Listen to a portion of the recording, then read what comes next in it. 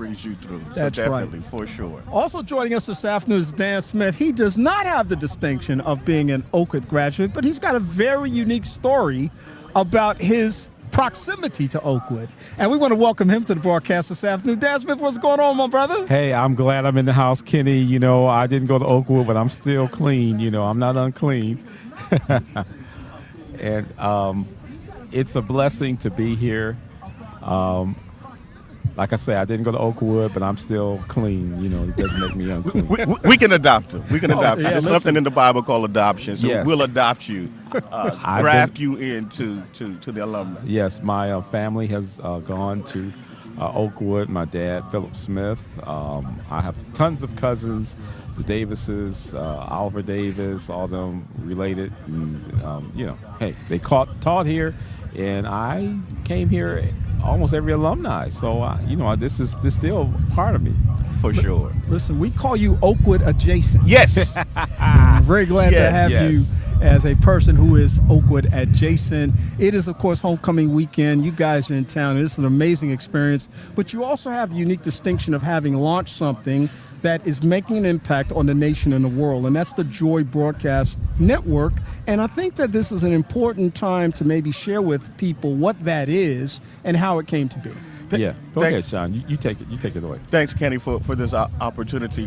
One of the things that I was able to see in viewing online content, Christian content, the different Christian networks that were on satellite and even radio, and I noticed an absence of content for individuals or for a group of people who have the last day message and look like you and me. And I believe we play a unique position in this last day in events to talk about what's happening today, the oppression of people, and how we as oppressed people can tie this to the Revelation message and get people ready for these last times. And that network that we have launched is called the Joy Broadcasting Network, with that Adventist prophetic message, but also I would call it maybe an urban culture Yes, it is. audience with it, people who are familiar with the culture of Oakwood University and Black Adventism in general, and can see and hear and relate to the things that we speak, preach, and teach about on a daily basis. Dan, you, of course, have some interest in the technology space, have had some experience in that space, lots of exposure and lots of interest. And I asked you once before, how do you come to the point where, you know, a couple of guys are going through life, you, of course, working through your process and Sean working through his as an attorney, and you one day sit down and you say, hey, you know, we want to go ahead and start this opportunity to launch a broadcasting network. Tell us how that comes to be. Wow. I think it started with a passion with my background, doing a lot of broadcasting, a lot of radio, television, even movies. I said, you know, there's a need out there for our message, our viewership, and it's not out there. That people can find a safe space to go to and hear their voices and tell their story.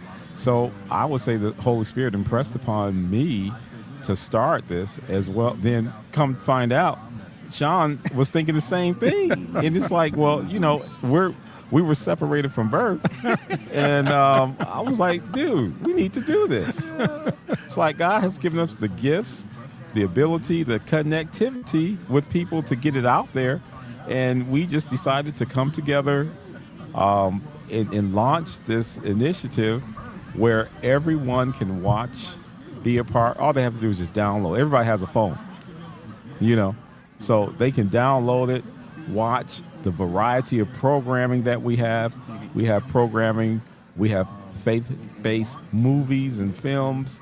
We also have a children's channel. We have a music and concert channel, health and wellness and fitness channel, as well as we just launched a Latino channel. So God blessed us, and we want to be a blessing to others. And it's just been phenomenal. This is a comprehensive kind of one-stop shop experience that people can come to, that families can come to, that they don't have to be worried about the content No. that's on these particular things, since they might have, you don't have a channel blocker because of the content that might be on that particular channel. You're aging yourself, Kenny. Yeah, well, whatever the word might be, right?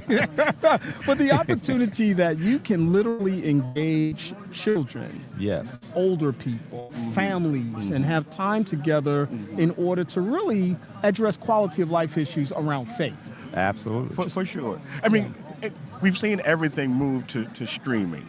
Disney went to streaming. Netflix kind of started it, right?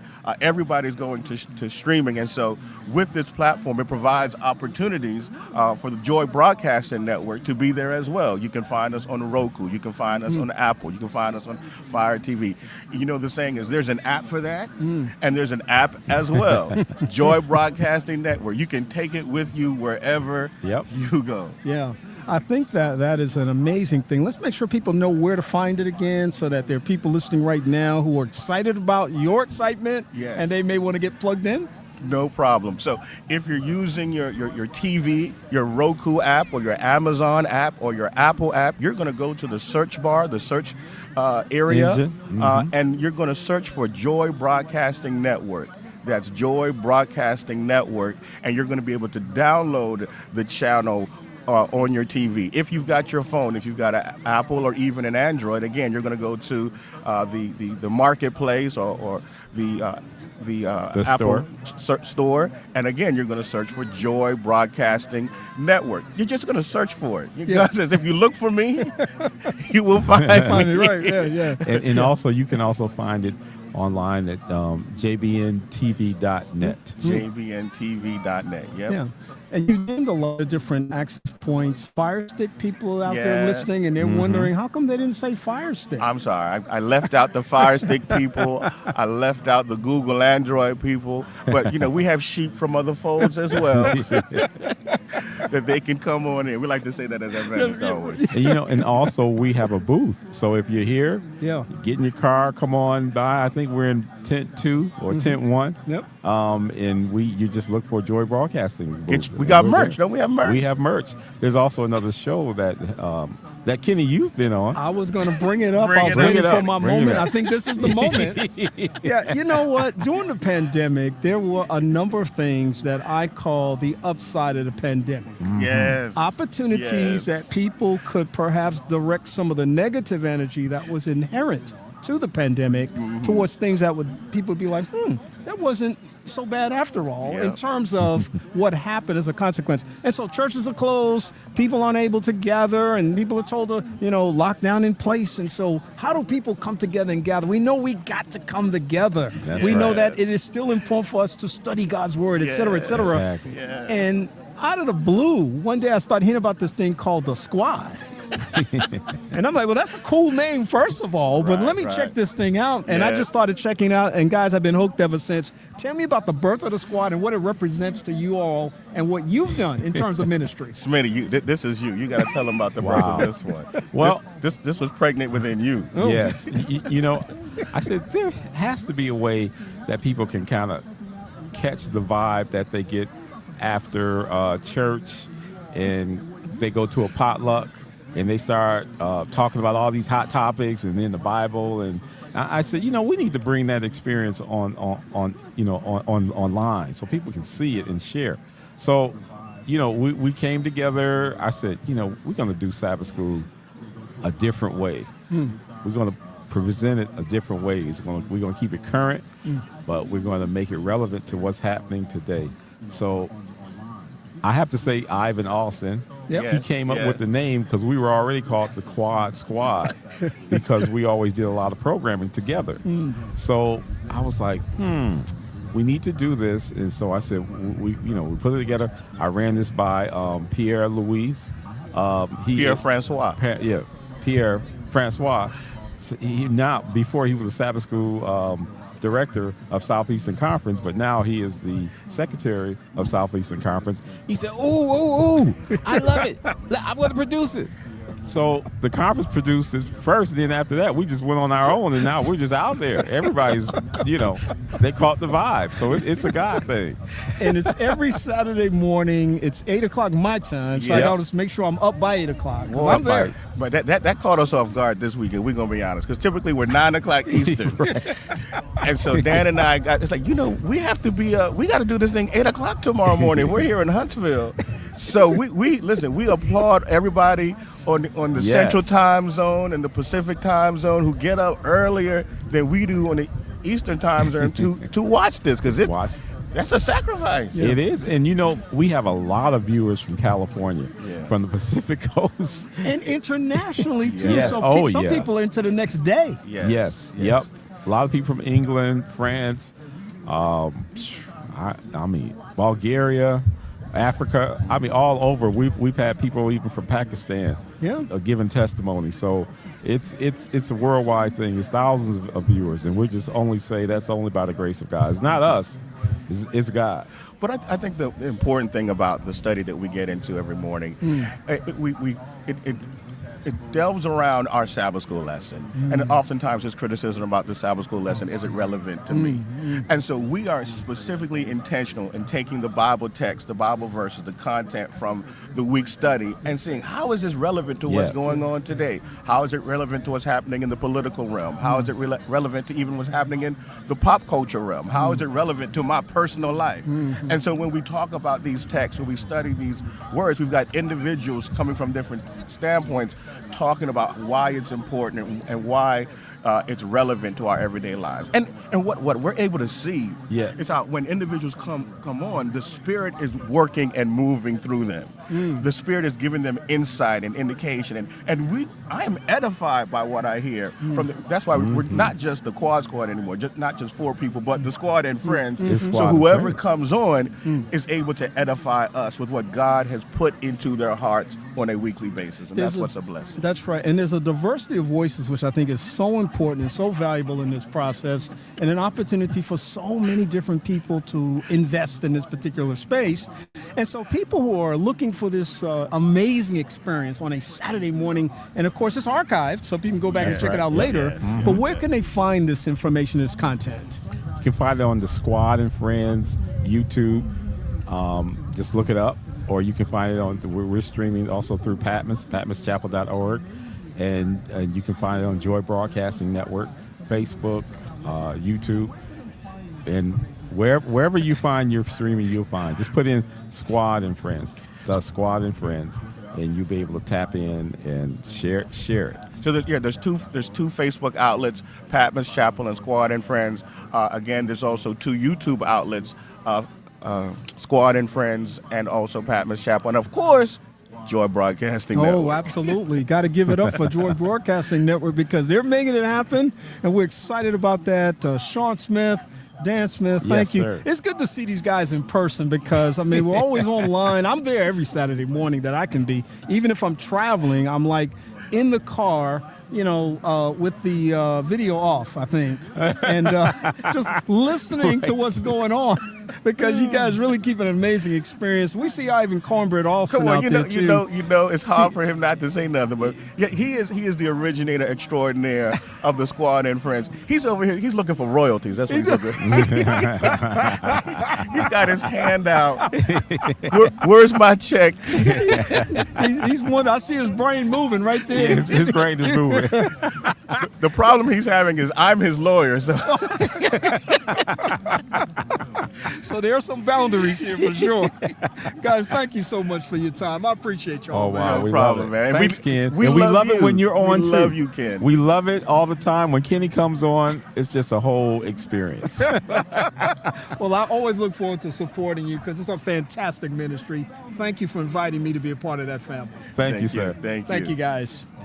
What a great way to start the broadcast this afternoon. My conversation today with my first 2 guests, talking with Dan Smith and Sean Smith, the co-founders of the Joy Broadcasting Network, and one of the co-founders of the Squad. We'll give him some credit this afternoon. My man, Ivan Cornbread Alston over there making it happen. And, of course, anytime he's in there, it's a bunch of fun. And he's actually here because of the Sixes this year. And we're so glad to have him as part of that journey and part of that process. And it is so wonderful that he has had that opportunity to be able to come on and be a part of this experience today. They're still out here in the front over here having a good time. We certainly appreciate them doing that. And we're very grateful and very thankful for this opportunity to be able to have this experience. We're going to keep it moving this afternoon, folks. We have our next guest coming in right now, and I'm so glad to see her. I saw her kind of moving through the crowd earlier while we were getting set up, and she's here now. And I'm happy to have her here right now. She's Megan Woods, the 2026 National Miss UNCF. She's an Oakwood University senior Spanish and biology pre-med major right here at the great Oakwood University. I see my man Ronald Tunis out there. Shout out to Ronald Tunis. Good to see him this afternoon. I see so many people, in fact. It's an amazing thing. Megan, how you doing this afternoon? I'm good. How are you? Thanks for having me. I mean, look at this right now, right? All these people, the buzz, the hype, everything is as vibrant. It's sunshiny because it was raining last night. What a beautiful day. Absolutely. It's nice to see everyone. Well, Megan has bought her her national Miss UNCF smile today, and we're very grateful for that. And we're so grateful that she has had the privilege and opportunity to experience this amazing blessing. Megan, before we get to that tremendous accomplishment, which has been some 50 plus years in the making, just give us a little background about you. Talk about you and how you got to Oakwood and what your experience at Oakwood has been like. Absolutely. So my family, I'm a fifth generation Oakwoodite. So going to Oakwood was always something I knew I would do. I have a onesie that says future Oakwoodite. So from the very beginning, I knew I'd be here. And my senior year of high school, I ultimately decided to come pursue a double major in biology and Spanish. And because I came, I was accepted into medical school my sophomore year without an MCAT and on a pretty high scholarship. So Oakwood has done incredible things for me, not just during my time, but for my career. Well, and people listening who know that Oakwood is kind of a legacy school when it comes to biology majors, produces some of the most extraordinary people in the medical field. You and I were at an event yesterday afternoon that was celebrating that excellence and that success. What does that mean to you to be just another step in that process and moving in that whole energy of a legacy that has produced so many powerful students working in the medical field? Absolutely. It's been incredible. I serve as our Oakwood Biomedical Association president this year, and the outpouring of support from alumni. I've never had anyone tell me no to come speak. They've never asked me to pay for their travel. So just being able to see the support not only as a student, but as an alumni next year is incredible. Your dad, of course, is a legend on this on this campus. He was one of my favorite people when he was here as a student, and continues to be one of my favorite people in life. And I'm just so glad to see you following in his footsteps and blazing your own pathway, your own trail. But talk a little bit about what that influence has been like from your parents in terms of your journey. Absolutely. So my dad was big in USM. He's a very talkative and outgoing person. So I put a lot of pressure on myself my freshman year to know everyone and to know names. And then ultimately I decided my legacy, while it is tied to them, could be something I created on my own. So I poured myself into general chemistry tutoring and just working in the biology department and working with Dr. Vanterpool and just kind of creating my legacy there. And then ultimately my senior year serving as Miss UNCF to pay homage to my family's legacy in a way that was unique to me. You know, one of the things that I say about the Oakwood University experience is this, and I have carried this for all of my life. When I came here so many years ago, I have relationships today that started then. People who supported me, people who invited me to their house for dinner. I'm talking about faculty members and staff members and students and friends and people I traveled with and people who I had all kinds of amazing opportunities to experience in terms of their life. I don't think that can be found any other place. I'm a little bit biased when it comes to that. I don't know what your thoughts are about that kind of opportunity that the Oakwood experience provides. Talk to me a little bit about what that's been like for you. Yeah, absolutely. So serving in student leadership, I work a lot with Dean DeLeon and Miss Antoinette Walden, and they have been absolutely phenomenal, whether it was going to Houston and making sure everything was covered. There wasn't a moment where I was worried like, oh, if I forgot this, or oh, where's this? They were consistent and they showed up each and every day. So just working with faculty who supports you both personally and professionally can't be matched. My deans, my teachers, all of them are invested in who I am outside of the classroom just as much as they are as who I am in the classroom. I think Oakwood has another unique element about it because in this state, a lot of people want to go to UA Tuscaloosa. A lot of people want to go to Auburn. A lot of big schools out there that people can go to. But you can come to a school like Oakwood. You're still going to get your English. You're still going to get your history. You're still going to get your psychology, which is what I was when I was here. And you're going to get an opportunity to have much smaller class sizes. So you're going to have a greater opportunity, I think, for success. And I know you've probably felt that experience to be able to really navigate your journey in a way that you can have clear, focused direction. Talk a little bit about what that has been like for you. Absolutely. So as a freshman, I kind of came in knowing what I wanted to do. I knew I wanted to go to an Ivy League medical school, and I knew I wanted to do well. And my chair sat down with me and said, hey, we're going to map your schedule out from day one. I went to Spain for a year. I have 2 degrees, and I'm graduating in 4 years. I can accredit that to the faculty at Oakwood, the staff at Oakwood, everyone who poured into me and said, yes, we can make this happen. Yes, you can get the grades. You don't have to sacrifice how you're doing academically in order to get out on time. So everyone's been absolutely incredible in that regard. It's incredible. How was the time you spent in Spain? Which I think that if I was the chancellor, the academic chancellor of the universe, every student would have to do international travel, because I just think it expands your world and creates so many opportunities. How has that benefited you on your journey up till now? Absolutely. So I was in Spain for a year. I speak Spanish now, which is really exciting. And going there, my Spanish wasn't great, but the Spanish department at Oakwood prepared me. So it was, yes, I may not know this word, but I'm comfortable asking how, and I knew the tools. So going to Spain was an absolutely incredible experience. I traveled, visited over 10 different countries while I was there, experienced different religion. Adventism over there is a lot different, so that was super fun. Taught Sabbath school and just made a really bunch of good friends. Yeah. So let's talk about this journey to becoming Miss National UNCF. I've been associated with the UNCF here at Huntsville, at Oakwood, since probably around 1988. I've been involved with the committee that planned the banquet when it was happening, and of course now with Blue and Gold. And so, you know, we've had an adjustment and modification growth over the years. But how do you decide that this is something you want to do? And then what was your process to prepare yourself? Absolutely. So I decided I wanted to run when I was in Spain. So I wasn't even on campus when I decided to run. And I remember talking to a really good friend about it, and I prayed about it. I wanted to give back to my family's legacy. My grandfather's involvement with the Alumni Association here meant something to me, and I wanted to make sure I honored that legacy with my time here. And ultimately, I put my name in the hat, and they told me I had won in May, and we started fundraising. Yeah. Your grandfather, you mentioned him, I got to recognize him too, because he was just such a proud Oakwood graduate and such a huge supporter, and one of the biggest alums that would come back from year to year. What do you think he would think about this moment in your life? Absolutely. I talk about him all the time, actually. My talent at UNCF was the power of storytelling, and how from a young age he taught me that your voice matters, what you have to say matters, and you have to share it with people. So I genuinely think he'd be proud of me. The fact that I'm at Oakwood, I'm doing well, and I enjoy it, I think he'd be thrilled to see it. So the big night comes, you're in Houston, you spent, what, a few days there doing what? So yes, so we have preliminaries on Thursday. So you come in, you do your oratory, which is a speech you prepare, your talent, your poise walk, and your interview. So those are all scored. And then pageant night, you do your opening number dance, and you do your poise walk, and that's graded, and then they figure out your top 5. After they figure out your top 5, you do one more walk, and then they announce your winner. The winner is announced. There's a drum roll, a virtual drum roll maybe, but there's a drum roll. And then in that moment, I can only imagine it's like being at the Oscars or the Emmys or the Grammys, and that, you know, that isolated name, you know, and the winner of the 2026 National Miss UNCF is Megan Woods. What was that moment like for you? It was surreal. I think going in, the entire experience, I was like, hey, God, I just want a place. Like, at the end of the day, I just want to bring glory and honor to your name in everything that I do. So my goal is just to place, let people know where Oakwood was, what we do, what we're about.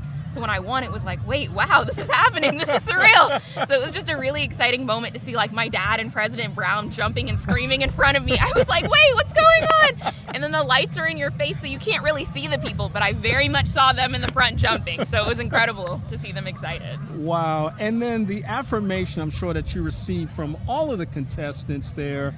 You know, everybody's a winner to me, but there has to be somebody who gets the crown, and now you get to wear the crown. What happens over the next year while you wear this crown? Absolutely. So I work with an incredible core. I work with the Miss UNCF of Tuskegee and Tougaloo. They're absolutely phenomenal women. I love them very much, and we'll travel the country just advocating for UNCF and reminding people to donate, because scholarships help students thrive, they help us succeed, and they allow us to stay focused on our studies so we can return and become successful alumni. Yeah. 5 years from now, Megan Woods comes back to Oakwood homecoming.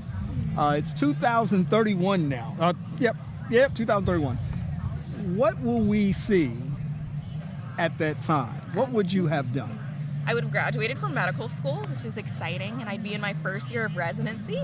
I'm interested in becoming a pediatric nephrologist, so I'll probably be doing a peds residency somewhere. Just really excited, hopefully married, and just here and enjoying my class again. So I gotta ask you this: what does it feel like to be in a space where you can virtually do anything you want to do? I mean, you're such a effervescent and vibrant and enthusiastic person. It's like you can do anything you want to do because you have charisma, you have talent, you have skill, you have video, you have all these things. Are you aware of that? No. It's actually a funny conversation that I have with my mom all the time. She was like, you don't even realize it. And I think that's just a privilege of just being around a family who supported me my entire life long. It was, hey, this is what you're built to do. It was never an emphasis on your uniqueness. So I genuinely think the humility they instilled in me from a young age has made this experience so much easier to navigate instead of having my head blow up. So it's been great from them. Well, you certainly are an extraordinary person, and I just wish you the best. I look forward to what you will invest in this life as a consequence of what began here, and of course, whatever happened before that. But you certainly have a bright future, and we look forward to having future conversations with you in this space as you continue to move and grow forward. Absolutely. Thank you so much for having me. It was a pleasure. Thank you, Megan. We appreciate that. Thank you. Oh, one more thing. 50 plus years since a Miss Oakwood became Miss UNCF National. That real quickly means what to you? It's incredible. They surprised me with Miss Spragan on Thursday night at the Blue and Gold Gala, and I hadn't met her. She sent an orchid after I won, and meeting her was incredible. She was so kind and so poised and just so supportive and excited that I was in this role and excited that I could commune with her.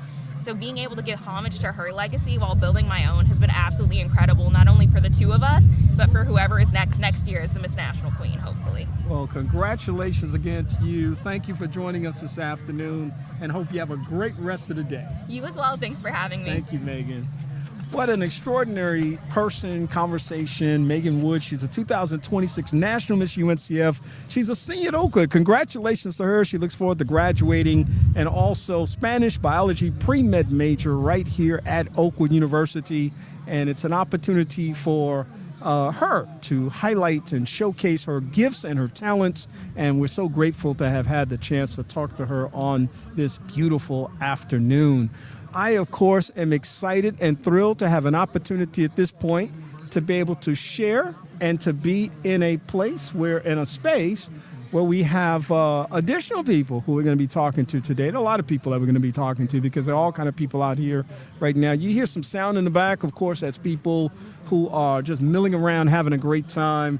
I see them, and my next guest sees them as well. And she could not be happier to see them at this moment. And it is just a really, really cool thing. She happens to be one of my favorite people in the whole wide world, because she makes my relationship with WJOU everything that it needs to be. And those of you who have been listening to her and her ministry for the length of time that she has been invested in this space, I know you've been tremendously blessed. And I know that you are going to share in my enthusiasm in welcoming to the stage at this time none other than Donna Baker. She is the general manager of WJOU 90.1 FM. It's the praise station. What's happening, Donna? You make WJOU what it is today. I'm telling you, with all that energy and all that you bring, and for a second chance, my goodness, I cannot thank you enough for what you do for WJOU. So forget about me. I'm not anything. Well, listen to what Don is saying. That's a great point, because we're a small family, and we respect one another and we support one another, and that's so much a part of how we've been able to move this process forward. We see each other grind, and we see each other go through various challenges and figure things out, and we sit down and work things out together sometimes, and we stick with the process. Consistency, stick-to-itiveness, and being able to provide a measure of integrity to this process on a regular basis, I know, are some of the hallmarks of what you bring to this table. Well, thank you so much. But I have to just throw it back at you, because Second Chance has been on WJOU for 35 years. And listen, it's like the glue that's kept us together because we had some good programming throughout all the years. And I just want to thank you so much for your commitment and dedication to WJOU and making sure that we are always connected to the community and bringing those programs. So we thank you so much. Well, you're very welcome. I look forward to many more years of being able to do this type of thing. Oh, yeah, absolutely. Donna, it's been a big week here my for goodness. Oakwood University. It's been a big week for Praise 90.1 FM, a big couple of weeks, actually, because there was a huge thing that happened just in the last 7 to 10 days with the station, rededication, the birth of these, I call them baby Right, JOUs, you started that. You know.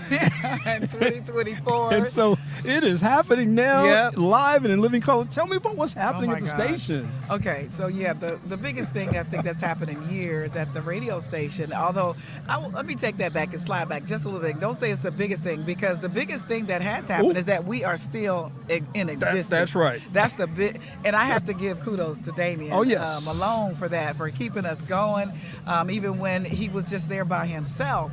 But all of the general managers have come through and done some fantastic things to move the station forward. So I don't want to actually take all the credit for what is happening either in our real time now. But on Friday, this past Friday, a week ago Friday, we were able to launch our baby WJOUs. And it was a very moving and exciting time because this is a project that came to completion in really 2 years, and it was major. It was a lot involved in this project. So it started with getting a new transmitter, Rhodian Swartz transmitter, Which was a big deal. Which is a big deal, and it is like one of 2 that are in the state of Alabama. It's water cooled and very, very quiet. I mean, we've had other radio station people come by. They want to see our transmitter because they've never seen one before. Wow. And then we got 8 antenna on our tower. And so that helped us with the HD that we're in, going digital that we're in now, and also the transmitter. So we got that done, and then we went HD. No, then we increased our power to 33,000 watts. Then we went digital. And then we went HD, and the HD was when we launched on this 2 Fridays ago. And so what we have done is really create a WJOU radio network. So we have a network of stations available to serve the community. And the way we came up with them, do you remember how we came up with how we were going to use these channels? We were on, I don't know, it was me and David Person. Yeah. We were on the air, and he and I were talking about the HDs, just blue sky. What are we going to do with 4 new radio stations, and how are we going to program them? Right. And I think it was David Person who said Oakwood Sounds. And we were like, so that was going to be number 2. And that was the first one that we decided on. And we said, okay, well, David, our listeners are going to have to let us know that that's what they want us to do. And so Oakwood Sounds is supposed to be, and it is, inspired by Sabbath Praise, which is now hosted by Linda Anderson and was hosted by the great Vicki Joyner. Yes. And so what is happening is, so we got that, and the people called in that day. We said, if you want Oakwood Sounds on HD2, you got to give us $100. Call up now. And I can't remember what the number was, the total of people that did it, but they just kept coming in, calling and calling. I mean, the lines were just blowing up because people wanted that Oakwood Sounds radio station. Well, they have that now. Wow. And all you have on there is Oakwood Music, Take 6, Virtue, Trinity. And we go back and get the oldies like Blend Rights and, way back, the Breath of Life Quartet, whatever you think of that you thought was an Oakwood sound, it's going to be there. We're also going to have sports. We're going to have live sports from the ambassadors of Oakwood University. We're going to be broadcasting baseball, basketball, not baseball, softball, basketball, and volleyball. We're going to be broadcasting those from the students here that are parts of the Ambassador Sports Network that they created. Nice. They're going to be, and we've already done some trial runs and everything. It's going to be really, really great. So we're going to have that on Oakwood Sounds. And of course, sermons and spoken word and things like that. So then we came up with the gospel station because we've had so many listeners that call all the time and say, hey, you know, I like that gospel sound. Can I get more of that? I want to get some more of that gospel music. Can y'all just play gospel music? Because our main channel is really a mix of everything. It's like the melting pot of everything that we do. So we got a little bit of Oakwood sounds. We got a little bit of gospel. We got a little bit of CCM. We got spoken word. We got everything. That's what the main channel is. But now we have dedicated gospel music that you can just go and lock in and listen to gospel music. And guess what? This is all top 40. Wow. So it's not like old stuff, but we do have classics. So if it was on the Billboard charts, like top 10, top 40, 60 years ago, you might hear it there. Wow. You know, Wow, it's very going to nice. be in the lineup. Yeah. And then, so that's actually, I have to say, that's the one I'm locked into, actually. I'm listening to it everywhere I go. I just love it. We got plenty of music on there. So then the final one, of course, is our talk radio, Praise Talk. And so David Person is programming that for us. We've got some Breath of Life on there. We've got some original programming there. We've got Oakwood University's presidential podcast on there. So we're going to continue to build out that and build out more and more programming on there. But that's what we did on 2 Fridays ago. We launched our WJOU HD Radio Network. Woo, my goodness. Yes, yes, yes. Wow. It was so exciting to be there. You know, having been a part of the journey for so long, and then realizing that moment and understanding how much more will be able to be done. Right. Really kind of reminded me about just how God is consistent and faithful. When we do the small stuff consistently, He just magnifies it. He expands it. He grows it. He elevates it. He does so many things in that context. Absolutely. And I really see these HD stations being like the next generation for WJOU. Absolutely. And And we that can continue to grow. Absolutely. We grow And out of people that. who have not been connected before are going to be connected. And of course, those that Exactly. have been connected will be even more deeply invested That's in the process. purpose right there, Yeah. because now we can serve you in a dedicated way with what you want to hear. And guess what? Our goal is always to share the gospel of Jesus Christ, help you build a relationship with Him, stronger relationship with Him, and just dedicate your whole life to Him. That's the whole premise of why WJOU does what it does, and we try to get around the world as everywhere we want to reach the world with the gospel of Jesus Christ. And I like what you said about just trusting God, because the whole project, like I said, we did it in 2 years. It was supposed to have been done several years ago, but I didn't think about all that had to be done. And I'll just be transparent with you. I didn't think about it. I prayed about it when I realized that we had such a short window to get all of the things done that we needed to be done. I prayed about it, and the Lord just said, just put one foot in front of the other, and don't think about what it's going to take or what collaborations, what partnerships, or how much money you're going to need. Don't think about that. Just move forward and trust me.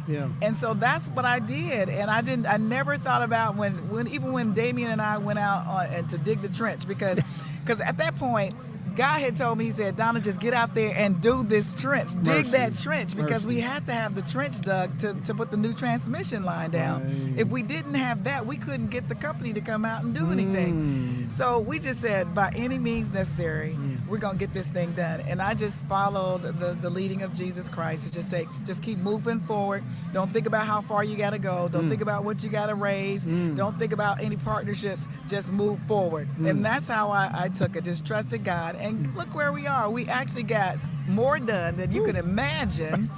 If I had sat down and thought about it, I probably would have said, no, we can't do it. Let's just try to do, I don't know, let's just not do it. I mean, because we could have said, let's not do it, because it was such a short time that we had to satisfy the Federal Communications Federal FCC. I don't know why I can't think.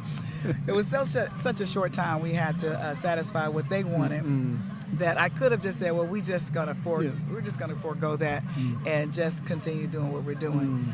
But God said, no, just start stepping, and I'll move your next leg. And He did. He did. a true manifestation of something being pressed down, shaken together, and now running over. Yes. And so running we over. see the manifestation of God's hand in this process. Don, before I let you go, we're not going to let people get away with the idea that we still need your support. Yes, I mean, look, we your need your support. love. We need your prayers. We need you saying congratulations. Absolutely. We need you to come by the station Yeah. and check it out and see what God is doing for this station. But we also need your support. I've learned over the course of my life and my projects that it's a nice thing to sit back and like, I'm not really going to ask. And we don't have because we don't ask. I Right. do believe in the whole Bible, I not agree. just a I piece agree of the with that. Bible, but the Yes. whole Bible. That if we don't have sometimes because we don't ask. Right. And so somebody listening this afternoon, some people's listening this afternoon, how can people support the station? Right. Well, let me say this first, then. Let me tell you what we need. Okay? Yes. Because we are on our path to self-sustainability. That means that we just want to be able to operate and take care of our own expenses. So we need a minimum of $500,000 every year. We're on a 3-year plan to do this. So we need, this is year number 1, and it will go into year number 2. Around this time, around Alumni Weekend. So we need $500,000 so we can do that. That means we'll be able to pay our expenses. We'll be able to hire people that we need to hire at the station to help us grow and continue to bring together the service, bring you the service that we have already created now.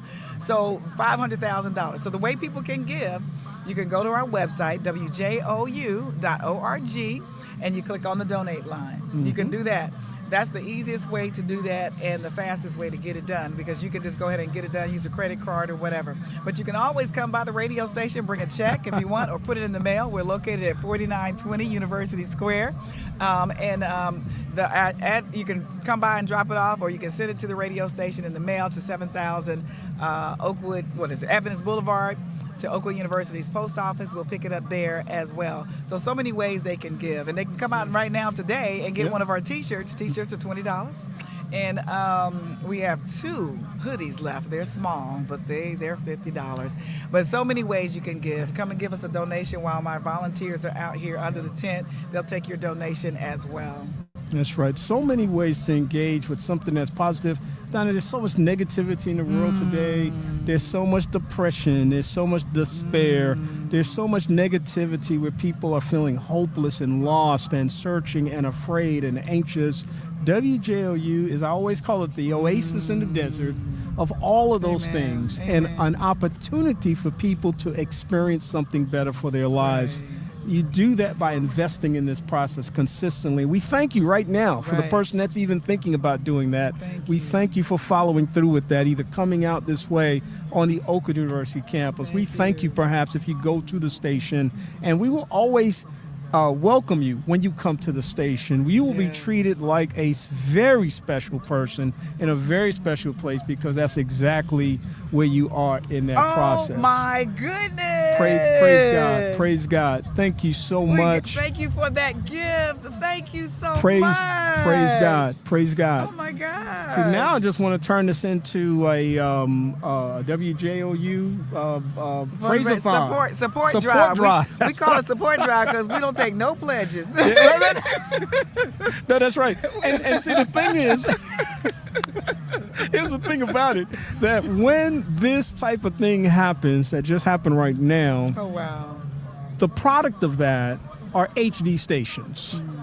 State-of-the-art, first-class, inspirational experiences Yeah. that can improve the quality of your life. Thank you so much Thank you for this on air. I mean, wow, we look just at got God. a nice gift. Where did she go? I mean, Look but at God. This is like you said. If you don't ask, you don't get, right? Yeah, So look at God. we thank you for this. I'm praying that I can. It's okay for me to say their name, but Dr. Kim Thomas Phillips, thank you. Just gave us a gift of $500,000. Praise God. $500. Praise I want God. $500,000, but she gave $500. That's Thank you so much, and we appreciate that. So anybody else can come on up here and do That's that right. again. Now we do have some projects. Before I go, oh yeah. you know, you might be thinking, okay, well, there's nothing else for them to do. Guess what? There is. All right. So this is what's on our tap for moving forward. we want to continue because what's driving us is to get the gospel of Jesus Christ out to more and more people. So we right here in our area. So our next project is actually going to be getting us a signal up on Mount Asano so we can get out further. Wow. Maybe we will meet. We will be able to get to Birmingham Wow. all the way to Nashville. Wow. Two cities that absolutely need Right. the blessing of WJOU. So that's the next project that I'm thinking about. And also because in our facility, we have challenges with the air conditioning in there to keep all of our equipment and stuff cool. So we're working on a project where we need, some kind of HVAC. We have to do some research on that that will keep our studios cool. And because it's very hot in there. So those are the things that we're thinking about.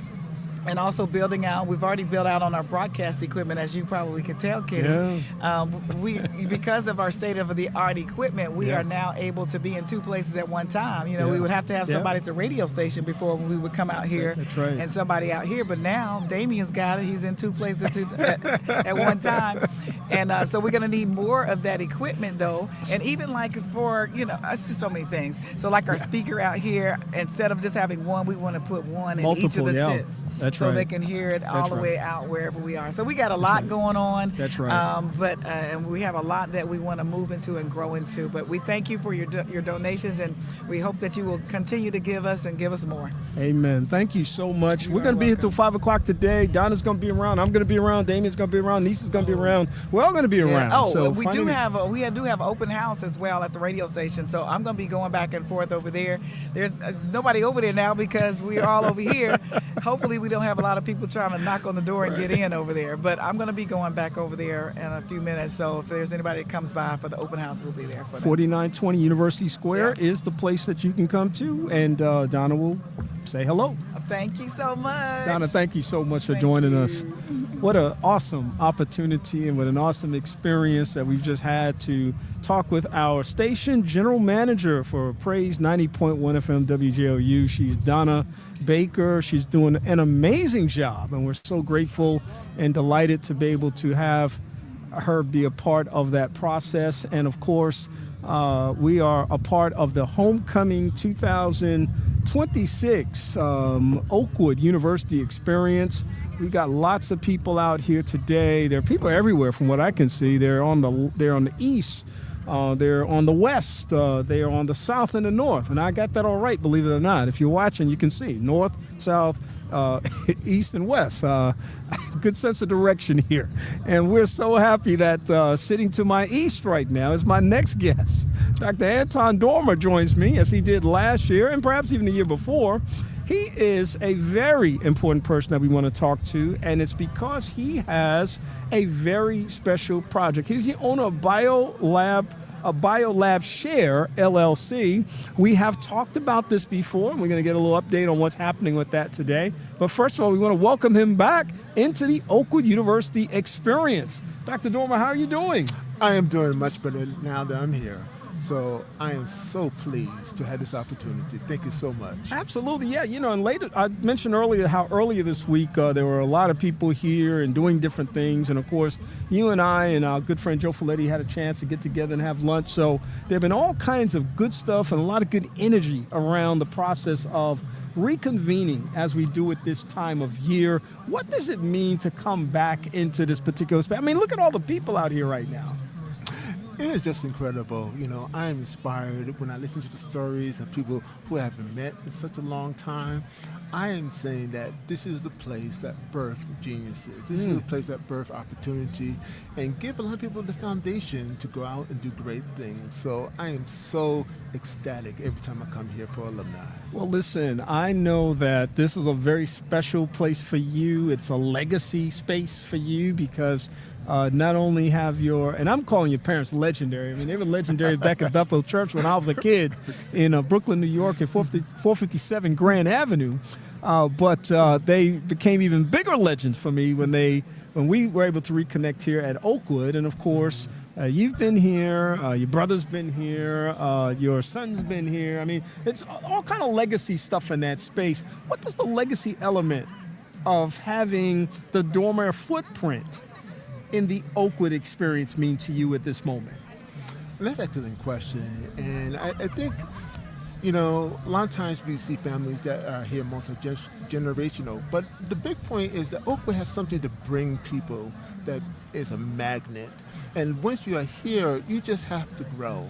So it is the atmosphere, it is the environment, and so I am looking forward to continuing that legacy because Oakwood is a place that birthed capabilities and opportunities, and being here is so important, and staying here is also even more important.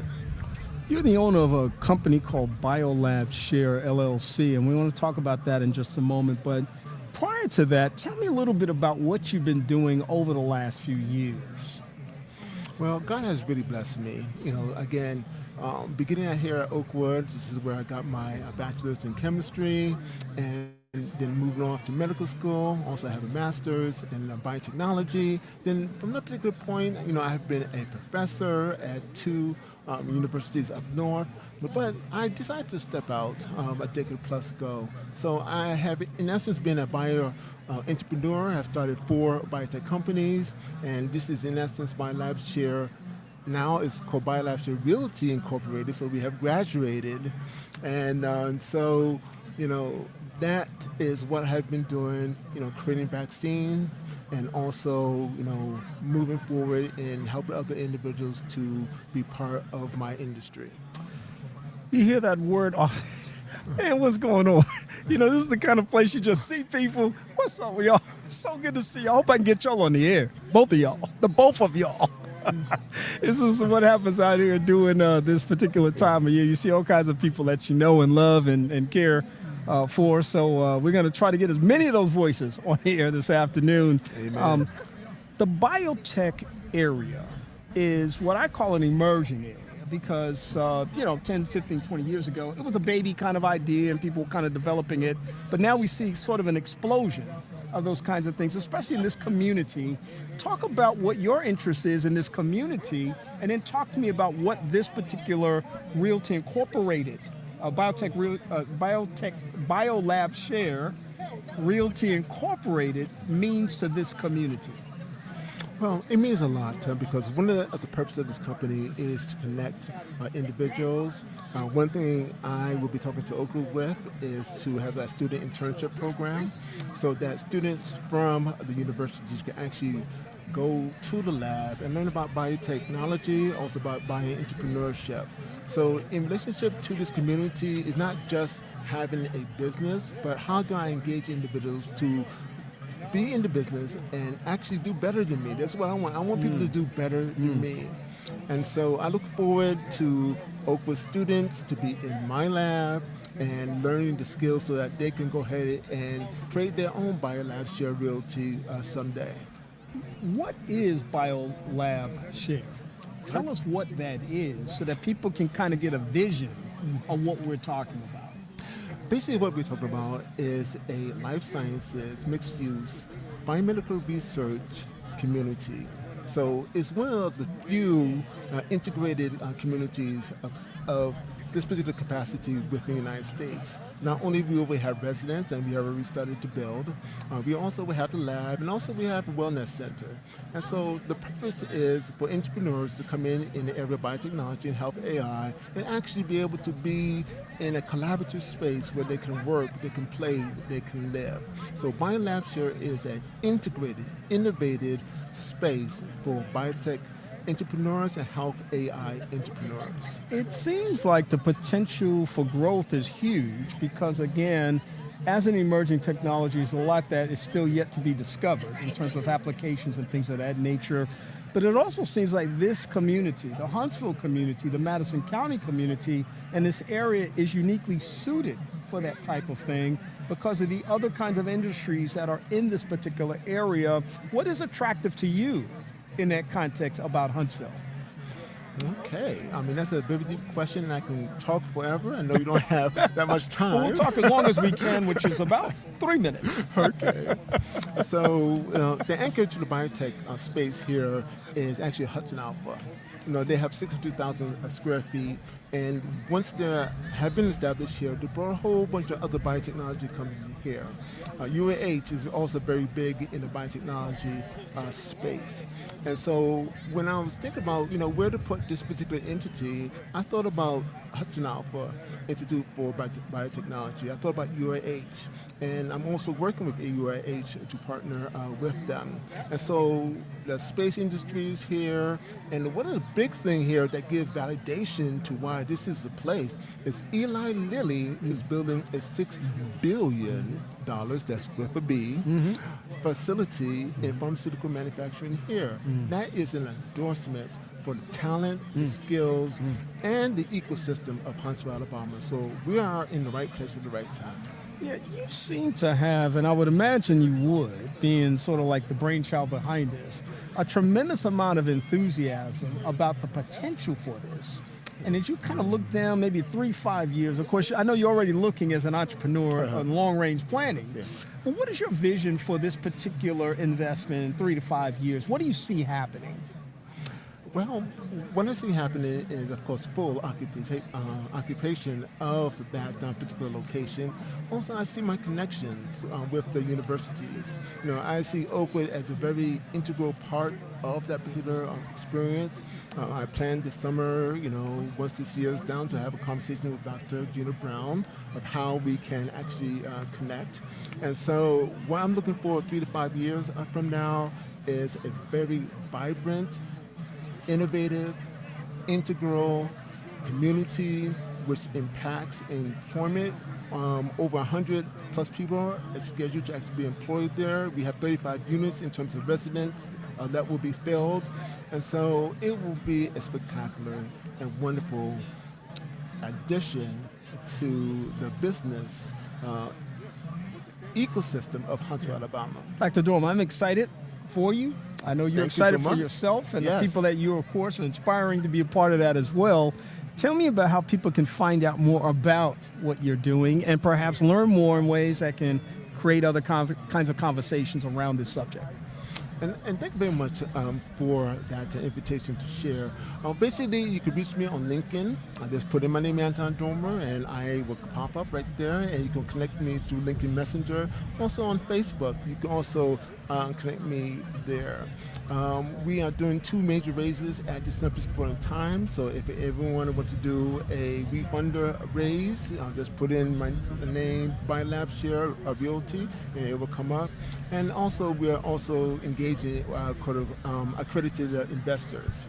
And so, again, to reach me, LinkedIn is the best way, Facebook is the best way, and I look forward to touching base with these individuals who have reached out to me. Yeah, and certainly as an Oakwood legacy, I would imagine that it'd be a great opportunity for some of these great Oakwood University graduates to look at this as an opportunity and perhaps think about how they might be able to be supportive. So we thank you for that. Dr. Dormer, thank you for joining us this afternoon. We appreciate you, and we wish you continued best wishes in the journey that you've taken on. I'd like to thank you very much. And can I say one sentence, please? Certainly. Yes. There may be some of you that is listening that want to start a company in biotechnology. I can assist.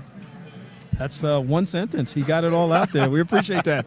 Thank you so much, Dr. Dormer. We appreciate you, and thank you. We'll talk to you again soon, I'm sure. Definitely. All right. We're going to keep the ball rolling this afternoon, and we want to make sure that I want to talk to y'all for sure. Y'all come on up here and talk to me.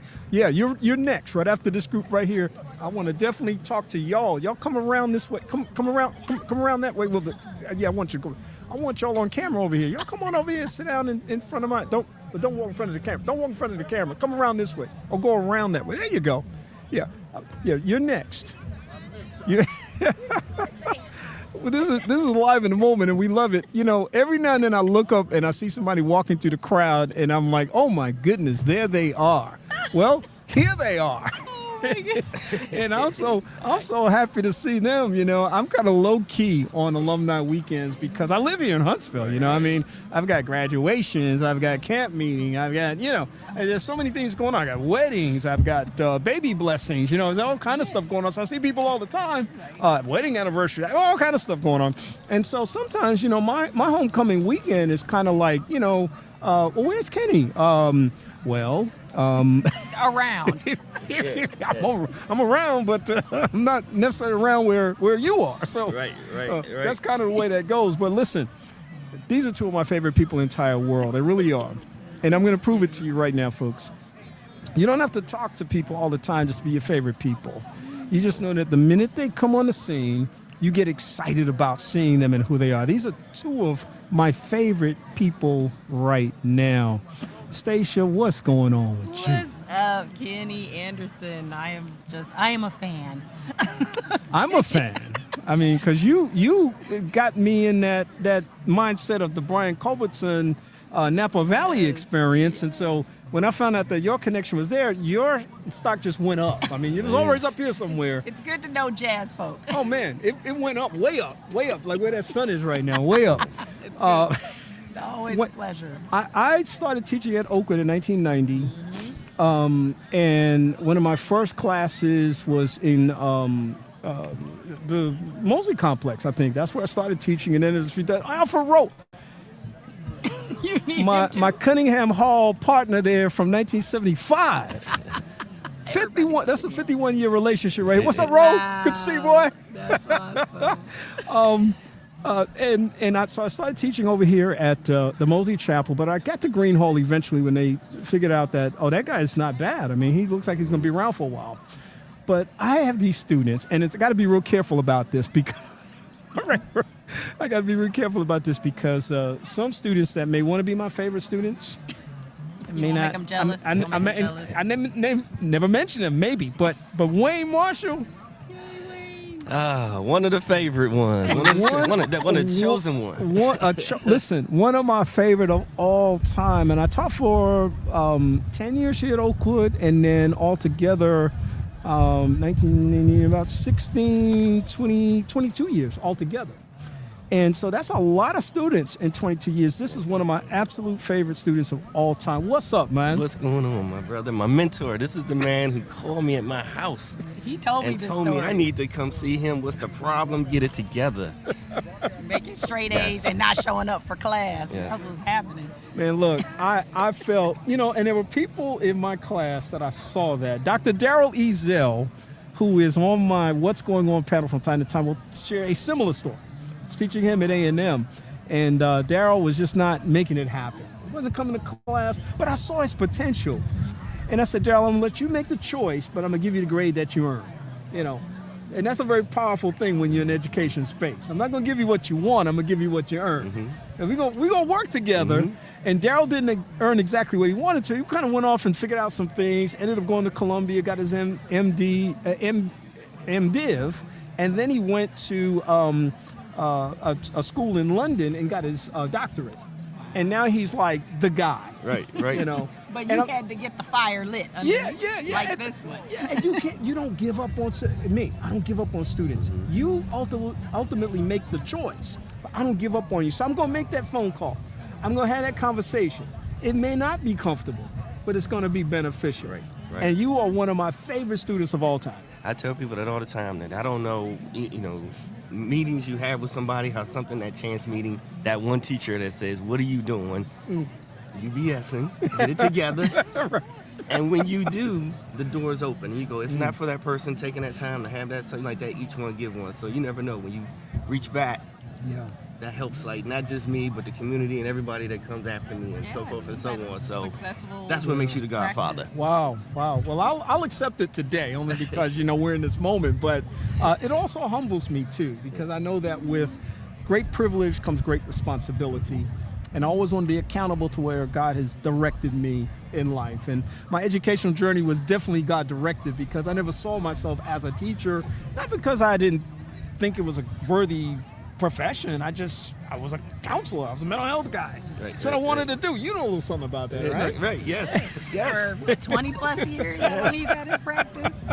Been doing very well with So that. tell us, just get us up to speed on what both of you are doing right now. What are you doing right now? I am still working in the mental health space. I'm doing individual therapy, and I'm doing currently contract with Bureau of Prisons. When guys come home, we're doing their psych evals, getting them set up back in the workspace and all of those type of things. And those are things that I learned here at Oakwood. Yeah. Learned from my mentor. Mr. Kenny Anderson, that you never give up on anybody. You don't know who you're sitting in front of. That's right. And you definitely don't know if God placed you in front of them. Yeah. So you can never take your eye off the ball. You can never fall asleep, and you can never give up, because that blessing that you give to somebody might actually be your blessing. That's wow. That's your salvation on the line. And you thought you was helping them. They were helping you. Wow. And it was your test, and it was your testimony. And I learned that from my brother, Kenny Anderson. Wow. I'm humble again, Stacia. And what are you doing right now? What aren't you doing right now? Maybe that's an easier question to answer. Well, what'll make you happy is that I am still working with Brian Culbertson and the Jazz Getaway. That's a big deal for me. That's a big deal for me. Now, I miss working with Jazz in the Park with Huntsville. I know we'll hopefully get back, but I'm so glad that the one time we were able to work together that things are still going very well with Jazz in the Park here in Huntsville. But Brian Culbertson, working with them now over 10 years. We have the upcoming Napa Valley Jazz Getaway in Napa Valley, California. And then we just added Hawaii for October. So it's a one-time gig in Hawaii. We just wrapped up New Orleans Jazz Getaway last month in New Orleans. So. What part of Hawaii? It's going to be Waikiki, I believe. Wow. Waikiki. So it's a one and done, because Hawaii's kind of expensive. But we going and we going to bring whole jazz to Hawaii.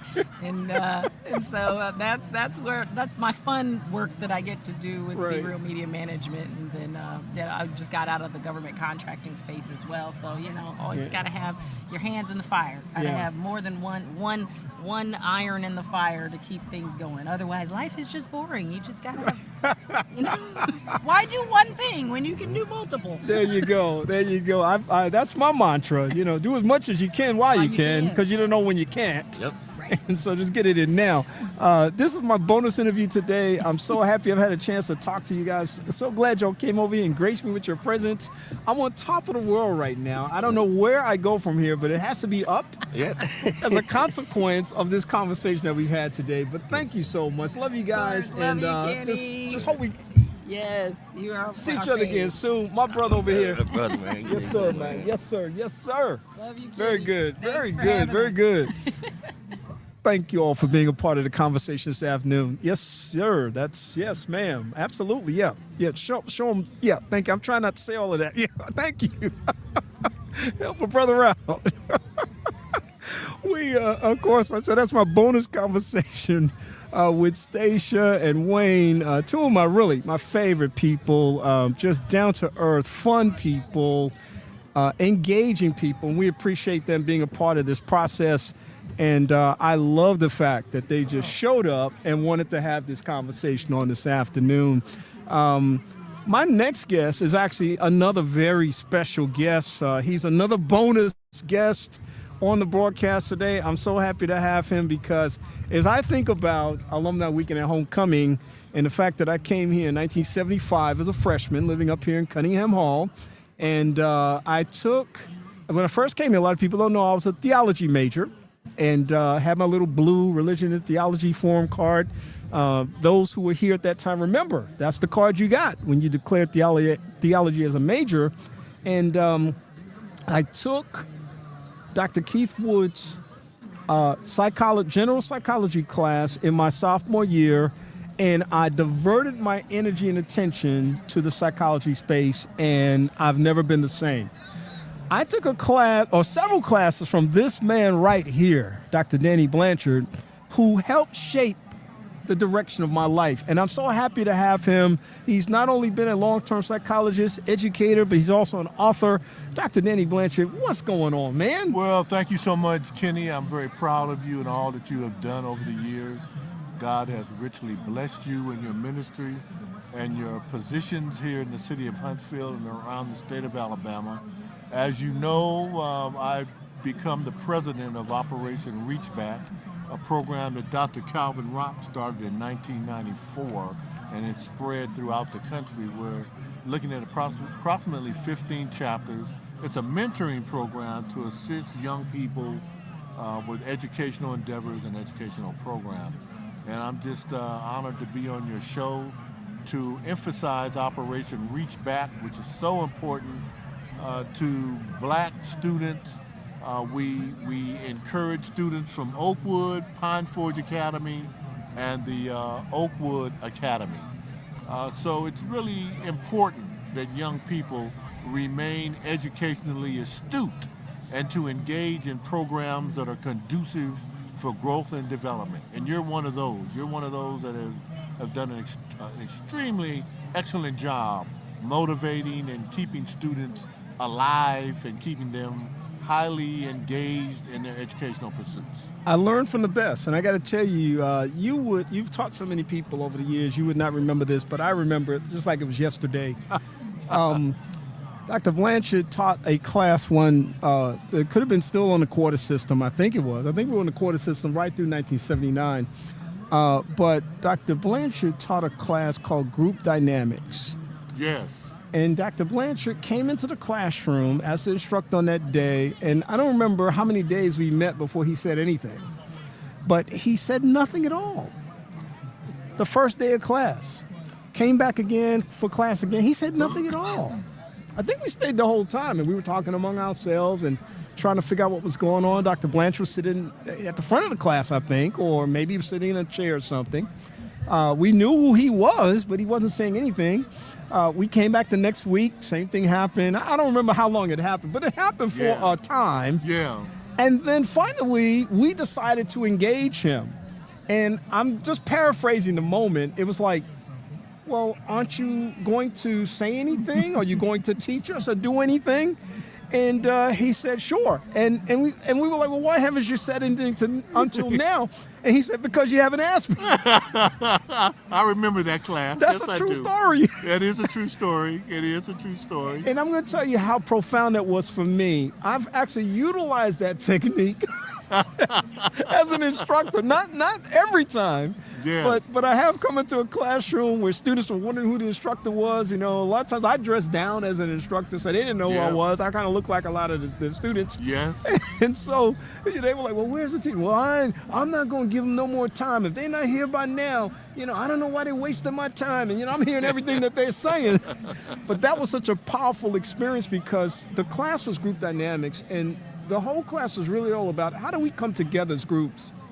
How do we really kind of determine elements of leadership and support and interest and more? And you were actually in that silence, that space of that silence, showing us some things. That's right. About That's how right. groups form and come together. Very powerful lesson. That's right. One of the things we're trying to do, Kenny, with Operation Reachback is to generate programs to help students and young people distinguish between autocratic, democratic, and participatory leadership. Now, I'm one of those doctors that believes strongly in participatory leadership. Right now, we have students all over this country that need to be at the college or university level or trade school level. And one of the things that Operation Reachback is trying to do is motivate students. It doesn't have to be a 4-year college. It doesn't have to be graduate school. It could be a trade school. It could be a program that's going to initiate and get you motivated so that you can be successful in America. Because let me tell you, you're not going to get it on 1600 Pennsylvania Avenue. Nope. That has changed so much. And Kenny, and I've preached this for so many months and years, the American people were warned about the man on 1600 Pennsylvania Avenue. They were warned about it. Now look at where we are now. Look at where our educational system is now. Students, when they graduate from Oakwood, and I'll use Oakwood as the example, when they graduate from Oakwood, and I've seen this happen, consecration, baccalaureate day, they're running all over campus trying to get financially clear. Mercy. Now, Kenny, that's not right. Yep. That's not right. They should be through. And the important thing that we're trying to do in Operation Reachback is to make sure these students have the necessary funds to graduate. We may not be able to help everybody, but we'll do as much of this as we possibly can. And I say to the students, stay in school. No matter how difficult the challenge may be, stay in school. Yes. And you will be blessed. You'll be able to do things, and Operation Reachback will be there to hold your hand, and that's what it means. Those who have become successful, those who are doing extremely well, can mentor those who have not, and that's where we are. Dr. Blanchard, you've been a blessing to me, and I thank you for being with me this afternoon. Please you. continue to enjoy the Alumni Weekend vibe. I will. Thank you so much, Kenny. Thank you, Kenny, man. God bless. Thank you so much. Dr. Danny Blanchard, one of my favorite instructors of all time. And I have the distinction of being people's favorite instructor, but he's one of my favorites. And I'm so glad that he had the opportunity to be here with us on this afternoon. We, of course, have the extraordinary opportunity every alumni weekend, every homecoming, to be able to have conversations with people who are in the Oakwood University space. And it is, of course, so very important for us to come on. You know, I'm on the radio. You gotta. I can't hold the hand, Willette. Come on over here.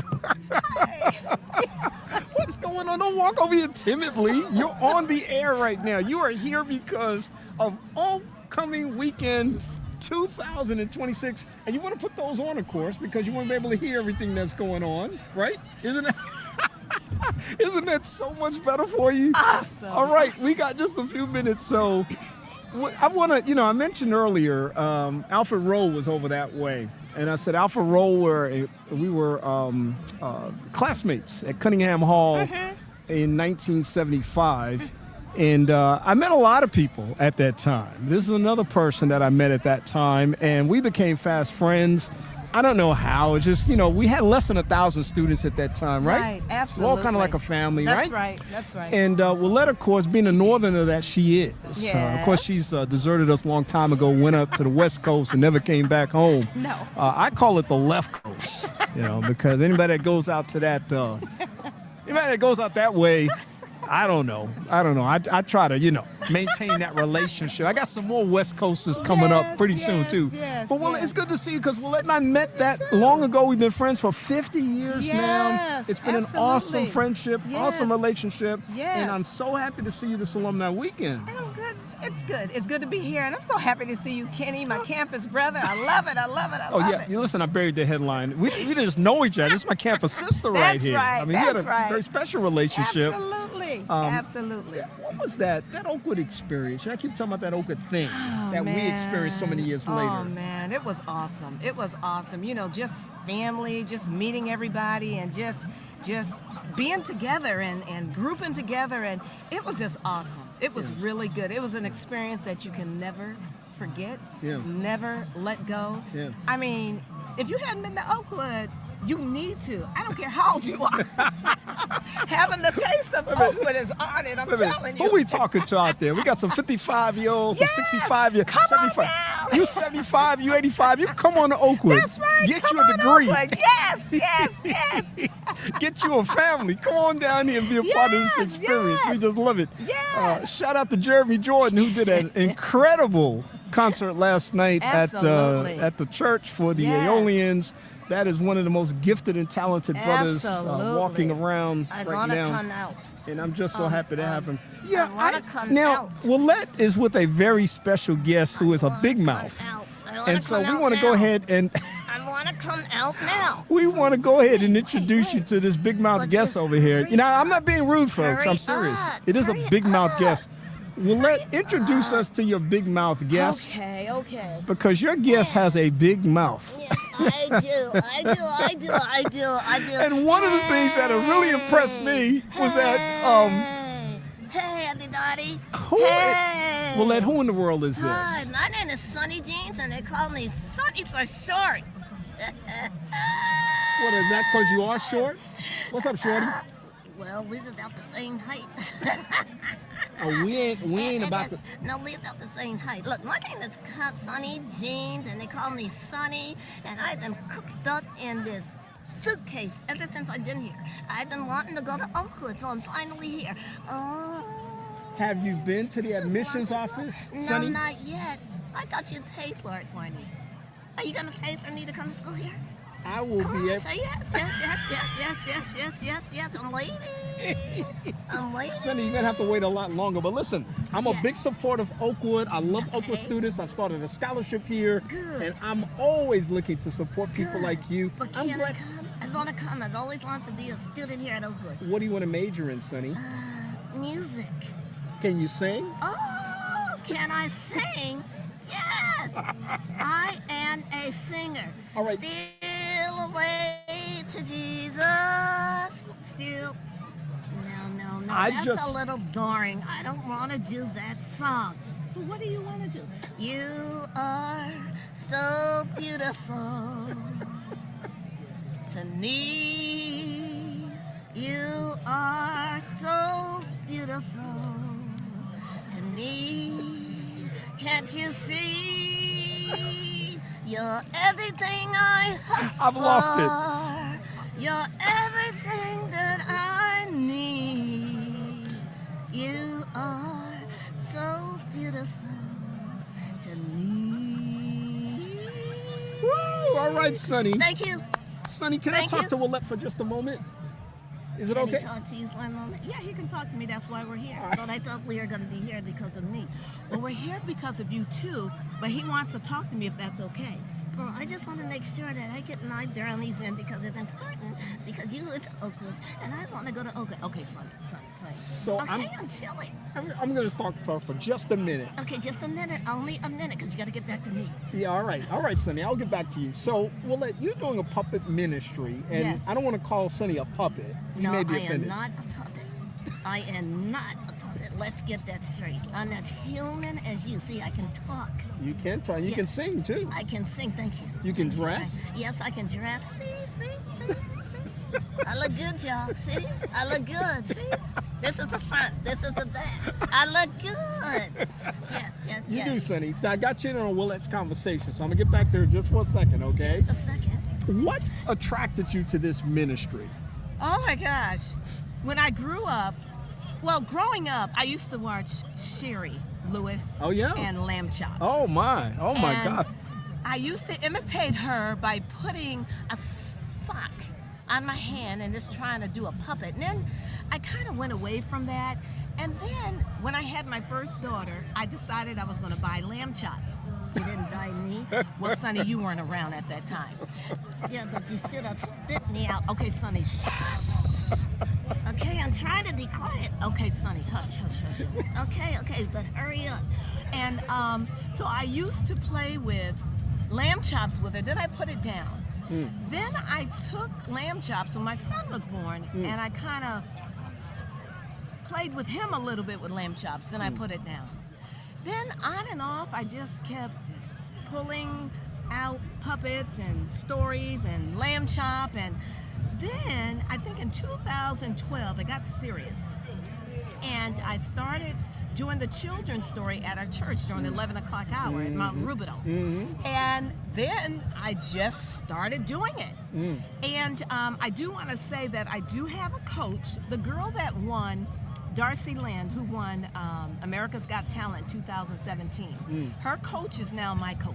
Wow. And he asked me, how did you start this? I mean, how did you become a ventriloquist? And I told him it was just a gift from God. Yeah. It was a gift from God because I just started doing it. He said, well, do you know people pay to do this and everybody can't do it. It's a special gift. Yeah. And I told him, yes, it is a special gift. So I just started doing it and God just continued to bless me with it. Yeah. So we're on the roll. I have about 9 and Yeah, but on your favorite.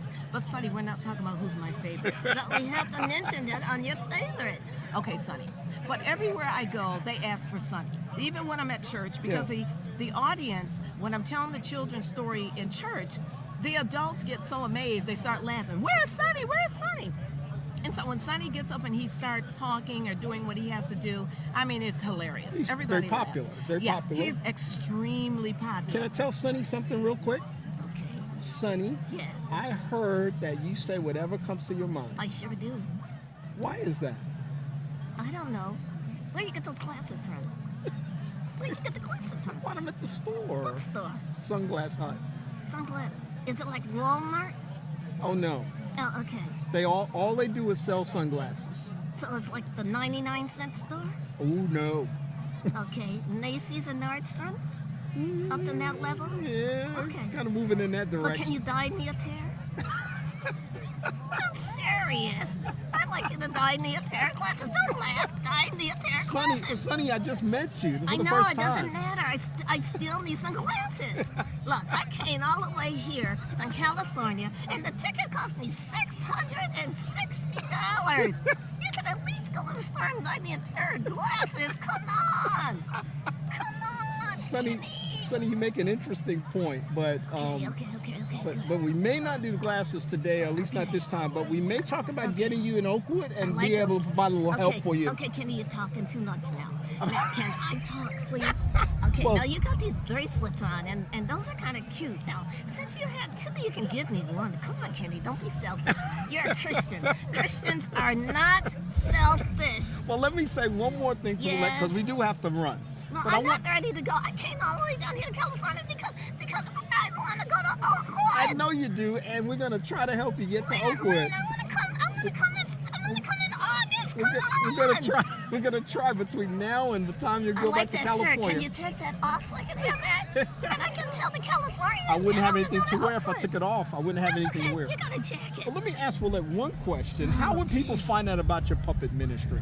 Well, I'm on. I have a website. It's called Willette and Friends. That's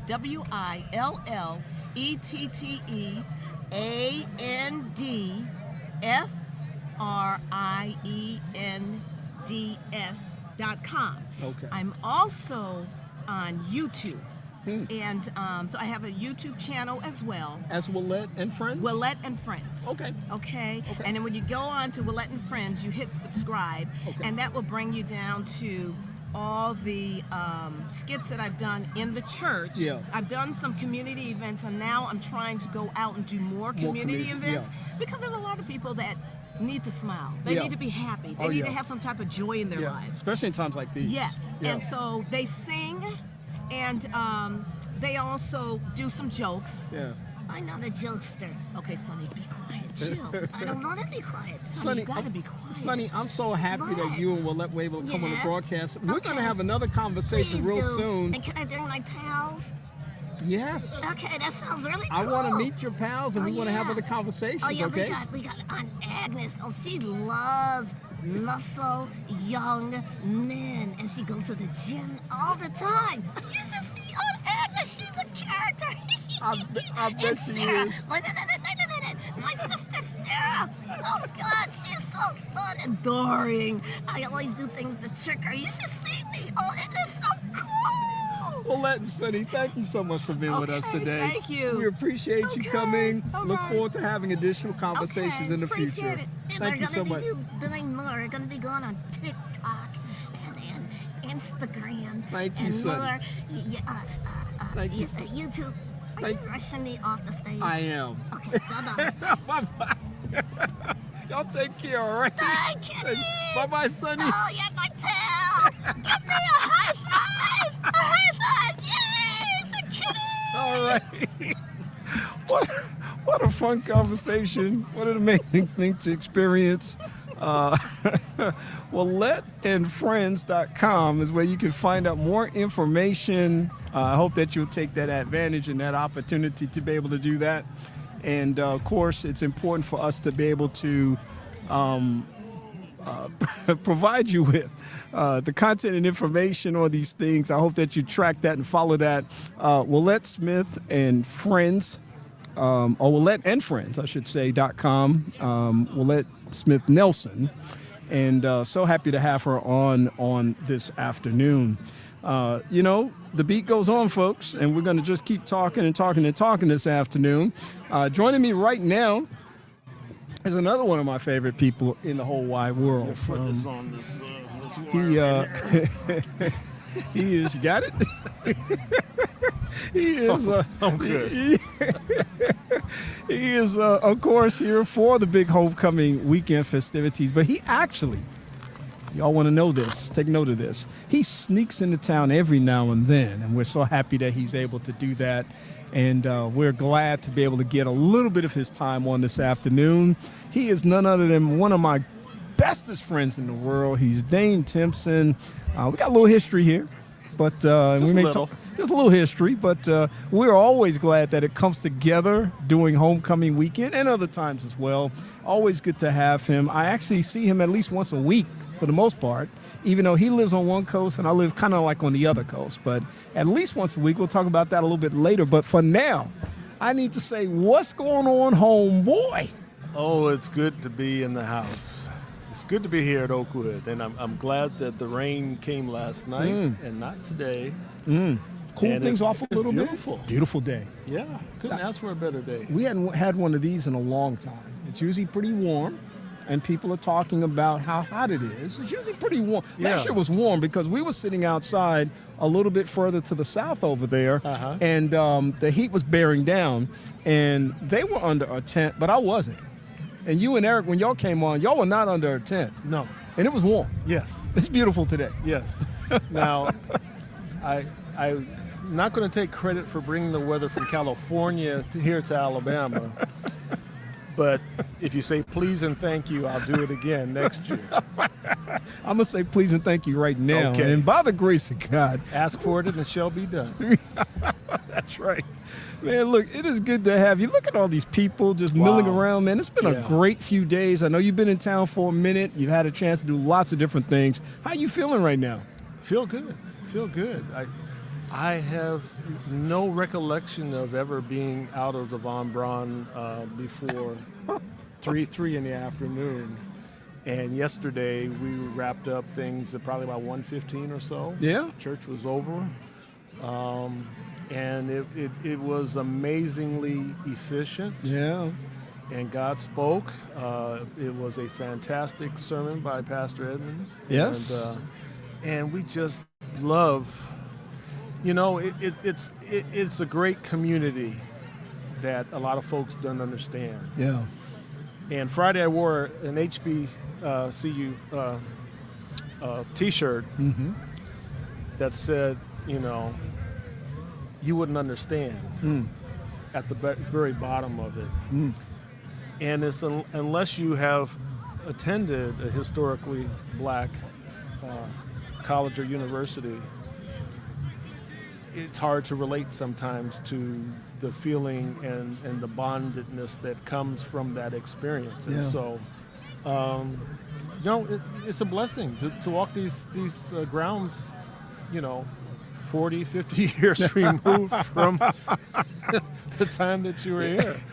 I said that to somebody yesterday. I said, I landed on this campus in 1975, and I've been here virtually ever since because, between going home for holidays and then that final year after I graduated in 79, went home, worked at Victory Lake that summer, came back here that August. I've been here ever since. And now you don't want to say Victory Lake too many times because we have, as Pastor Edmund said yesterday, that might be a trigger word for some. But it's a good trigger word for others. I'm going to accept it on that side of it, but I definitely can understand it. Absolutely. Oh, man. But, came back here, and I've been here ever since virtually, and I've watched this community ebb and flow. I watched this overall Huntsville-Madison County grow to become the largest city in the state now in terms of population. It's amazing. And the change, the impact has had a profound impact on the university. Yeah. And you see all these people here this weekend. They're everywhere. They're just having a good time.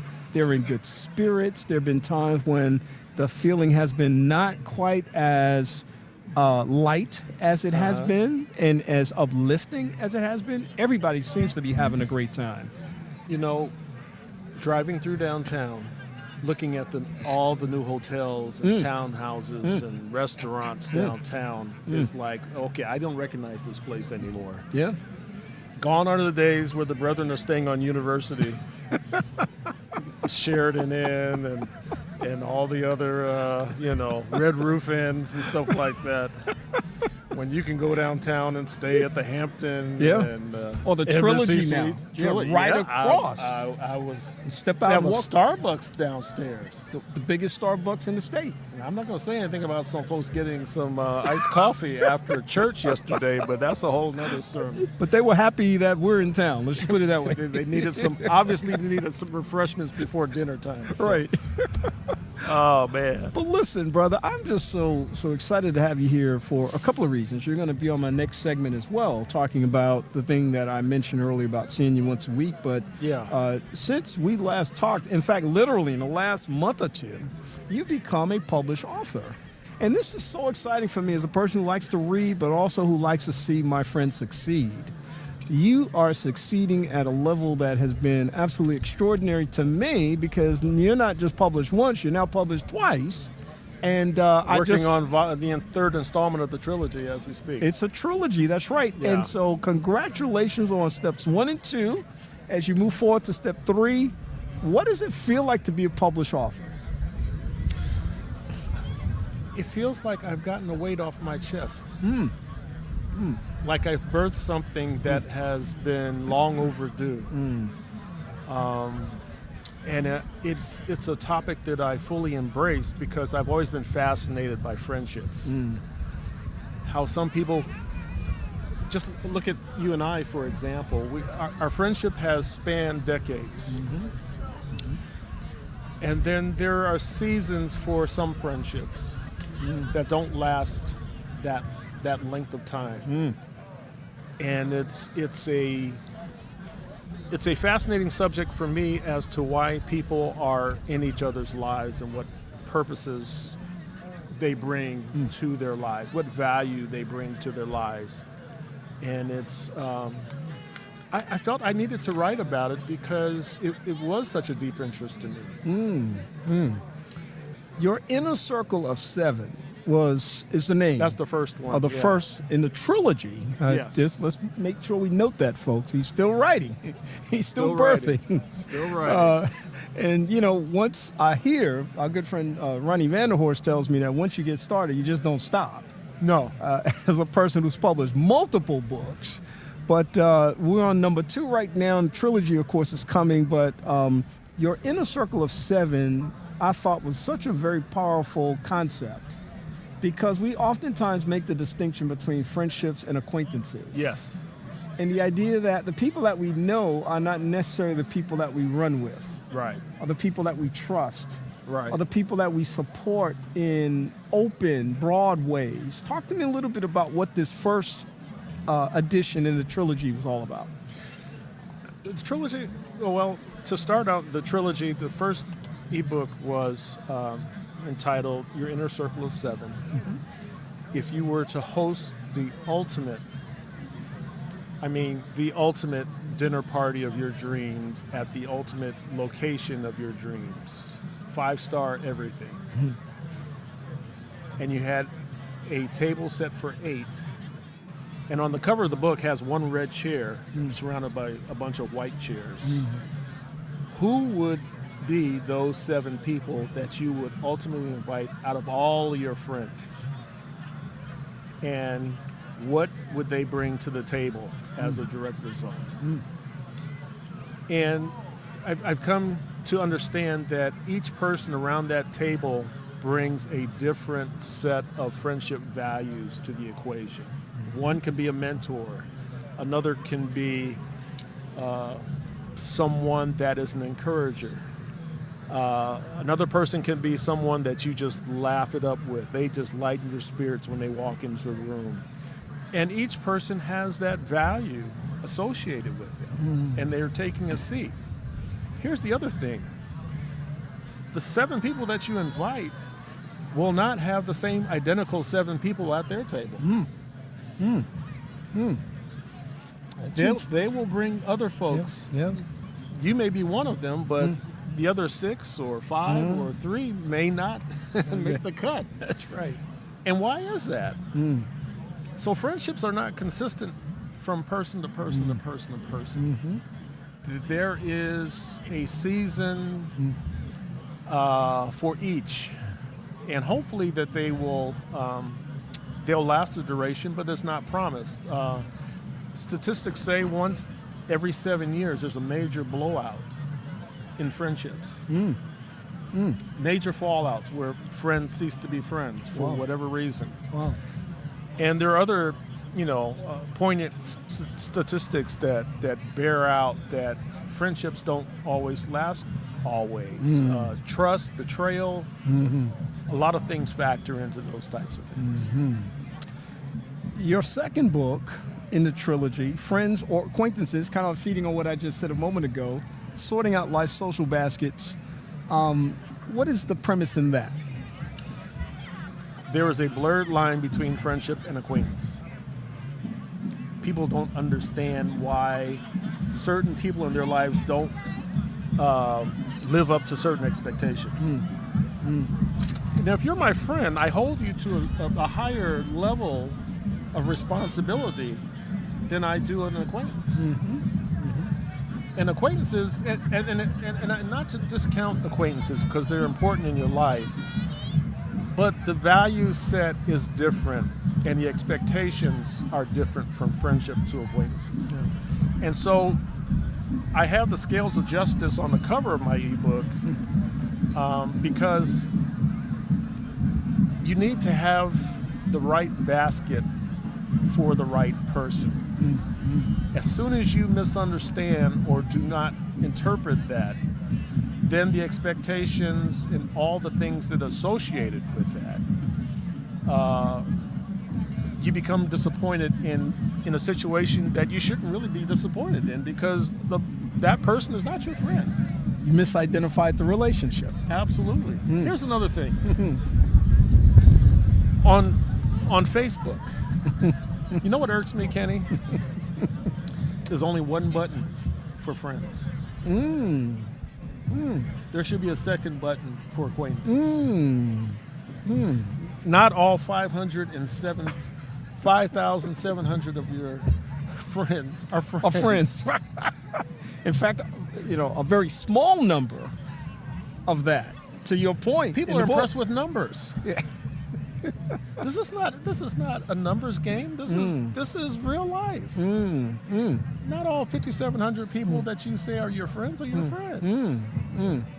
If you have 1% of that number, you'll be doing decent. But that is just not the case. And so, the expectations are different.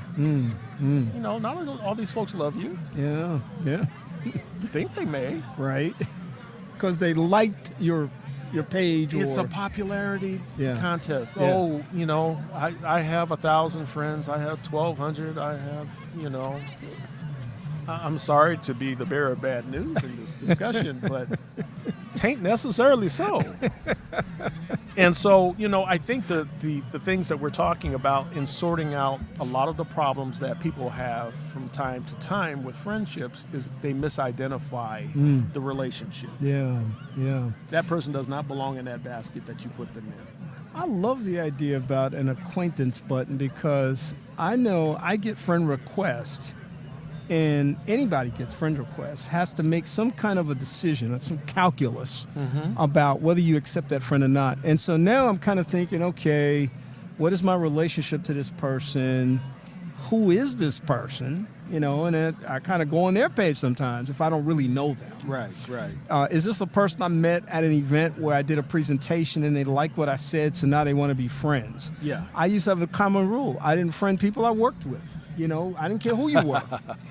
That's good advice. Yeah, I mean, we could be the best of friends, but I'm not going to friend you because now I'm exposing.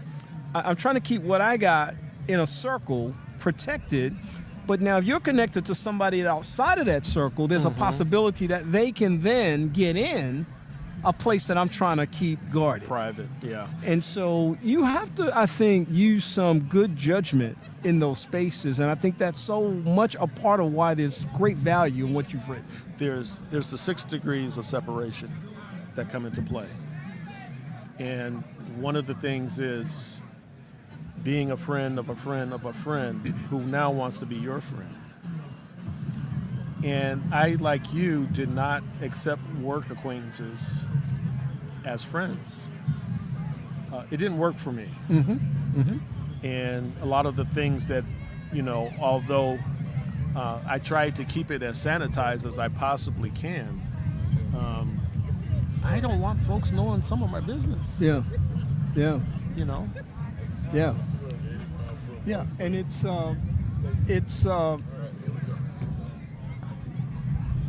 one of those things that we come on, man, we ready for you. Just we're trying to keep it smooth, man. I know you're one of the smoothest of the smooths, so we're so glad to have you. I'm gonna get y'all to switch these out. Yeah, just switch them out. That way you'll have the opportunity to really connect with us this afternoon, and we certainly appreciate that. Give you that one right there. We're talking this afternoon, or I've been talking this afternoon for the last few minutes with Dane Timpson. He is now a published author the publications, your Inner Circle of Seven and Friends or Acquaintances Sorting Out Life's Social Baskets. And where can people find these, by the way? Amazon, Kindle Unlimited. If you are part of the Kindle Club, you can get it for free. If not, it'll be $14.99. And then the last book of the trilogy is When Friendship Shifts, Navigating Distance, Change, and Growth. And if you know him, then you want to go right to the point where there's a fee, and you pay for it because you're supporting someone that you know. And I hope one day that this is so successful he has a hardback version, because in my retirement, I always like to read anyway, but in my retirement, I love turning the pages of a hardback book on the back porch. Yeah. It's nothing better than that.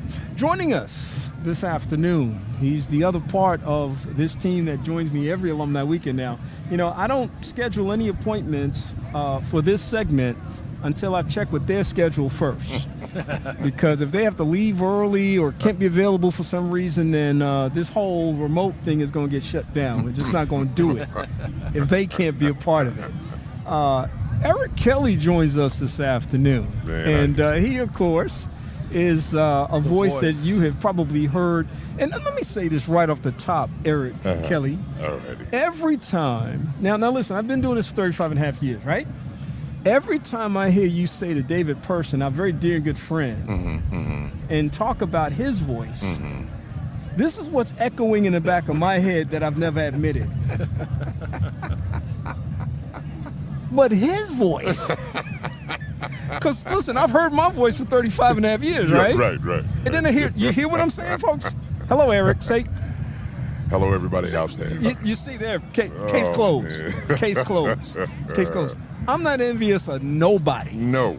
But I am envious of his voice. Now, I have encouraged him to come out to California and to pursue voiceover work, and he could make a mint. Oh, he's got the voice. There's no question about it. I'm going to hire you if you go out to California. Well, you got the voice. I'll tell you, we had to clean up the language first before we could use the voice.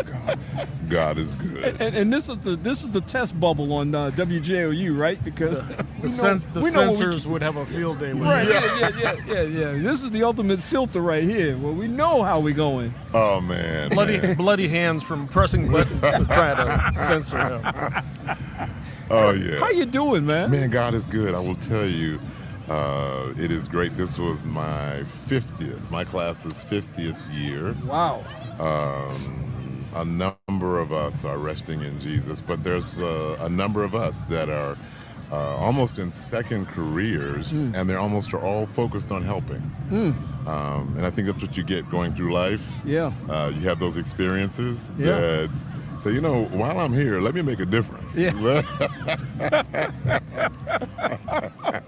Well, listen, I don't want to bury the headline. I don't want to get too far down the tracks on this one, because you just said you're part of that class, that 50th year class that I was watching yesterday on the live remote, and I heard this incredible announcement being made about a contribution being made by this class. Yeah. On behalf of that class's 50th anniversary, that was absolutely astounding. I was at home now, and I was going, I was hollering and screaming all through the house and whatnot. Tell us about that.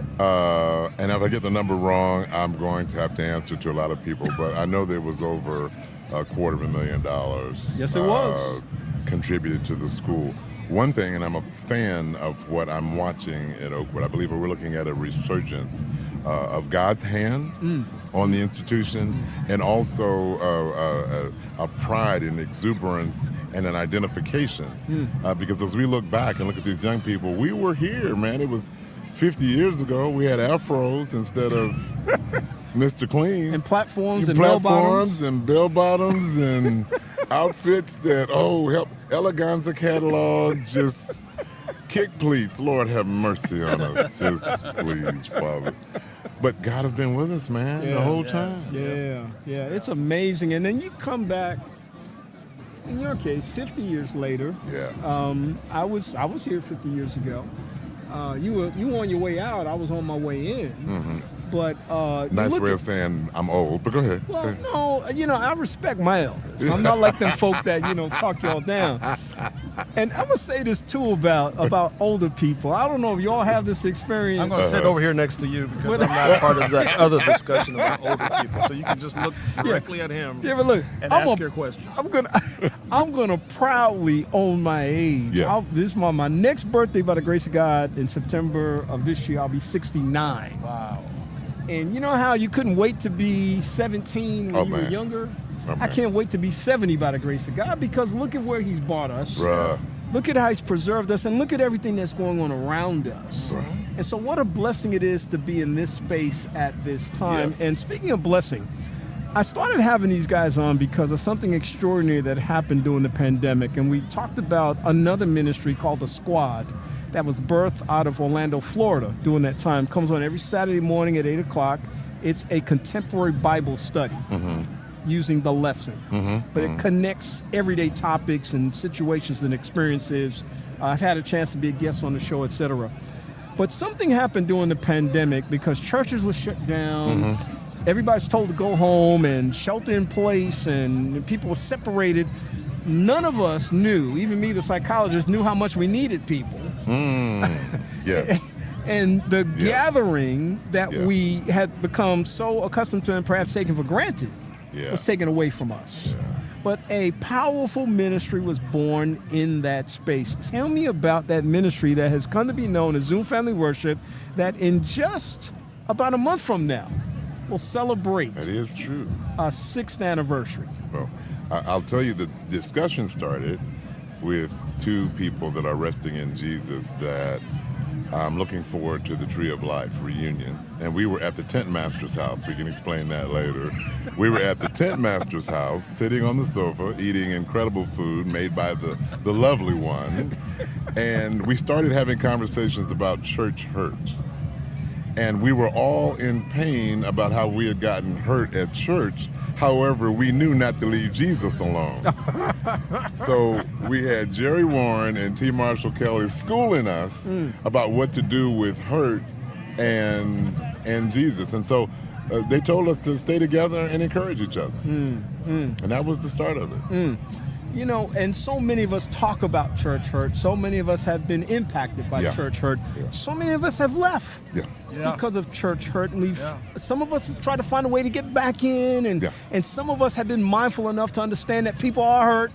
So all of this energy in that space. And then you create this, you carve out this virtual space for people to come to, where there's safety, where there's comfort, where there's assurance, there's acceptance, there's all these good things that happen in a non-traditional way that begins bonding people together. Right. And now 6 years later, you're still doing it. They're still doing it. And they said, don't make it denominational. Make it, do you love Jesus? Do you acknowledge him as the direction you're trying to get to? And our speakers are diverse. They're from all over. They've different denominations, different approaches to life. They're just absolutely beautiful. And it is a fellowship of, now we're not trying to be a church. In fact, if you turn it on, you'll know. Yeah. We're not putting on any priestly robes, marching down the aisle to, organ music. But It's a lighthearted approach to ministry that is non-threatening to people who are just seeking to find a home. And not a judgmental space. As a traditional church, and they can talk to each other. Oh man! They open up their mics and, hey, how are you, Charles? And how are you, Tiffany? And how are you? Those. One is a younger name, but the other one is more traditional. Right. We do tend to favor people on the other side of 50 as the people who are with us, but they enjoy the fellowship of relating to each other and checking in on each other, and Eric and I play off each other in terms of our humorous anecdotes and really bad stories and the whole jargon with the Tent Master. Okay, you got to explain where the Tent Master comes from. Where's the concept? Tent Master in Adventist circles is the person that is assigned to do the grunt work of evangelism during the summer in a crusade. The gopher. Gopher or less than Gopher. Gopher Junior. Gopher's a step up. Yeah. Gopher is a pay raise. This person collects the fans or distributes the fans, makes sure there's cups in the water machine, the water is filled at the back of the tent, the chairs are straightened out, the sawdust is raked. Oh, have and mercy. no one steals the Radio Shack amplifier and microphone in the middle of the night. Yeah, and in many instances, that person is there to guard the tent and its assets without being strapped. Without being strapped. With the power of Gabriel. Without being Call strapped. on his name. No strap, but you got the Holy Ghost. So, and a good lock. And at times those tents were in urban areas because we're trying to reach people that are, that we relate to. That's right. Urban areas is a kind Yes, way of putting it. yes. So we refer, because of his past history, we refer to him as a tent master. And, I do the grunt work of Zoom Family Worship Ministry. So for those who, we're not trying to mince any words here. It is what it is, what it is. Yeah, the pay is not exorbitant. It's not exorbitant. In fact, I was accosted. I was in a church. My wife and I were doing a session for couples in a church, and a lady walked up to me, and she was stern, and she was my height, which scared me. And she said, "Why do you bother the tent master?" And I had to, "Ma'am, I love him. He's really my brother-in-law. No, there's nothing wrong. No, really. He beats me in golf every time." But If besides she would have that, said, "Touch not God's anointed," I would have run. Well, listen, guys, it's always so much fun talking to y'all, but I know we got to run, but I want to do this because what you've done through the power of God's hand has carved out a space where anyone can be accepted. Absolutely. Where they can find not just truth, but fellowship and connection. And that they can be drawn, because everybody's drawn to that space by the Spirit. They're going to find the Spirit in that space. And love. Yes. There are people who've been wounded, Yes. who are looking for healing still. There are people who are looking for direction. And as we look across the North American landscape, we see church attendance diminishing everywhere. Yeah. But a congregation like this can draw anywhere from 75 to 125 or more people consistently, meaning that there's a place for this kind of worship. Absolutely. There are people that come on that are alone. You don't have to turn your camera on, but if you do, we're going to love on you. Even if you don't, you're not. If you don't turn your camera on, we say that you're sitting in the balcony, and we know that you're eating in church. The balcony is another reference to your imagination. Yeah. For this virtual audience that we have, and we tell the folks who have their cameras off and just their names on the screen that they're sitting in the balcony. Right. The people with the cameras on are sitting in the main floor. Right. So we know what they're up to. Right. Yeah, we can see you. Yeah, if they're cutting up, then we know what's going on. Yeah. But God has used it so that we can love on each other. And man, this whole thing is about the love of Jesus Christ in us, touching other people. Yeah. That's it. Give us the beauty of the 6th anniversary, Kenny, our sweet spot falls between 90 and 115 each week. We've had a high of 235, and that was, I think, our 3rd or 4th anniversary program. But we have not seen a dramatic falling off. In fact, I have 335 names on the email blast for every Friday. So that list is growing from week to week. Yeah. Tell us about that email blast, because I want people to learn how they can connect to Zoom Family Worship and also the YouTube page. Zoom Family Worship, if you want to be on our weekly e-blast, just send an email to me, and this plays on the Tent Master theme again. www.gotentmaster@gmail.com, and give me your name and your email address. I'll tag you back, and you can become part of this weekly ministry. And if a YouTube page. YouTube page, just go to YouTube, type in Zoom Family Worship. There'll be 3 crosses that show up. Tap on the 3 crosses, subscribe, and you'll be able to see quite a number of the people that have been on and shared with us and inspired us over the time that we've been in operation. Okay, that sounds good. And we, of course, want to have an opportunity to share with people that they can listen in and tune in whenever they choose to. Whatever Saturday you want to come. In fact, listen, here's the deal. Even if you are still connected, deeply connected to your church experience, so you go to early morning prayer meeting, and then you make sure you're around for Sabbath school, and then you stay for divine worship, and then you want to get the potluck afterwards. You know? I mean, you may want to get the whole 9. Even with the vision of going back to AY at 5 or 6. You can still get the Zoom family worship experience, and if you choose to do that, it is a very powerful thing to be able to do that. And we hope that you have an opportunity to do so. These are two of my favorite people in the whole wide world, Dane Timpson, Eric Kelly, making it happen on a consistent basis. And they do so much more, by the way. We haven't even gotten to all the other stuff that they do and have going on. Join us May 2nd for our 6th anniversary. Special guest speaker will be Pastor, the Reverend Dr. Nick Telefaro will be our very special guest 6th anniversary speaker. Nick doesn't know this, but since he's from Philly, I call him Tricky Nicky. Only because of Nick Scarfo. He knows about Nick Scarfo. He is so funny. He's good. He is so funny. He's on our board of elders. Yes, he is. Yes, he is. Guys, great to see y'all. Glad we could hook up. And thank you for having us. Yeah, we'll see you the next time we see you, which is next weekend. Absolutely, sir. Absolutely. Thank you. Thank you for being part of the ministry too. Folks don't know that you're one of our guest hosts and contributors. I try to keep it on the low. And I do that because I don't have that voice. Well, every time you say something about Dave, that should be bouncing in your head from now on. That Kenny's thinking about my voice. Dave, between you and Dave, and then we've got, Nolette and Dr. Nikki, and I just gave a hug to Carrie, Dr. Leon. We've got so many people on the team that bring spiritual connectivity. Yeah. I just thank God for them all, man. Yeah, good stuff for sure. Yeah. All right, guys. God bless you, See man. you soon. All right. Thank you, sir. We're going to keep it rolling this afternoon, and we're so glad that you are taking this time to be with us on this afternoon. It's a beautiful afternoon, in fact, here in Huntsville, Alabama. The weather is absolutely gorgeous. The sun is shining. The breeze is blowing. I'm not even under the tent. Damien's under the tent, so he has maximum comfort this afternoon. Of course, I'm out here.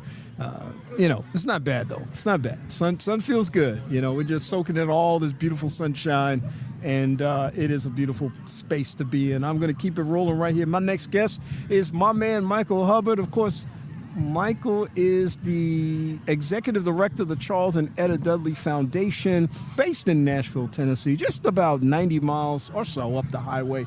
It's always funny. I don't know, how far do you say Nashville is from Huntsville? We all say something different. Skip and a jump. Okay, so skip and a jump away. I'll take that this afternoon. Man, it's good to see you, my brother. It's good to be here. Good to see you, too. You've been here for a few days now. I think you took in the blue and gold, certainly took in the worship service yesterday. You've been moving in and out in different populations and settings and situations. You're out there with the vendor village this afternoon. How has your homecoming experience been for 2026? It's been refreshing this year. For some reason, there's a unique new spirit, and running into people we hadn't seen in a long time. They decided to come back, and I can say that it's just been a very, very spiritual journey. Yeah. From the sermon yesterday to just the way the people have been greeting each other. Yeah. I'm happy to be here. I'm glad I came back this year. Yeah, listen, I'm glad you're here because this, of course, is a place where so many of our friendships begin, where we've had just a decades-long opportunity to be in each other's presence, to be able to support one another, be in each other's space. And I know you and I share the higher education experience in different arenas and that particular journey. Tell me a little bit about what your experience in that space was like, because all of us come to it in different ways. Some of us get the degree and go right into it. I got a psychology degree and ended up in it. How did you get into higher education space? Well, coming from Halifax, Virginia, it was just a blessing to be amongst people.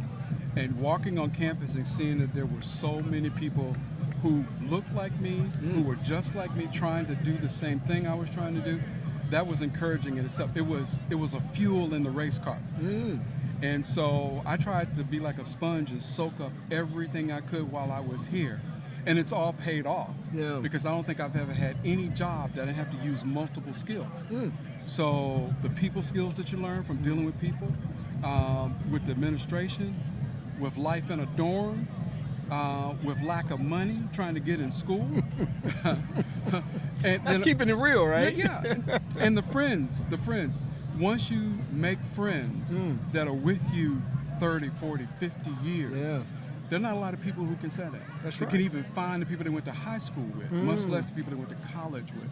And so that's a blessing in itself, because we live in a bubble and we need to live outside of that bubble, because our friends can tell us if we're going north or south, east or west, if we are, doing the right thing or not doing anything. But if we live inside ourselves and people are only telling us, yes, you're great, then we can't self-correct. Yeah. And I think that's what education is all about. It's not necessarily everything you learn. You learn the ability to self-correct, to learn more, lifelong learning. That's been the greatest thing for me, because I've had to adapt at every different level. And if I hadn't went to Oakwood, if I hadn't went to a HBCU, I don't know if I would have fared as well. Wow. You said something I want to affirm, because I think it's so important, just the notion of how we get to come back into a space where we see people that we had great relationships with over the years. We see new friends perhaps because of the industry that we may have been a part of, because we had the common Oakwood experience or the common industry experience. And it's so good to be able to have the opportunity to be able to be back here for that purpose. But here's what I'm getting to. There's no presumption on my part, because I went to a school somewhere or had a certain kind of experience, that when I come back into that space, I'm going to enjoy it. True. And yet, when I come back into this space, I enjoy it. It's like I'm excited. I just saw a friend of mine just waved at me a few minutes ago. 51 years ago, we were freshmen here at Cunningham Hall. And that's crazy to me. We were actually on a regular thread, so we talk a lot. But my goodness, to have this rich heritage and this rich legacy is profoundly important to me, as I know it is for you. I don't think most of us realize, sometimes never realize, that the friendships we made here at Oakwood, even if you don't talk to people, the bond is made. Yes. And it's up to us individually to accept that when I see you, it's like yesterday. Yes. It doesn't matter what's happened in the years in between. It's time to catch up. It's time to know that you're okay. It's time to say, hey, I've been watching you on social media. It's time to say, hey, look, we got to get together. There's never too late for your friendship to continue. If you look at it that way. We get married, we get jobs, we have children, we have stresses in life. Sometimes you don't remember to contact everybody, but if your heart's in the right place. And I can say from my own dealings, anytime I see someone, it's just like I want it to be like yesterday. I want us to rekindle that relationship that we had and be able to say, hey, I know I hadn't talked to you, but I care about you, and I want to know what's going on now. Let's do better moving forward. That's what it's really all about, because in life, we can't guarantee that our life is going to be the way we want it to be all the time. Wow. You said something that is resonating with me right now because of a conversation I had with somebody earlier today. And actually, in the middle of that conversation, we both kind of look at each other. It's like, good to see you, I need to do better. And then we pivoted, though, because we talked about the quality of our friendship is not diminished because we don't talk all the time. And I love those kinds of relationships. I love the fact that there are people like you, people I don't talk to all the time, but if I saw you, you're not going to be like, we ain't talk, what's wrong with you? That kind of thing. No, it's good to see you. How are things going? I hope everything's going well. I catch a snippet of this every now and then, and I see you still moving and you're still okay, and that's a good thing. If you did that for everybody, and there are people I know that they get acknowledged as they're the giver or the nurturer, and they're the ones that check on everybody all the time. I'm not even that person in my family, but it doesn't mean there's any love lost. You know, and I love that fact, especially right here at Oakwood, man. I've seen people all weekend that's been like, hey, man, I hadn't seen them 20 years. I hadn't been back in 20, 25 years. That's right. Hadn't talked to them.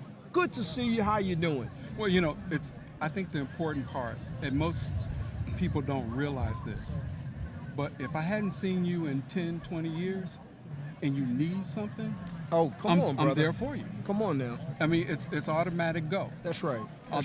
And I tell people, I'll do whatever I can do for you, and if I can't do it for you, Yeah. I'll tell you I can't do it for you. Yeah. I mean, and that's the part of a wholesome relationship. Yeah. Same thing with family. Yeah. You know, I may not keep up with all my family members, but if they needed something, even if that something was some uplifting words, I'm there to give it to you. And we also have a responsibility, two-way street, to reach out to people that we want to talk to. You know, I often tell people, my phone number hasn't changed in 30 years. Right. What's your excuse? You can call me like I can call you. Yeah. Help me be part of your life Yeah. like you want to be part of mine. Yeah. We have to come together. Yeah. And I deal with it every day at the Dudley Foundation because we're dealing with history. And we're looking back at those people who had friendships with Charles Dudley and Etta Dudley. Yeah. And we're going like, wow, how did he keep up with so many people? Well, and that's because he treated everybody with this honest, wholesome, I'm your friend, I'm your brother, I'm your minister, you know, I'm your leader kind of thing. And people respected that. And he didn't forget anybody. You can go by his house to eat dinner. A lot of people have talked to me over this weekend. I went by Elder Dudley's house to eat dinner. Hey, that was something he did. All those things add up to, hey, you're welcome where I am, in my space, anytime, no matter what. Yeah. Non-conditional. Yeah. I may not like some of the things you have done. You may have mistreated me. But you know what? It's a new day. Yeah. Show me that today and tomorrow you're going to do better. That's outstanding. I love that. We've got about 4 minutes. I want to make sure that people know what the Elder Charles and Etta Dudley Foundation is. You're serving as executive director now. You're based in Nashville. What is the foundation all about? Well, in 2018, the South Central Conference created the Charles and Etta Dudley Foundation. And now we're an independent organization. And our mission is education, community service, and social justice. Just like Elder Dudley. Civil rights leader. I mean, a lot of us don't realize the impact of Black Seventh-day Adventists during the civil rights movement. In fact, we have a quick story, 60-second story. Most people know Charles Joseph, Charlie Joe, and Earl Moore. They were friends. Earl Moore was responsible for community service at South Central Conference. He was down visiting Charlie Joe in Jackson, Mississippi, when he went over to his neighbor's house, who was Carl Evers, Medgar Evers' brother. This is after he was assassinated. Wow. And Bobby Kennedy called asking Carl Evers to help him. Wow. And they realized just how crazy it was. They were already in the middle. Black Adventists have been in the middle of the civil rights movement from when it started. Wow. We were just quiet about it. And they went back to Elder Dudley and they said, we got to do more.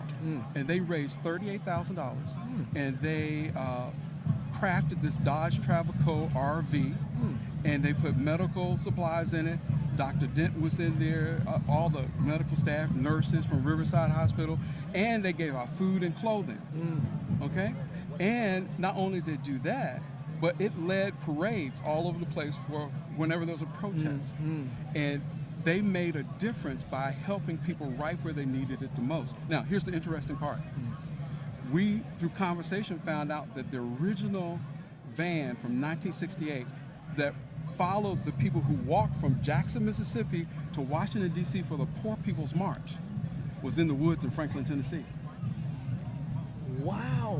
So we went down, we did some recon, and we have now pulled it out of the woods, and we're at phase 2. Phase 2 is to get it from there up to the foundation so we can clean it up and turn it into a civil rights exhibit. Oh my goodness. For people to come and see what we did as Black Adventists for community service from all through the South and anywhere else. And it's going to be just a major piece to be able to see something that did so much. Just one more point. In 1970, most people know about what happened at Jackson State. Jackson State, the state trooper shot into the campus, killed 2 people, right? Henry Wright was the pastor in Jackson, Mississippi, ran a tent effort that summer, baptized a zillion people. One of our board members, Benny Thompson, was a student at Jackson State. And when Henry Wright brought the community service van there, they all worked with them. He came into church that year.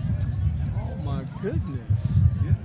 Wow, this rich history excites me because I've become this big historian since I left Oakwood.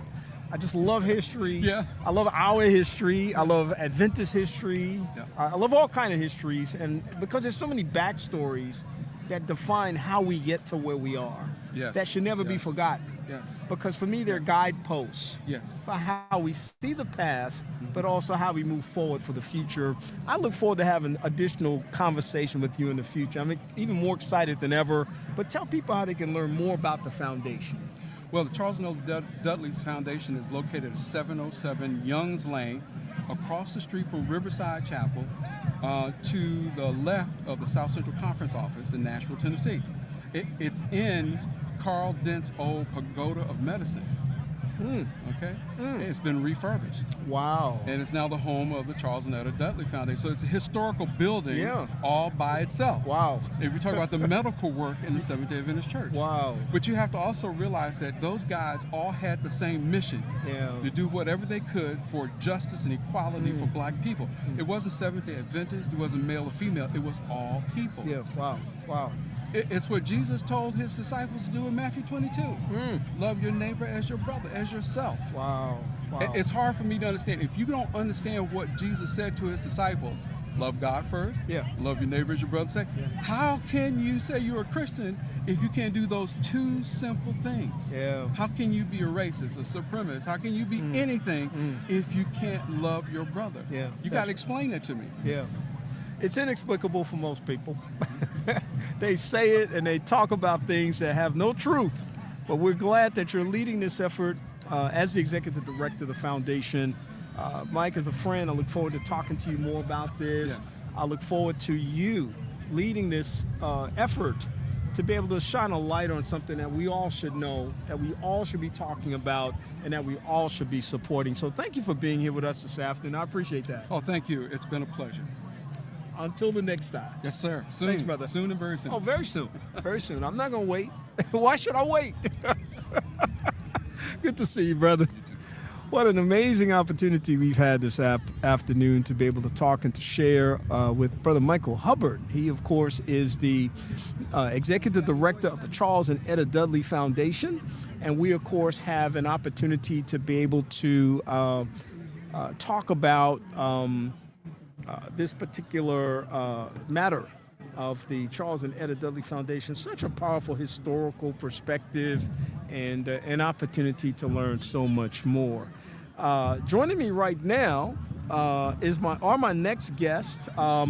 Ricky Allen is the founder of Brother to Brother Foundation. Ricky, how you doing this afternoon? I'm doing good, Kenny. How are you, man? I'm doing great, man. It's good to see you, and it's good to talk to you. It's good to have an opportunity to learn more about this foundation. And first of all, tell me about the foundation. Okay, so Brother to Brother was a foundation that I created because I have MS. And since I developed MS, I was really kind of figuring out what to do with it. And instead of depression and sadness, I decided this year to try to give back, to try to do something to actually change my story. I guess it's kind of selfish. I wanted to change my story because I didn't want my story to be about my pain, my MS, my sadness, or any of that. So I started Brother to Brother to try to give other African American men a space. As most people know, when they hear about MS, they think about a white female. But MS actually affects African Americans very hard. But because we're not studied, we don't participate in studies, especially African American men. As you and I mentioned before in our last call, African American men, when they get sick, what do? We go lay down. That's it. We go lay down. We ignore the symptoms, we deny the realities, Correct. We just don't do what we need to do, and we'll suffer in silence forever. Correct. So I started Brother to Brother, and sitting beside me, I have Michael Clark, who has just taken Brother to Brother from, I think we spoke a couple months ago, we're probably 3 years ahead of where we would be. Wow. So Michael came along and he helped Brother to Brother, and I'll let Michael tell you about it, what he does. Go right ahead, Michael. Sure, absolutely. Well, it's been a pleasure working with Ricky and taking the organization really to the next level. So often, and I work with several nonprofits, usually the nonprofit model is slow and steady, volunteers, we'll make it as we go. But I've worked with startups before, and I apply that same model to nonprofits in that there's two things that drive nonprofits: donors and programming. And so one of the things that we got right on was solid programming. We launched the huddles in January, and they have been super successful. And tell me what that is. Sure. The huddle every third Sunday. We gather at a location, and it is food, fellowship, activities, and the men come out. Often their families also come out. And a couple of the stories we always hear, they say, we love this event, not just for the food, but because we're not going out. We're usually at home. This gives us a reason to come out. We do it once a month now. We're also going to start a virtual version of it. That's going to also allow us to expand to other cities. But like I said, the look on their faces when they come to the events of just such satisfaction. And it's interesting because we have some men and women that support us, and it's been such a great time. And I can tell you, Kenny, one of the things that's really important is that when African American men or any men that gets a disease, they go into this isolation, because we have a space for these men to come out to, they write, I had a story from one of the wives that says that we actually changed her husband's life. Wow. She said that, I cried when I read the letter. Wow. She wrote to us and said that when he got diagnosed, he went into a shell. Now, he has been at every huddle we've had. Wow. Every huddle. Now, Wow. And he's on a walker. He's very disabled, but he's never missed a huddle. Wow. And his spirits have changed. It has just made a world of difference in his life. And I tell you, I've heard that story a couple of times, but that's why we have the organization. I feel like my MS, I'm the lucky one. I still can walk. I deal with a lot of pain, but I still can walk. I still can see. I'm not in a wheelchair. I'm not on crutches. But the guys that come out are. I am the only one in the group that I have right now that pretty much has full function. Yeah. Wow. And that's a story. Wow. Yeah. Listen, I love everything about this. As you know, Ricky, we've had a chance to talk about it before, and I'm just so excited about you being positioned to move forward in what you had already previously been encouraged to do. But timing is everything. Time is everything. And I think that's such a critical part of this story. And I love the notion of the huddle. I kind of thought it was a gathering. But that's, I think, an amazing concept. It's something that you can understand even if you don't know what it is. Correct. So I kind of thought, yeah, that may be what it is, but I want to hear more about it. But I want to ask this question because creating community in the midst of crisis, I think, is so important. Absolutely. And I think the proactive engagement in that is so important. So really kind of establishing something before somebody has to step into it. Of course, you're going to have people that are already dealing with things, but now you're really creating a space that's a safe space for people to step into should they need this support mechanism. That was the trigger. The huddle was actually Michael's idea. Yeah. Michael was like, we got to do an event. And he came up with the huddle. Yeah. And instantly, it was a success. Wow. Because it created an instant community. Yeah. An instant community, Yeah. which is probably one of the things you were going for. Yeah. Created an instant community. Yeah. And it has just been an absolute success. Yeah, I love that idea because, especially among men, and I know you have families involved and things of that nature, but we tend to come together for the Super Bowl party. That's right. Sure. Easy to do. We tend to come together around some kind of athletic or entertainment event. And then we go home. That's right. That's it. And we're still left to deal with whatever the burden is that we have or the challenge that we're facing. Correct. And we don't have a direct source to be able to address that particular issue. That's why I'm so happy that this is happening. And I want you to talk a little bit, Ricky, about what your desire is now that you have launched this initiative. So one of the things that I want to put out there is Michael and I met at an organization called We Are Ill. We Are Ill is for African American women. I was so impressed with the model that they have how well they built a community of women. So it's for African American women. I spoke at the event, and when I spoke at the event, I watched how women responded to each other. They care about each other and they show it. African American men, or men in general, we care in different ways. So I wanted to create a place where we could care the way we care, by high-fiving, by talking about, what we talk about. We don't necessarily want to talk about the disease, and we don't have to, but we all have something in common. So that commonality will bring us together. So what I envision for us, and we were talking about this morning, what I envision for us is that we will actually, we're trying to create different, what do you call them, different chapters. Different chapters. We're trying to create different chapters in different organizations, so that. And the other big thing that I want to get out there is that we're not known. We're not in the community. There's no services that were designed specifically for us. There are no treatments designed specifically for MS, yes, but not for us. And so I want to make sure that we are thought about as African American men. And I'm not saying that we're that different, that we have to have a different medicine, but there are differences between us. Absolutely. And it's out there for everybody else. Yeah. So I would like to create, with the help of Michael, I would like to create an opportunity for us to make this awareness as national as possible. I would love for the MS Society to know about us, to know that we exist, to refer other men to us, so that other men will have that community, that safe space, where they can feel at ease with coming to us and talking about this. I think that's great, and I know that there are opportunities that you're going to have. We got a big health fair coming up in here. In fact, in May, the 100 Black Men of Huntsville Greater Chapter, and so we're inviting people to come and share information and things of that nature. I will be there. Oh. No, I'm just saying, you just gave an invitation. Listen, fantastic. Listen, we'd love to have you. I will be there. I'll make sure to send you the link. Okay. Because listen, I think anytime we gather, our fraternities, our sororities, our faith communities, our academic institutions, anytime we gather, and we have people available, and we have a chance to put information in their hands like this, which is a key. That's life-saving and life-sustaining information. Correct. It's a very important thing to be able to do. That's correct. And I love what you all are doing. I love what you are anticipating. And I wonder if you would just tell us how people can get more information. So we have a couple ways. We have a website. It's called myanchorms.org. Myanchorms.org. That's our website. We are now launching Brother to Brother Instagram, Brother to Brother Facebook, Brother to Brother Twitter, all of those. So stay on the lookout for all of those. We're now launching. Our website will soon take you to all those spaces. And to add to that, if you're listening to this and you say, hey, how can I get involved? We're definitely looking to expand chapters. So if you know of men in your city or state, wherever you are, wherever you're hearing this, please reach out.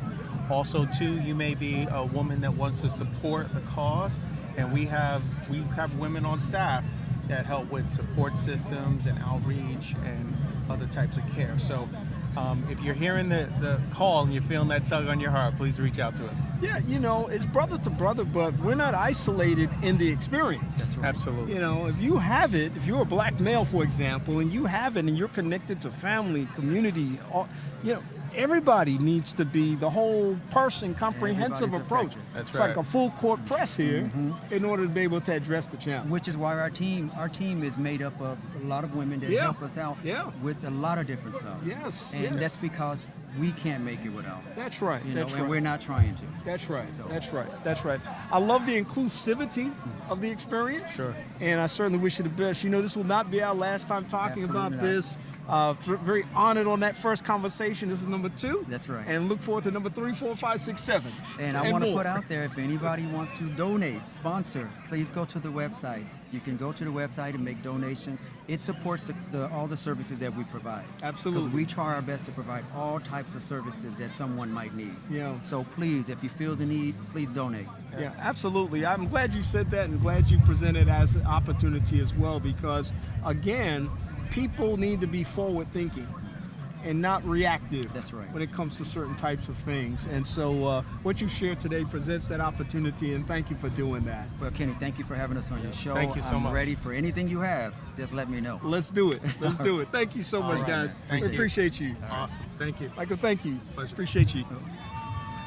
We, of course, have a great opportunity from 1 week to the next to be able to have the experience of talking on the Second Chance radio broadcast. If you're just joining right now, this is our homecoming edition live remote. Just got finished talking with a couple of great guests who shared information about a very valuable resource. You've got to know about it. It's Brother to Brother Foundation, Brother Ricky Allen, Brother Michael Clark joining me this afternoon for the conversation and the discussion. And I certainly appreciate both of them being on and being able to have this opportunity on today.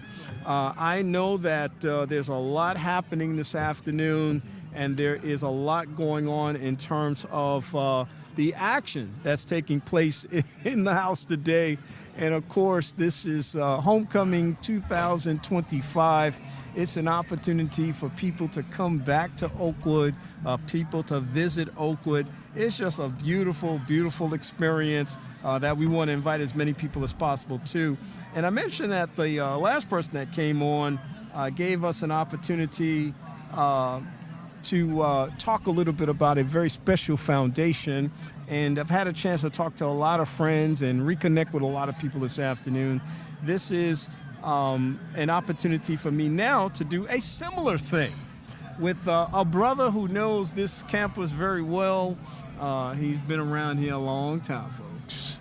He's happy to be back. He's none other than Steve Claiborne, back in the house this afternoon, and he happens to be a good friend. We've been following each other in that mental health rehabilitation space for many years, and of course, the retirement space, or whatever we call it, the transitional. Retirement. We call it. Okay, good. Well, he's talking my language then. Yeah, retirement. You know, a lot of people try to rebuff me. They No, ain't retired. retirement, No. yeah, Trust me, I retirement. am. Yeah. I'm not doing what you're doing. Trust me, I am. Yeah. I'm doing less, a lot less. A lot less. You may see me moving, but I'm doing a lot less. Exactly. Steve, good to see you, man. Glad to be here, Kenny. Now, what has it been like to be back at Oakwood this year? So I was surprised that the crowd has been really good, man. This has been a good alumni. I saw a lot of people I haven't seen in years. I saw a couple of folks I haven't seen in 40 years. So I like the vibe. I like the. There just seems to be a positive vibe that I've noticed among at all the services I've been at the Bell Tower, at Von Braun, here today. It's been really nice, man. Yeah. What has it been like for you since the Oakwood experience? And I'm specifically asking about some of the things that you gained from being in this space at one time in your life. And, you know, we enter to learn, we depart to serve. Yeah, and you as you stated earlier, you know, with the mental health thing, now, you know, because I worked with the state for almost 30 years, and to have those connections from Oakwood that helped while I was working with the state, because you could call some people to get some services or some resources to help some of the folks that I was dealing with. So that, yeah, I mean, it was a perfect collaboration, if you will, of being able to reach out and help some of the folks, because I dealt with, you know, people who have serious mental illness, and there are a lot of needs that were there. To be able to reach out to some of the folks that I knew from school, from college, and help folks who are in need. So that helped a lot. I was talking earlier with a guest, and we were just kind of reflecting on how, you know, you come back to Oakwood and you experience homecoming weekend. This is my good friend Bobby Harvey talking about coming back. Right, Bobby and I were rent associates, as you remember, for almost 10 years. Never roommates, but we were rent associates. Right. But you come back into this space and you see people who you've had relationships with over the years. Exactly. And I was just sharing with somebody earlier about how I celebrate everybody's success. I don't care who you are. I just hope that you're moving in a forward direction. It's not always easy for people. People go through life with challenges and different kinds of adversity. You've had your own health challenges over the years. Talk to me a little bit about that journey. So in 2016, I was diagnosed with lymphoma and had to it was stage 4, in fact, and had to undergo treatment for almost a year. There were 3 cycles of chemo, a stem cell transplant, monitoring every 3 months for a while. But the good thing is the doctor said because I was in good health, I had, taken care of myself, that they were able to treat it aggressively, even though it was an aggressive cancer, and come out on the other side. So it's been, I was declared in remission 2017. My most recent checkup, which was December of 2025, he said, "Man, you're cured." It's been 8 years now, so yeah. But the experience is just, it's different because you see another side. Yeah. And to be able to come out on the other side and to tell people about, what happened, that's been really beneficial. A lot of people have that experience or similar ones, whatever that might be, and they become more reflective. Yeah. And they also tie the experience to the journey going forward, meaning they learn something or they apply something. What has been the impact on your life? So the main thing that I've adopted from that is, if it is not life or death, then I'll stress over it, man. Yeah, because there's a lot of stuff that's just not life or death, man. And people stress over that stuff, because here's the thing, Kenny, when I was diagnosed, the oncologist said, okay, you don't have a lot of time to decide how you're going to treat this. Wow. Because if you don't treat this, you're going to be dead within a few months. Wow. So my thing is, if it doesn't rise to that level, I'm not going to worry about it, man. And that eliminates probably about 98% of the stuff in your life. Yeah. You know what I'm saying? Yeah. So that's the main thing. And the other thing is, I have learned even more so now to live and let live. Because people have the struggles, but they have to at some point realize what's really worth it in their life and let some of that stuff go. Yeah.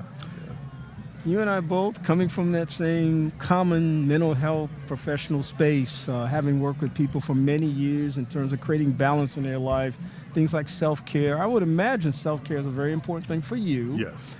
Talk to me a little bit about what your approach to that is and what kinds of things you incorporate personally as a part of your regimen. So now, I've always been an athletic person. So I've always worked out, exercised.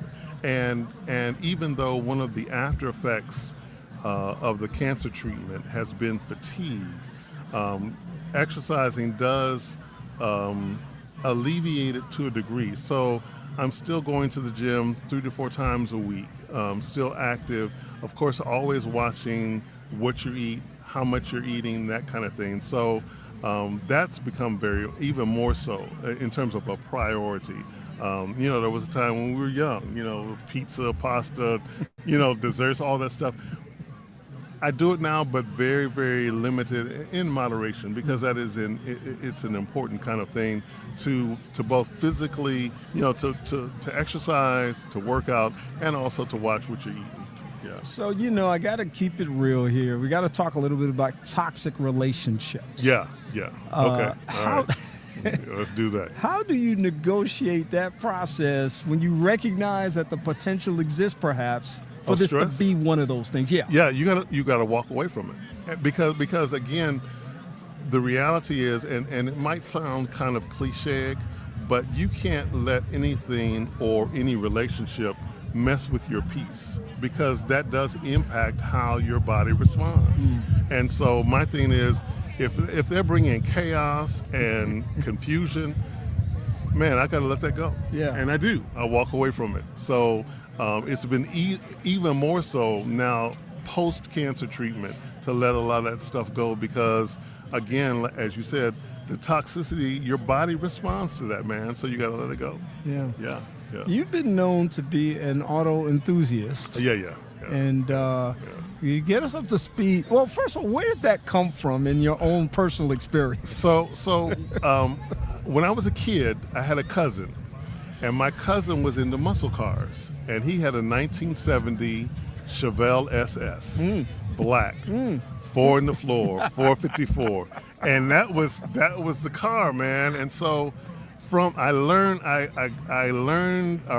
to love cars from watching his oldest. We call him Big O, and I learned to love fast cars, muscle cars, from him. And so, I had I had a Camaro, I had a Challenger, a couple of Challengers, I had a Charger, but those are so high profile, and folks want to race and all this other stuff.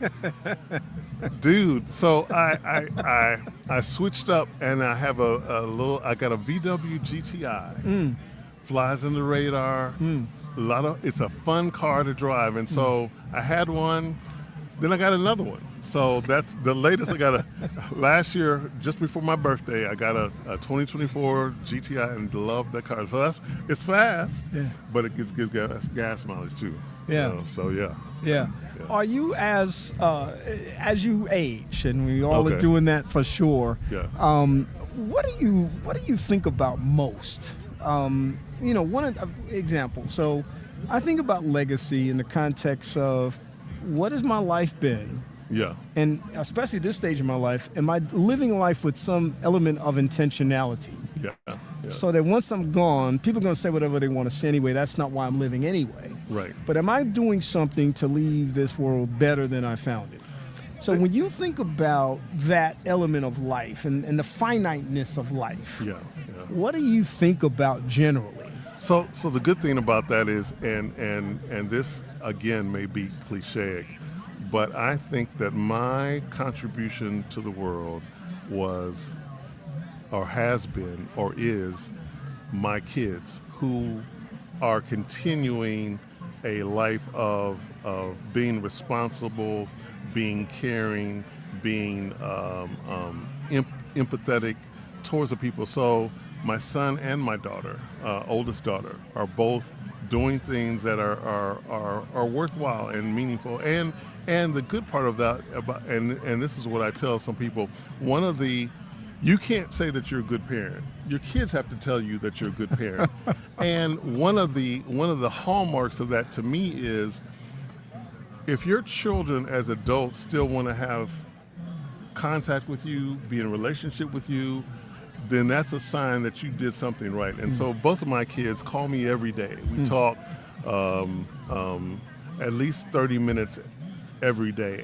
And to me, that is my legacy. Yeah. I'm leaving the world something better, because, and this is old school. Maybe we're from that generation, Kenny, where the parents always wanted the kids to do better than they did. That's and that's my kids. My kids are me, a better version of me, and I couldn't be happier about that, man. That's the best thing that I could give the world, a better version of myself. Well, I know your kids, and they're great kids, and I'm so glad to hear that. Nothing cliched about that. I think that's exactly the power that you have as a parent, to have that capacity to not look so far past them that you miss the opportunity to plant that seed in them that they will carry on as you move forward. Exactly. Steve Claiborne, great to talk to you this afternoon. What's the rest of your time here in Huntsville look like? Well, after this, we'll talk to you again in a little bit, but after that, I'll probably hang out with Michael and then going back to Atlanta. That's probably what I'm going to do. That's good duty. I call that good duty. So, glad to be able to talk to you for a little bit today on the radio. We don't get a chance to do this often, but we do talk. So good to have my brother on today. Steve Claiborne, always good to have a conversation with him, man. Thank you so much, Steve. Okay, then. All right. We, of course, have a great opportunity to be able to, once again, doing Homecoming Weekend, share insight and perspective on a variety of things. Steve is going to join me again, in fact. He's going to come back with a special opportunity to share and talk in just a little bit, and we look forward to that.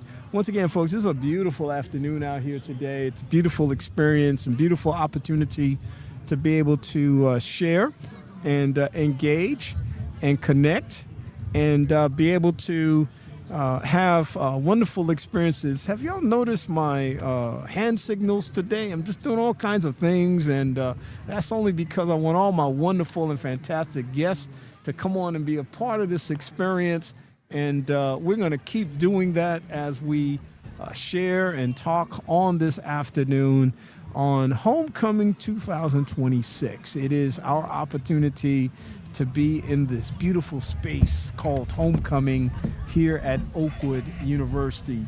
My next guest, I've been waiting to talk to him for about a week now. He's one of my favorite people too, and we're going to have a chance to chat for just a few minutes, and he's going to come back and do another segment. I mean, he's that committed to the Second Chance radio platform, and I'm so glad to have that. He's Dr. Leon Seard. Forget about all the accolades and titles, folks. He's a friend. That's all we're going to go with today.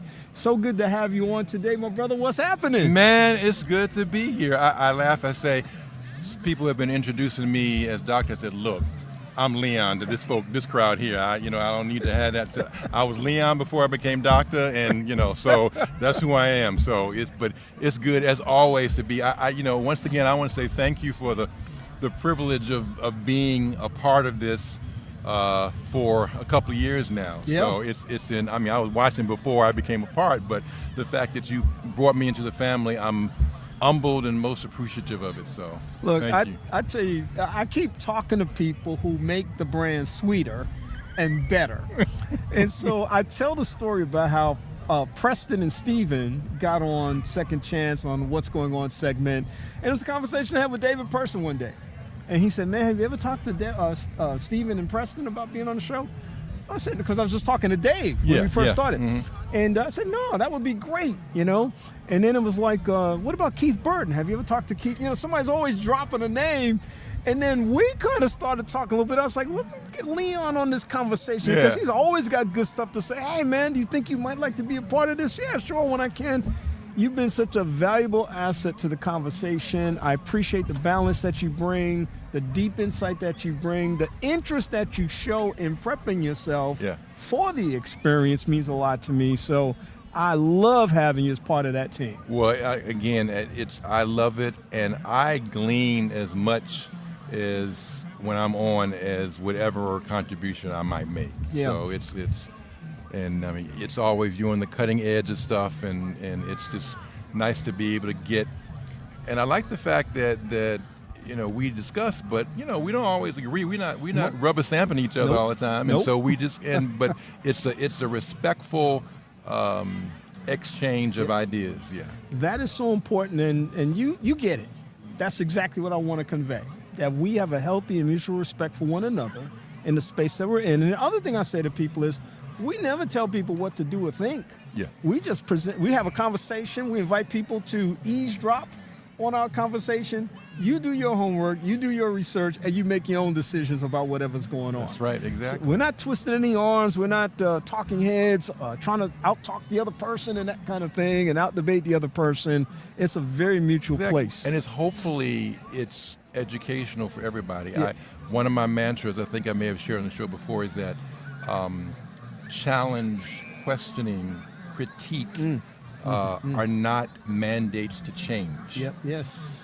But they are opportunities to dialogue. And after having a conversation, one of three things should come out of that conversation. So you and I have a conversation, and I should lead the conversation. Kenny, I hear you, but I can't get with that. Or I'm saying, you onto something there. I may have to modify my perspective. And lastly, or I just say, Kenny, you didn't open my eyes. I'm rejecting this. One of those three it should happen after a respectful, healthy dialogue. Yeah. And if your perspective, your narrative, your opinion cannot stand up or stomach question, critiquing, and challenge, then either what you believe is not worth believing, or you are very insecure in it. Yeah. Or both. Yeah. Wow. What does it mean to you to be back at Oakwood this weekend after having planted your roots here so many years ago? Had those roots nourished and fertilized, and you did like so many of us, you entered to learn, you departed to serve, and now you're back. You're seeing friends, you're connecting with people, you're engaged in all of this energy in this positive, uplifting, productive space. What does this mean for you to be here this weekend? I think it is a resurrection. It is a rejuvenation. It is a revitalization of what sometimes has lain dormant for years. I mean, you know, these were the 4 best years of my life. And the relationships that I developed here are lifelong. And amazingly, there are people here I haven't seen in some people in decades. And it's like, hey, there's just bring them. And then I tell you, what really did it, Friday night's musical really did it, because hearing songs that you know sang and heard while you were here, and hearing Oakwoodites do it. It's just, I felt, and I told somebody I really hadn't had that feeling in corporate worship in a long time. And I knew it was because of bringing back memories and all the things that happened and being back on the campus. Well, I haven't done my tour yet, but normally I sometimes go into Edwards Hall and find our suite and go into Ford Hall and try to kind of take a deep breath and bring it in. I'm gonna try to do that before I leave tomorrow, but if not, it's just good to be back. And you know, it's life changes, and you know, move on. Circumstances change. You know, various seasons change, but Oakwood is always still a part of me, no matter where I go. And so it will always, there's always be something that will remind you. And I think I may have also shared this on the show once, that, and I was reminded again today when I met somebody. It said, everyone who's gone to Oakwood is no more than 2 degrees of separation from every other person that ever went to Oakwood. And I'm like, okay, and I challenged that for myself. And I said, well, I said, I know Elder Bradford, or knew Elder Bradford. His mother was one of the very first students here. So that means I am 1 degree of separation from one of the original students in 1896. Wow. And everybody else, I mean, we might not always know each other, but guaranteed there's no more than 2 that you ask a couple of people, everybody who's been here is going to say, okay, so-and-so is my mother or my aunt or, you know, grandparent or something like that, you know. And I think that's an amazing thing. And I would dare say that this HBCU is unique in that. That might be a little bit hyperbole, but I think it's probably true that no other HBCU can make that claim. I would agree with that, and I'm going to take it just a step further. And I've never been challenged on this, and maybe people have just been very respectful, but I've sat in a lot of rooms in life, and the credentials in that room were world-class credentials in terms of academic training, places that people have worked, et cetera, places they've traveled and all that stuff. And I've sat in those spaces and have never been prouder that I was an Oakwood grad. And those credentials have been as mighty as any other credential on this planet. I say that with confidence, assuredness, and I tell people when they say, well, why should I go to Oakwood? I tell them exactly why, and I share my journey and the places I've been, the people I've been around, people I've seen, the extraordinary experiences that I've had. And my Oakwood experience positioned me for all of that. Absolutely. I mean, I have gone into spaces like you that are certainly outside of the incubator, but it is because Oakwood prepared me for that. It's interesting, it's a little bit continuing, but when I saw Dr. Blake a couple of days ago and I made him know who I was, he says, oh yes, you were at Loma Linda. I remember when you were a medical student. He said, I remember that you were asked to give a devotional thought to the board of trustees. Wow. And you gave us something very introspective to think about and reflect about. I was like, wow, I mean, the fact that he remembers me doing that, but the preparation, even though Loma Linda is supposed to be a school of the prophets, the preparation for that, and on some level, I did speak truth to power. Oakwood prepared me for that. Wow. And every interaction that I've had outside, it's been because of Oakwood. And you know, when you talk about Oakwood, somebody say, "You went to Oakwood?" You know, it's like, Oh, we know about that. So it prepared. It absolutely prepared. And that was one of the things Amanda interviewed me yesterday, just before I walked into the Von Braun, and I said, hey, Oakwood prepares you for life and your profession here, and of course it prepares you for life eternally. Yeah, wow. Very powerful experience to be here in this particular space. And as much as I celebrate being here for Homecoming 2026, I will not bury my own personal headline. This is totally selfish right now. We are both huge baseball fans. And the baseball season has started. And so I got to talk a little baseball with you because, I just got to do it. It's the thing I do. I'm excited about the start of the baseball season. And I'm that guy. This is an interesting part about my baseball journey. I'm a big Yankees fan. Everybody knows that knows me. I'm celebrate the Yankees every day. If they're playing, they got to win as far as I'm concerned. If they lose, I'm not a happy guy, all of that stuff. But I celebrate the success of the Los Angeles Dodgers. I absolutely, with great respect, of course, my favorite player of all time is Jackie Robinson.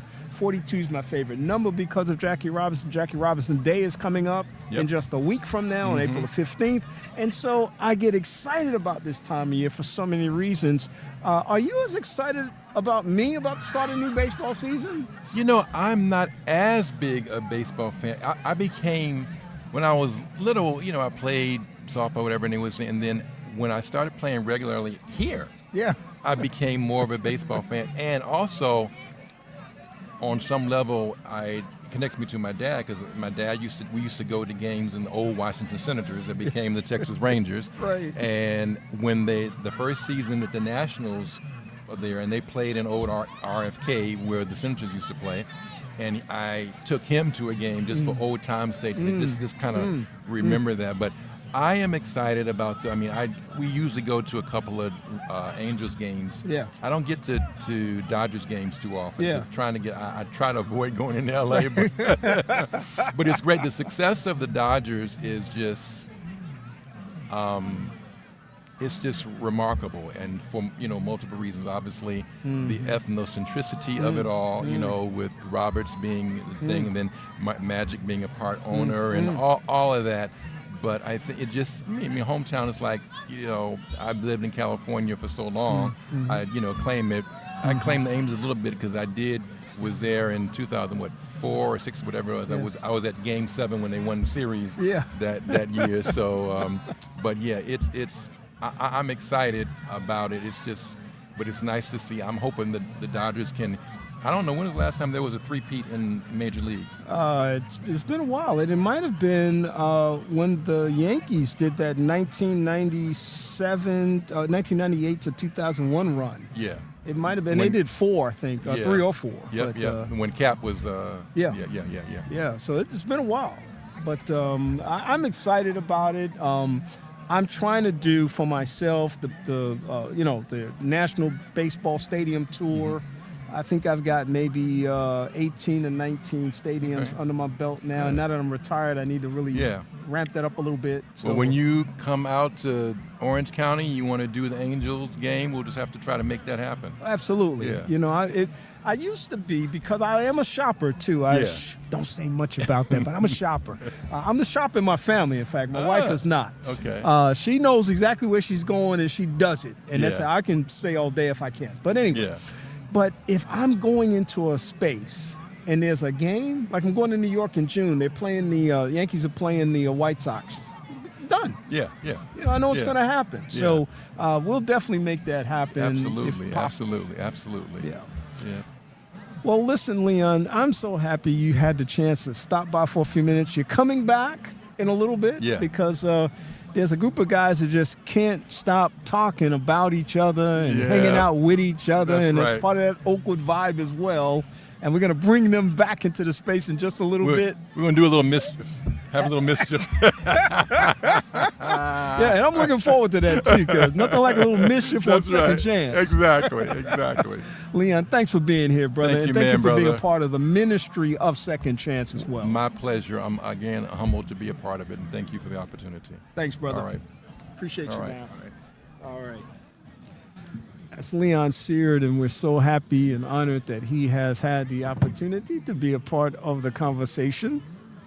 And we are going to have him back in just a little while, as I said, to extend the conversation and be a part of the broadcast. And we're, of course, having so many great conversations today, and very happy and pleased to be able to join you. We want to have an opportunity at this time to I'm just laughing because it's a beautiful day out here, folks. That's why I'm laughing.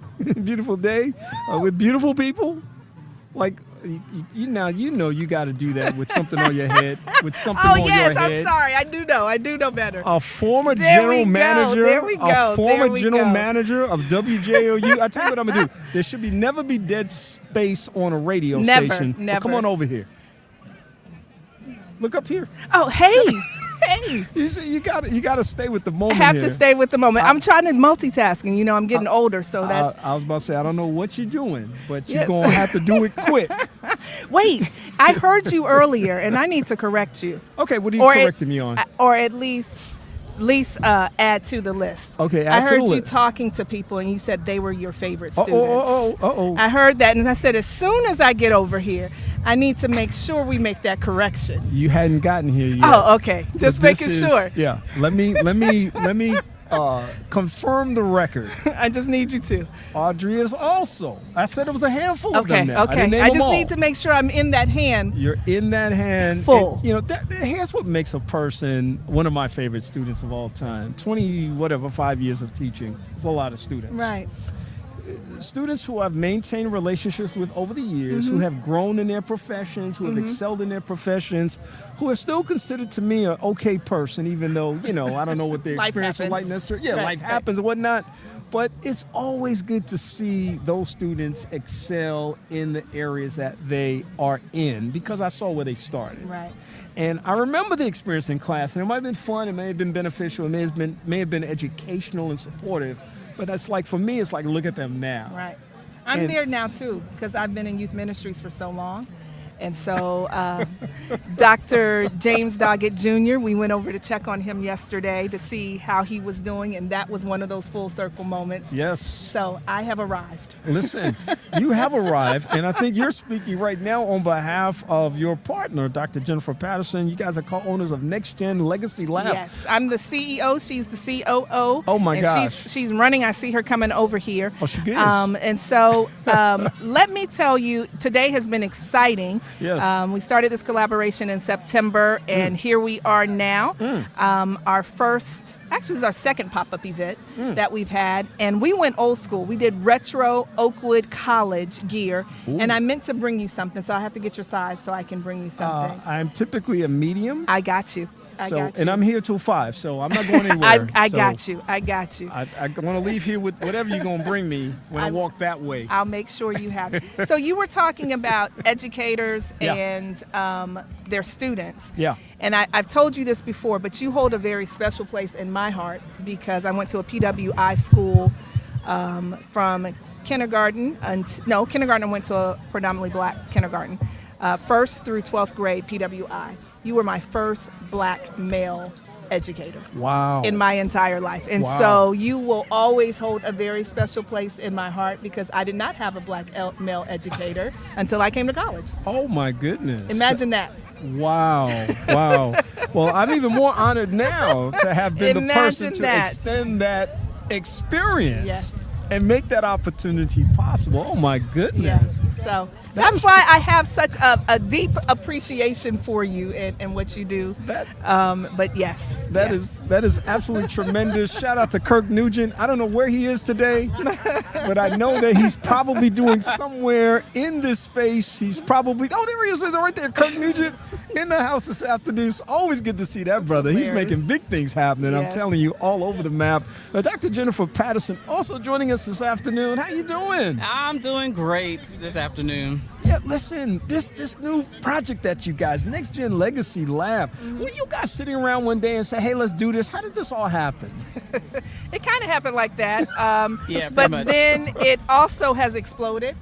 to something that includes youth mentorship as well as teaching young people and college students how to be entrepreneurs, but through the lens of apparel. So we are a custom apparel company, but we also are distributors for 1.2 million supplies. We have 3,000 suppliers that we distribute for. So if you can make it, we can provide it. Pretty much. From anything from t-shirts to cups to mugs to hats, promotional materials as far as your paper materials, banners. I'm looking at all the WJOU branding, and I just have to give myself a shout out, but this was done when I was there. And so we changed the brand, and I have learned that is really my heart, right? I just pat myself on the back. Don't spare myself any expense, right? No, not at all. Why? Right, and then the WJOU t-shirts. Donna gave us the opportunity to launch with the new ones that just came out, and so that was double for me to see the HD stations on a shirt, and we were able to do those as well. Wow, this is really huge. And what an amazing time to be able to do this too, doing Homecoming 2026. Absolutely. The energy has been infectious. I mean, people It's are everywhere. crazy this year, right? Crazy energy. So- What's made the difference this year? What do you think? Well, we are super excited to offer Oakwood College merch this year. Wait a minute. Wait a minute. Yeah. What did you say? Oakwood College. My diploma, Audrey's diploma says Oakwood College. So yours too. Oh my goodness. Yes, so we have. I was telling Kenny earlier that we have something for him. So we'll bring him Absolutely. something over with Oakwood College on it. But we felt that that's where we like to do hard work, right? And anything that we touch, we press all of our items. We make all of our items. And so anything that we touch, we love. It's the story that goes with it. Yeah. And so the college is where we rest with. Yeah. And so we're like, let's do college. We love the university, but there's more of us than them. There's more of us than them. We got to keep the college legacy alive. Yes. I can imagine you're talking about being distributors and being able to get this stuff in people's hands, and that's got to be exciting. As you look out over the landscape, and I'm just looking at Oakwood merch, but I'm thinking about all the HBCUs, all the PWIs, all of the different areas, the businesses out there. Do you all sit down and do you have a long-term, 5-year, 10-year plan? What is your vision for this particular company? So I think the sky is the limit. To whom much is given, much is required. And so one of the things that I love to do is start up businesses to help them get started, to launch what they're doing. That's been always one of my heartstrings. Jennifer loves to lean into the educational piece and those t-shirts or promotional items that speak to that. So you're speaking of 5 and 10 years. People will always wear clothes. Absolutely. Right? Yeah. Clothes will never go out of style, just like caskets. Right? Those two things will always be here. And so I think that you have to stay, relevant. Yeah. You have to stay in front of people. Yeah. And I used to be a general manager of a kids' children's store, and you don't realize how many areas you're reaching people in that children's store. You go from birth to death to planning funerals, like you are doing all of that. And that's the same thing with any type of apparel. You get to really be with the people and what the story is they're projecting. So it's not just a piece of material. It is also the story with the material. And I'm a storyteller, and I think Jennifer is as well. And so that's what that comes. So 5-10 years, my prayer is that we're still here. We're Black-owned, female-owned. We plan to continue to do this forever. And the beauty is we've been able to market with people who may not have huge budgets, but they have enough to get started. Sure. And so if you invest in yourself, we'll make sure that we take care of you so we can get your message out. Yeah, I love everything that you all are saying, and I'm excited for you, the space that you're in and creating. Jennifer, you of course you happen to be one of the more creative people in terms of your creative expression. Your poetry, the kinds of artistic ways that you've approached certain things and topics, whether they be topics of faith or other kinds of things in academic arenas, etc. Telling the narrative, I think, is the most important thing that a person can do. People like stories. People like stories because that's the way human beings connect. That's how we see similarities in me and you. When there are differences, right? We are able to connect to those similarities. And when we tell our stories, we expand our understanding of each other. We expand our understanding of the world. Yeah. Words matter. Yeah, they really do. And to me, they're real simple ways. They're not academic things. They're heart things. Absolutely. That people can connect with. And you can get up and preach a sermon that you spend a lot of time, hopefully, preparing for. Hopefully. Academically. Hopefully. Shout out to Kirk Nugent. And then homiletics, is that what it is? Is that the sermon? Is that when they put it together? I think that's what it is. Too. Right. Spoon. It is. What's up, brother? I'm just seeing all kind of people at out Alumni here. Weekend. I know it's a beautiful thing to be able to just see people and shout their names out. But then you can have somebody that get up, with, I'm going to say with all due respect, limited education, don't necessarily have command of all the language, but they're telling their story. Yes. And you'll be sitting there crying. You'll be sitting there going, oh my goodness, that's my story. I mean, the ability to tell that story is so powerful. And really, when you watch movies even, the best movies are movies that tell stories. Great stories, yes. Yeah.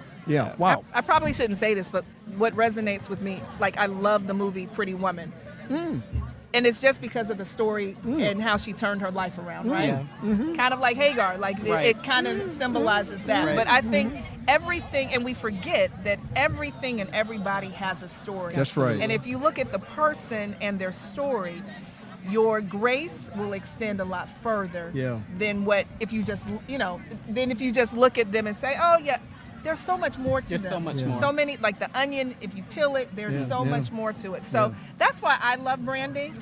I also love branding because everybody with their story has their own unique taste and feel and all of that. And so we someone asked us, we were blessed to partner with Oakwood University for their university. We do fulfillment as well.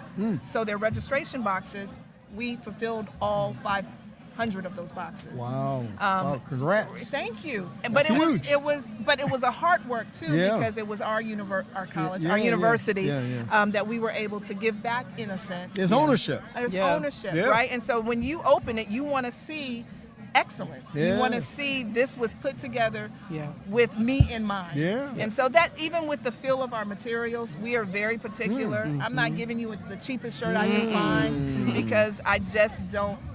I'm not going to wear it. I'm not going to put it on you. And if I do, I'm going to ask you for permission. I'm going to try to persuade you to do something better, right?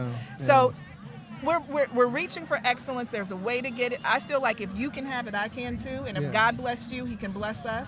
And so that's the way that we are operating in this space, and it's bursting. The last couple of weeks, I told somebody just a few seconds ago, I haven't slept in 2 weeks. Wow. I've been on my feet for 2 weeks, and I'm okay with it because I feel good. I mean, when you work and it doesn't feel like it, that's where we are right now. Next Gen Legacy Lab, I mean, it's just popping right now, and these ladies are doing extraordinary things, and we hope that you'll take advantage. How can people find out more about Next Gen Legacy Lab?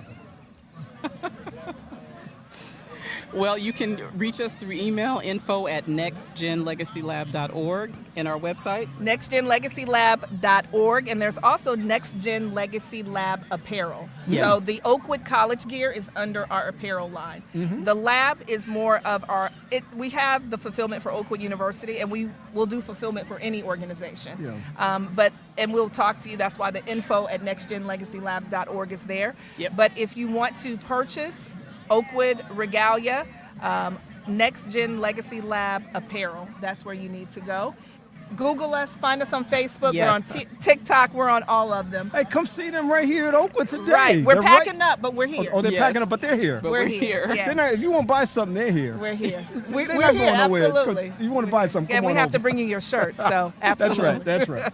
Ladies, thank you for joining me this afternoon. Continue best wishes. Thank you for having us. We look for projects to align with in terms of some things I've got going in the community. And I'm going to give Jen a big plug real quick because next month, or this month, next month. No, next month. Yeah, I'm getting all mixed up March, here. May, April, May, May, kind of May, runs together. But in May, I think it's May 4th, Dr. Jennifer Patterson will be my guest facilitator for my free monthly professional development seminar called First Wednesday. She's going to talk about self-care, and I dare you to come and find out how to take care of yourself. I'm going to have to come. Oh, you're going to definitely have to I'm come. gonna try- yeah, I'm If gonna you have to can't make it, she won't be able to do her presentation. She'll do it still. She'll do it well, So- but I'm still going to try to be in the building. I'm going to try my hardest. Yes. Thanks Thank you, for having ladies. us. I Thank you, appreciate Kenny. y'all. All right, take care. Thank you. What a great conversation. I tell you, folks, the beat just goes on, and we're going to continue to have great conversations on this afternoon. I believe that my next round of guests are not far away. They'll be here in just a moment, and we, of course, hope that they'll make their way over so that we can have that conversation in that process on a live remote. So I'm on this live remote. So how you doing? We got you. Yeah. And so I've got Ted and Bev first, and then Chris and Veronica. How y'all doing? Y'all want to go before your parents, or y'all want to go first? Either way, we can do it either way. Hey man, you doing all right? It's good to see you. I love this. Absolutely love this. All right, y'all gonna go first? Yeah, however y'all want to do it. Either way. Yeah, y'all can decide. Hey, Dad, y'all need to go first? Okay. So y'all come on down. Come on over here and talk to me. Put those headphones on, and that way we'll be able to hear in the process, and all kinds of stuff happening at this point. It's all good. You know, we're here for homecoming. We're here for homecoming weekend, and that's why we're here. You know, 2026 homecoming, and we're so glad to see so many people out and about for homecoming. And this is our live remote, second chance live remote, and an opportunity to just chit and to chat with so many different people. My next guests are Christopher and Veronica Robinson, the owners of Equally Yoked LLC. I first found out about this company last year, and boy, that butter, that butter got up in me. You gotta say it like that. Yeah, butter. yeah, that butter got up in me, and so Come on now. I'm so glad to have them on the show this year. How are you guys doing, by the way? Oh, we're doing so It's been a great turnout. Yeah. You see all of these people here? It's been a wonderful day. We've been having a great time.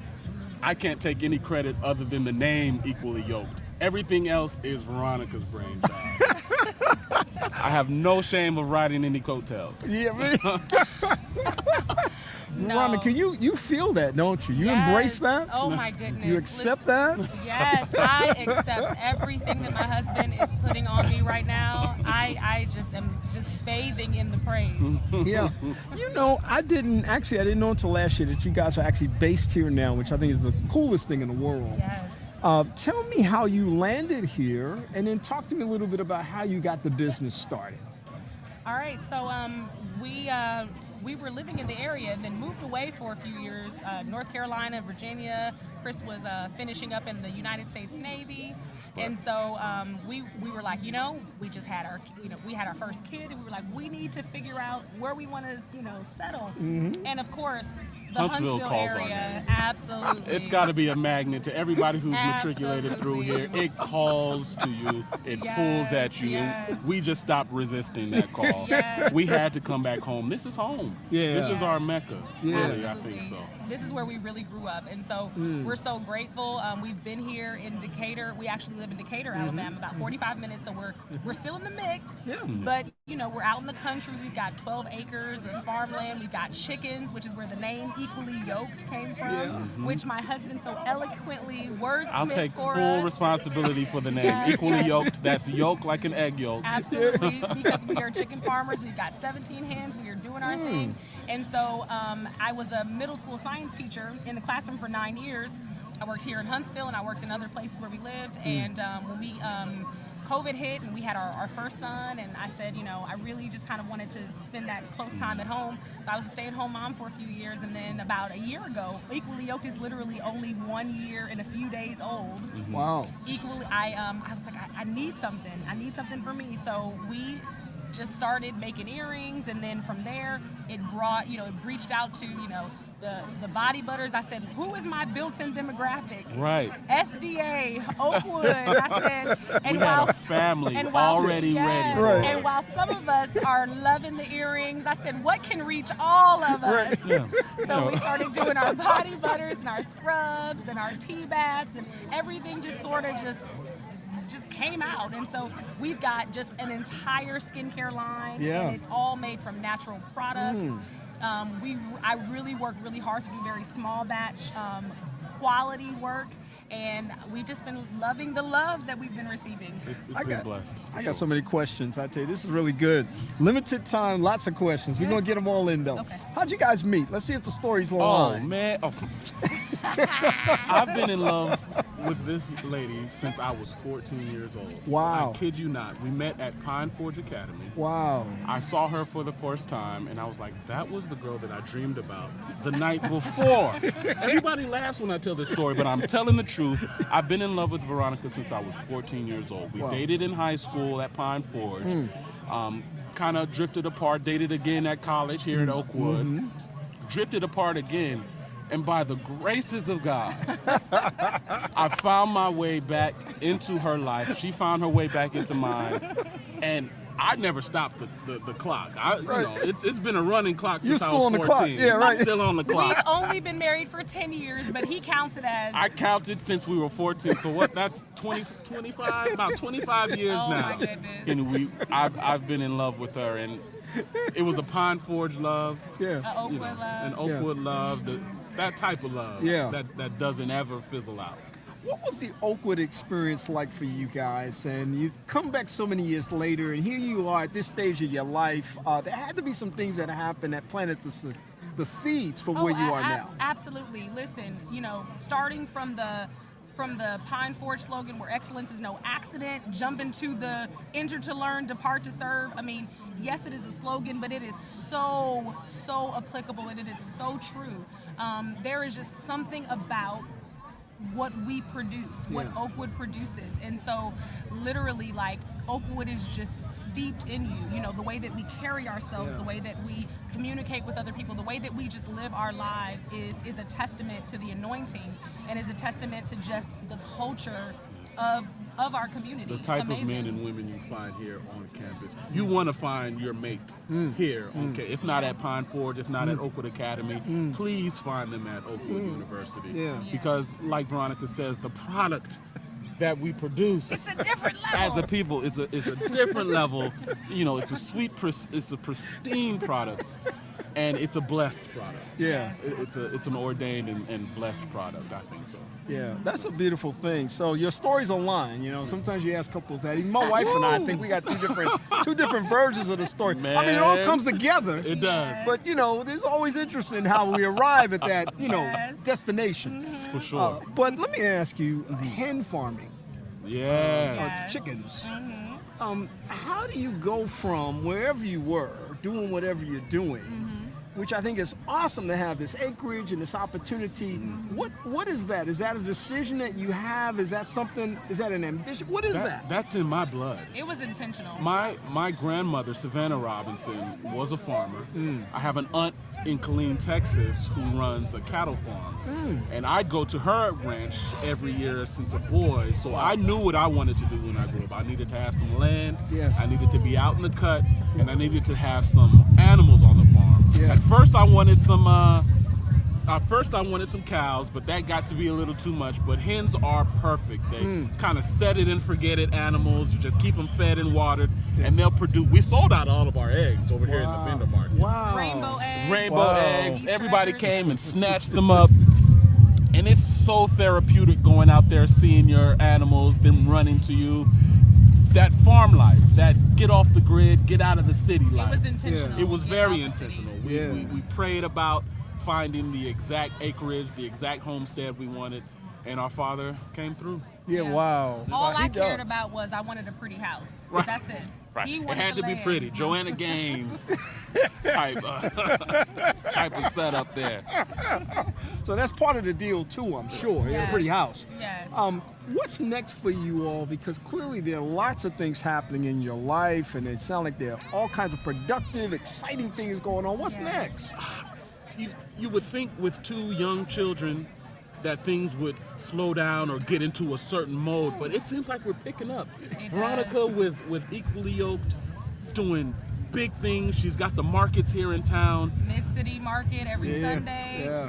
Thursday evening markets at Providence. Yeah. My mom's doing every other Thursday at Green Street for me, and I'm also at Huntsville Hospital on Thursday morning. So we're everywhere. We're in some really good markets, some solid markets, and I'm still doing my surgical technology, my travel surgical technology, but I do take microbiology here in May. And that is going to transition to a nursing program here at UAH. Probably coming in the fall. Wow. So we're still looking to improve our skills, enhance our skill set. continue to grow. Exactly. Equally Yoked is constantly creating. We're occupying until he comes. Absolutely. Come on Always now. creating stuff. Come on. Listen, this one right here. In a very powerful and productive way. If people want to learn more about Equally Yoked, how would they go about doing that? Please check us out on our website. It is equallyyoked.org. And again, you spell yoked like an egg yolk. So that's YOLKED.org. So equallyyoked.org. You can also find us on Facebook, on Instagram, on TikTok, where we have a very high presence. And listen, if you can't find us, just message somebody. You know somebody who knows somebody who They'll knows find Equally us, Yoked. all right? Christopher Veronica Robinson Come is our on now. Facebook. You know our parents, Ted and Odell. Yeah, right. You know, Odell and Beverly Robinson. Just hit us up. Just find us. Right. You can be found. You're not hiding. You could throw a rock and hit a Robinson or an Awani on this campus. Come on now. We're here. Oh, man. Christopher Veronica, thank you so much for spending this time with Thank me. you. Continue Thanks for best having wishes. us. We appreciate you. Thank Absolutely. you so much for having us. Absolutely. Thank you so much. All right. We're going to keep it going here right now. What a great conversation, folks. And we may not have had that conversation had it not been for these next guests, because they are the parents of Christopher and, of course, the in-laws of Veronica. They happen to be 2 of my favorite people in the entire world. And, you know, the world's a big place. So to say that these are 2 of my favorite people in the entire world is a very big statement. And I'm just so happy to have them. I was just saying that were it not for these 2 people, we would not have, that's good. If it were not for these 2 people, the person, at least one of the people up here prior to them coming up here, may not have had that conversation with me had it not been for these 2 people. They're the parents of Christopher and in-laws of Veronica. We're so glad to have them. This is just kind of like a tradition now. You know, every homecoming weekend, there's going to be a live remote. WJLU is going to be at the Vendor Village, and I'm going to talk to Dr. Beverly Robinson and my brother, Ted Odell Robinson. We go back. We go back to 1975. You know, I've seen so many people from 75 this weekend. I mean, it's been kind of crazy. It's not even our year this year. Hey, look, every year is our year. But there you go.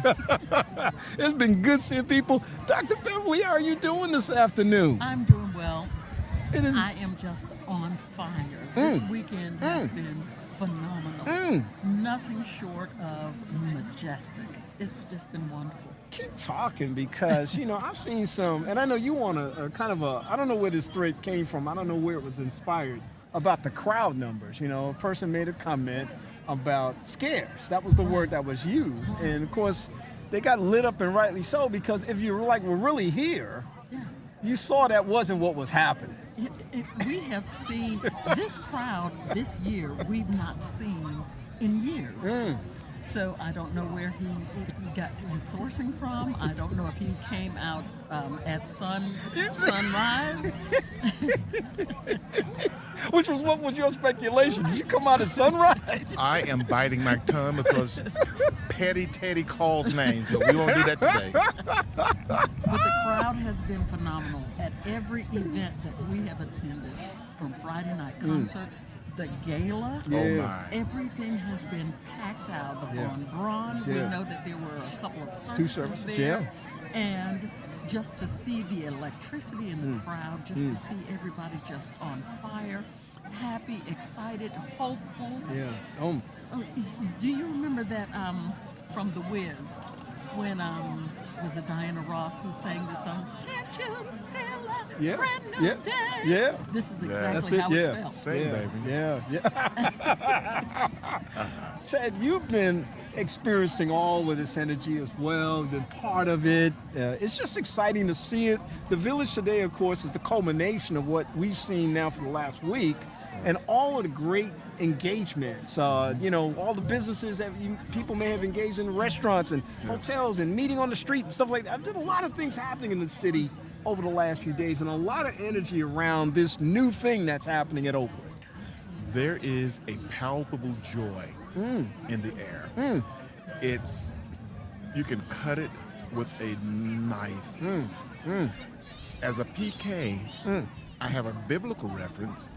It seems as if though we have reached the promised land. This weekend has been milk and honey, a bounty of fruit of joy, happiness. There's positivity in the air that we're all enjoying, not just enjoying, but manifesting. Each person seems intentional and deliberate about being hopeful. Beverly used that word, I love that, hopeful. And we're being helpful. We're spreading the positivity of, we can do this, Oakwood community, Oakwood family and friends, Oakwood alumni. Whatever needs to be done, we're committed to having it done. I love that. I love that for so many reasons. And I'm going to use this sports analogy because I know we're all big sports fans in some form or fashion. That there's a role player mentality right now in this community. People are looking with intentionality for the role that they can best play. Because they feel a sense of inspiration. They feel the possibility of things. Even when big numbers are thrown around, like we got to raise $40 million, people aren't going, oh my gosh. People are like, let me start thinking about this. Let me figure out what my role is to play in this process. What am I doing? In fact, yesterday I was like, what more can I do? Because I know what I'm doing, but I'm like, what more can I do? And as a force multiplier, the impact that will have on our campus is what I've experienced over the last few days. In fact, I was talking to my husband just this morning. Of course, we're looking at our bank account, and, you know, I'm asking him, why did you do this certain thing? And he said, because I want to help out as much and as often as I can. And whatever he sees going on campus, he's pouring into it. And I absolutely love that. And when you say the leadership mentality, I think about corporate America. Both of us come from corporate America. And we know that a company's culture typically comes from the top. We know with American politics, that culture typically comes from the top. But what's happening now, we have seen what is happening at the top with Dr. Gina Spivey Brown. And we are catching on to her enthusiasm, and we are feeling it. We are feeling her. And because she allows everybody to know that she is doing this because of what the Holy Spirit has infused in her. And when you don't fight with the Holy Spirit, you don't fight with her. That's a losing battle. So you may as well get on the side of right and righteousness. That's right. And she is on the side of right and righteousness. And we follow her, we support her, we believe in her because she believes not only in herself, not only in Oakwood University, but she believes in God. A year ago, Dr. Gina Spivey Brown was aspiring to what she had been finally called to do, the president of Oakwood University. You all put out the clarion call for people to gather at the Bell Tower. Bell Tower will never be the same as far as I'm concerned. It's almost like holy ground as far as I'm concerned. Because there's a sacredness about what has happened since last year as she was anticipating stepping into this space. And people were called to come together to pray for her. And she stepped into that space and embraced what people were doing on her behalf and on her account. The call came out again this year, and I think people are as excited, if not more excited, this year to come back. The crowd was bigger. The crowd was bigger and diverse. All kind of folk were in that space. Just briefly talk about that Bell Tower experience. We used to talk about Bell Tower Ministries back in the day at Oakwood. This was a different kind of Bell Tower Ministries. Well, the initiative was conceptualized by my wife, Beverly, and she said the Holy Spirit inspired her to make a clarion call for the women to come together in a prayer Zoom call. They had well over 150, 200 women call this time last year. And then she made the call, let us all meet at the Bell Tower. I followed up with a call to the men to surround the women as sentries, S-E-N-T-R-Y, sentries around the women. We wanted to support that initiative. We believed in it. We believe in Dr. Brown's possibility, the power of possibilities. And with the working faith, the Bell Tower the project came together, and this second year was even larger. Next year, we hope to expand it. Maybe have to put down chairs. You know, I don't know. Yeah. But it's wonderful to see just how empowered the different alumni are, Friends of Oakwood. So I thank Beverly for that conceptualization. I thank the persons who attended, who supported, who prayed, who participated in the program. Yeah. It's always about only 30 minutes long. It's not long at all. Yeah. But the vibe that comes out of that is just exponentiates the joy that we feel. And I keep going back to joy. Yeah. Because people are just happy again. Yes.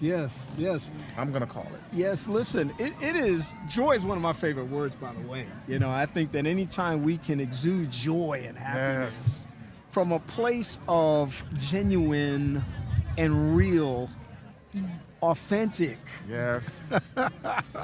Yes. Joy. It doesn't seem performative. No. It's like, you know, it's crazy. I'm glad you said that, because that is a great way to conceptualize what we're trying to share with people about this joy. Sometimes you can be in a space and people are performing the joy. And unfortunately, that happens oftentimes within church congregations. See, when you walk into the church, you're experiencing a performance. I'm not judging anybody specifically, but I'm saying sometimes it just feels like it's just kind of automatic. You know, how you doing? Not so good. Oh, I'm good. You know, because you didn't process it. You didn't really hear what they said, right? So it feels performative sometimes. But, I mean, people have just been bouncing around in this space like they're just happy. People are everywhere. I'm telling you, it looks like the Israelites have conquered the promised land, and they are doing the holy dance, joy dance, Well, eating. Even Dr. Brown did the holy dance. Oh, yeah. And you said it was holy ground up there at the Bell Tower. Yes. It was absolutely amazing, the joy that she exuded. And to revisit that, you know, we've been praying from day one throughout the year. And I do get emotional about that, because when the thought came to me, I asked God specifically when she was being considered, God, tell me, what can I do? What can I do? And the Holy Spirit spoke to me. And I know it was the Holy Spirit. And from that, it just grew. And just seeing and talking with the crowd on Friday, the excitement that they had and the gratitude they had. But moreover, Dr. Brown is the one who reached out a few weeks ago and said, please, let's do the tower again. Wow. Let's do it again. Yeah. And of course, I'm going to comply. Right. Because she knows Jesus. She knows Jesus. But it was just absolutely amazing. Yeah. Amazing. Just to hear the feedback. Yeah. People so happy that she is working so hard and just being willing with their time, with their talent, with their tangible assets to pour back into Oakwood. It was wanting to pour back into Oakwood. That's right. It was a magnificent gathering of souls. Yeah. And everybody who was there was supposed to be there. That's right. Yes. I'm just overwhelmed with this joy thing. Yeah. Well, we're embracing it for sure, and I'm just so happy you all have taken this time to grace this studio and this opportunity and be a part of this experience. So I do want to say publicly, thank you. Of course, you know how I address you, Councilor, Mayor. I want to thank you for answering the call to pass the stone, the stone of remembrance and power to Dr. Gina Spivey Brown, and for those words that you spoke to her, that you spoke into her, that you spoke over the crowd, which were words that came from the throne. Praise we God. could feel that. Wow. But I thank you for the joy that you pour into so many people. You will never know how you have impacted not only the throngs, but how you have impacted Odell and me. Wow. You Wow. have really, really impacted. You are that friend. Wow. And we thank you. Praise God. I thank you for that. I'm grateful to him for allowing me to have that impact. And I pray that our relationship will continue to move forward as we move through years. Always a privilege and pleasure to have you. I always say, and I'm not going to let him get away without saying this, these are two of the realest of the real. That's all we know to be. Because there are a lot of folk out there now. And y'all run into them from time to time, but these are real folk. Can I name names? Yeah, we gonna get out without naming names just for today though. Oh, next year. Next year I'm we'll name some naming names. We're gonna bring the files next year, right? I love these Thank you guys. Dr. Bev, Ted, thank you so much. Thank you, my brother. So Appreciate much. you. Thank you. Thank you so much. I think Niecy's gonna take a picture of us real quick. Did you get it, Niecy? You got it? Got the picture?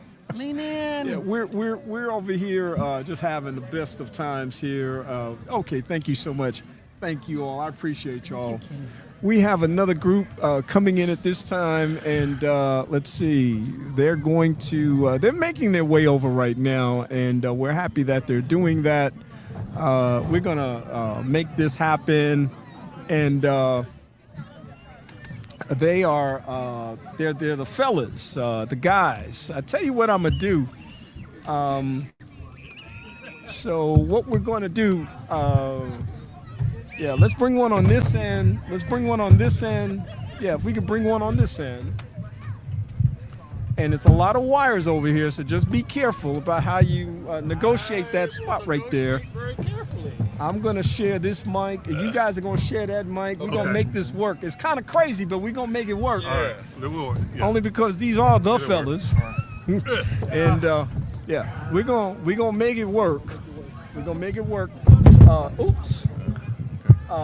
Yeah, two people will have to wear. It's on video. It's on video. It's been archived. We're gonna bring you on. Don't go nowhere. We're gonna work it out. Don't go nowhere, Jesse. Stay.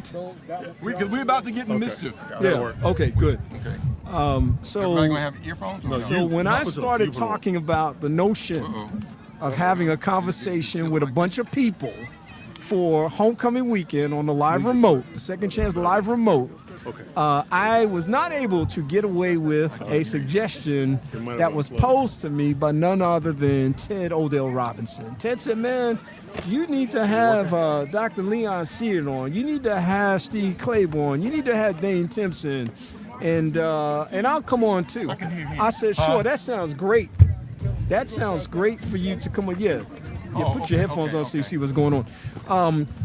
And when all of that happened, do you want me to say that again? Yeah, just one of y'all. One of y'all put it on. Okay. Oh, no, probably he needs to. Yeah, he's closer. He's closer, yeah. All right. Y'all know better. Y'all, come on. Y'all educated. Yeah. Y'all educated folk. Y'all just read my lips. Y'all be able to figure out what's going on. Yeah, so here's the thing. So when the notion was proposed to have a live remote and have guests on the show, this brother right here, Ted Odell Robinson, said, I'm definitely down. I'm coming on with Dr. Bev. We're going to do our thing. But then he said, you need to make sure Leon is on. And you need to make sure Steve is on. And I had already asked Dane because Dane had written 2 books. And so I was going to definitely have him on. And then this guy says, no. I don't mean individually. You need to have them all at the same time. Yes. That's when my head started going, oh, my goodness, how are we going to work that out? Well, here we are working it out right now. We got Dane Timpson. Hey, how you doing, Kenny?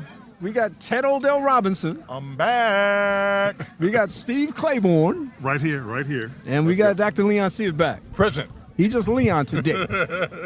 Now, I'm going to tell you something. Now, Leon was at the Bell Tower on Friday. And I knew we were having a Vesper service later that day. But Leon, and people were coming behind him to talk too. Leon did one of them things that makes people think that when they're coming behind them, they don't want to come on the stage. And this brother preached a sermon. I told him before, and I said, he is profound. Yeah. I don't think you remember this, but we were at a conference one time, and Dr. Akbar was the keynote speaker. But you spoke, and your message was it was a faith-based message. It was there's life in a tree, and a tree bears fruit. I don't remember sermons, but I remember your sermon that day. And that was the title of the sermon. And this brother, although he's been an extraordinary, skilled doctor for many years, you know what his other calling is. He's a preacher. Preacher. He's a preacher. Preacher. It was his first calling, by the way. He didn't miss his calling. He just augmented his calling. Yes. Yes. Yeah. Enhanced his calling. There you go. And E never forgave me for rejecting his call. But he would still ask me about his prostate cancer. Yeah. So I look, we can go a lot of different directions with this conversation. Right? Well, let's start while we're here. Yeah. Go ahead, Steve. We're the 5-4, and we keep. Spell that for him. Spell that for him.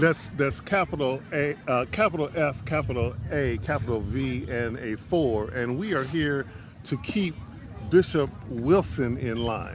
That's why we're here. Our mission statement since our formation about a couple of years ago was to monitor each of his postings on Facebook, Right. Instagram, and his very own Wherever website. he at, yes. Wherever and to he's at. correct him in sometimes his theology, his ideology, and his other idiosyncrasies that we have to monitor with the help of the Holy Spirit. Yeah. So we've helped him progress in a way that perhaps Oakwood and Andrews and what's that other place he went to out in California? Has anybody seen the good bishop? Oh, he's out there taking pictures. We're gonna bring him on camera. You know, we're the best 4 hype men that money can't buy. And we do it with love. It's nothing derisive. Yeah. No. Nothing pejorative. Encouragement. We had to bring him down from Sometimes the not. fake news of his alleged athletic prowess when he was here. That's probably his biggest fallacy. Yeah. Right? His misremembering Yes. his athletic days back in the day at Oakwood. But that's another, maybe next year we'll delve into that. Yeah. Not to mention that his Facebook ratings would be at an all-time low if we weren't here. We brought his numbers up. That's right, we did. Yes. Yeah. We keep his numbers up. So I got to ask this question before we talk about whatever else we're going to talk about. But do y'all buy those walks and those talks that he's doing? Is he really walking? I think he's on a AI. scooter. He's on a scooter or something. Yeah. I'm not It's sure kind of how like he's doing in a that. Spike Lee movie where Yes, the exactly. sidewalk is moving, Exactly. That's but he what ain't it is. actually walking. That's it. I think that's what right it there. is. Certainly he would be out of breath. So he's hardly ever out of breath. He's feigning a limp. Yeah. As if to say, I'm 68 years old, I'm limping and I'm walking. But that's not true. Yeah. And if he does, he calls Sherry at the end of the walk to come pick him up. Yeah. Exactly. All that happens off camera with editing. See? Yeah. And he clearly can't take the heat because he just got out the kitchen. He just walked away from us. We're gonna He call probably back. said something disparaging about him. I don't know. Dr. Wilson. Dr. Wilson. Just make your way up and just come right this way. Come on. We want people to say that we're not talking about the figment of our imagination. So he No, tried no, we didn't ask you to say anything. Just he come. got that fake You lip. don't need He a got mic. that fake lip. You don't need a mic. No, you had the mic Friday night. Nobody took it from you. I thought this Hit was the a mic right GED promo. This is not a GED promo.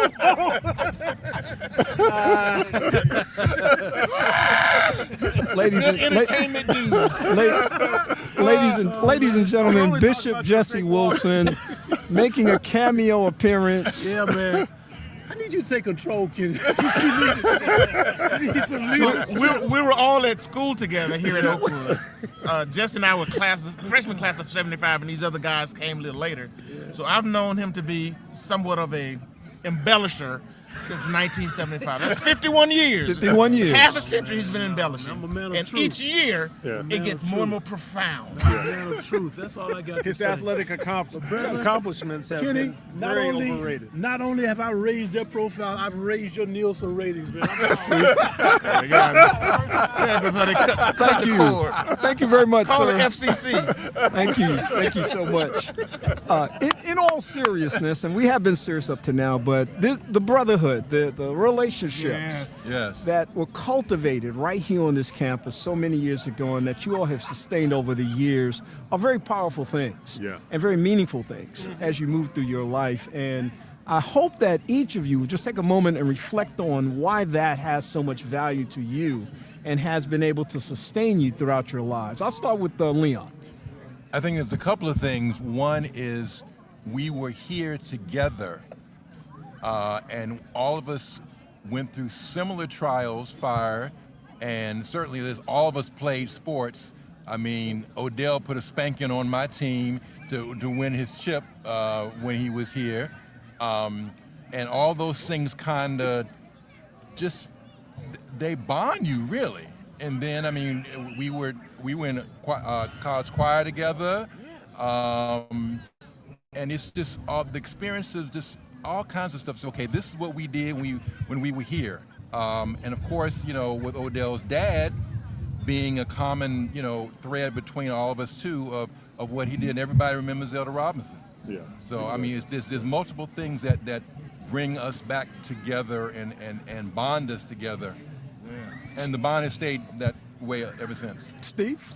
I think the important thing to remember is, as social beings, we like to be involved together with something. And I think that's the part that does that. You know what I'm saying? We are, even though the Fab Four kind of evolved based on us looking at Jesse's post, it was coalescing in that sense. And so we belong together, you know, and that's how that came about. Yeah, Ted? I love how you put that we belong together. Indeed, it's an irretractable, irreversible, unbreakable brotherhood. Right. And we've known each other for decades, literally decades. And we've bonded over life's trials. Right. Illnesses brought us together. Family trials, grief has brought us together. And we are here for the long haul. And I wouldn't trade these Faith Four brothers for anything. We can call each other whenever we need each other, or to think about each other, or to lift each other, give encouragement and affirmation. And I love each of these guys. And finally, Dane. Well, I have three things that I remember. Number one, I didn't make the freshman basketball team. And I'm a little salty still to this day that the choice came down between Michael Maine and myself, and they picked Michael for the last spot in the freshman basketball team. I thought we would name names next year. The second one is I didn't get chosen for A-League, and I had to play B-League, so I just took it out on a number of others. You know, hey, don't sleep on a good thing. And the third thing, it is iron sharpening iron. We have a commonality. We have a brotherhood. We have sincere love and admiration for each of us here. And it's not superficial. It's deep. We're genuinely happy to see each other whenever we're together, and that means a lot. Let me say one last thing. Yep. We jest, but these three are some of the most brilliant minds that you'll ever read on social media or in their publications. I tell you, these guys are brilliant. So don't let the jokey joke fool you. Dane Timpson, Ted Odell Robinson, Steve Claiborne, and Dr. Leon Sear. Thank you so much, guys, for being here, being a part of this experience. Y'all come back and see me anytime. Of course, I got that link. I just kick it out to you. Just join me anytime. Maybe we have another conversation that way as well. That'll always be a lot of fun. This might be your easiest booking today. We're falling on top of each other, just trying to get over. We will plan a kiss on you, but you know. Dr. Wilson, be careful what you post on this. Appreciate you, man. Thanks, brother. Appreciate y'all. All right. We, of course, have... the mic is still hot. That's right.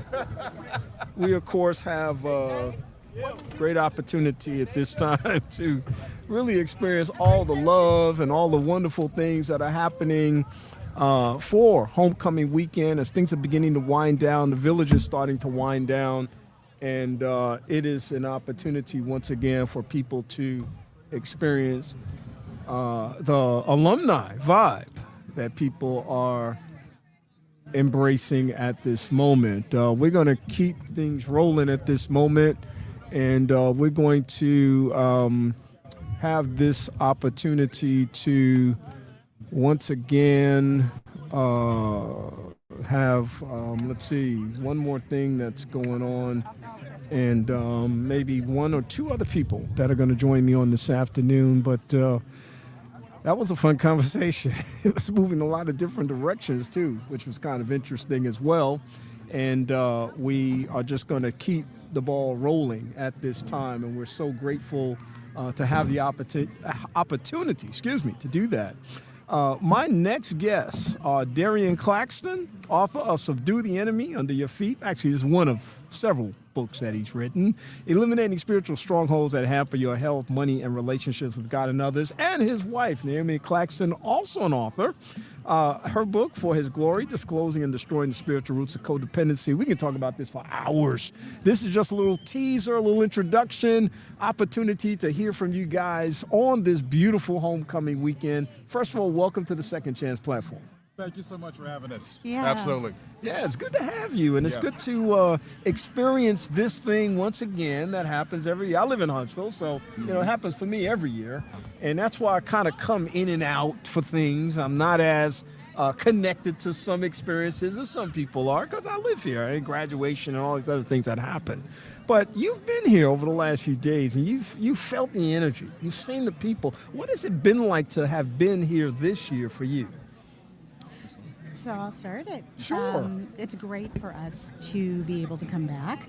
We actually have 2 children here, so we have been trying to come fairly consistently, but the energy this year was so much different. It's so wonderful to see so many people coming back after the pandemic. Yeah. Attendance had gotten really low, so we really enjoyed meeting people, mingling with people, seeing people we haven't seen in decades, so it's been a blessing. Yeah. Darian?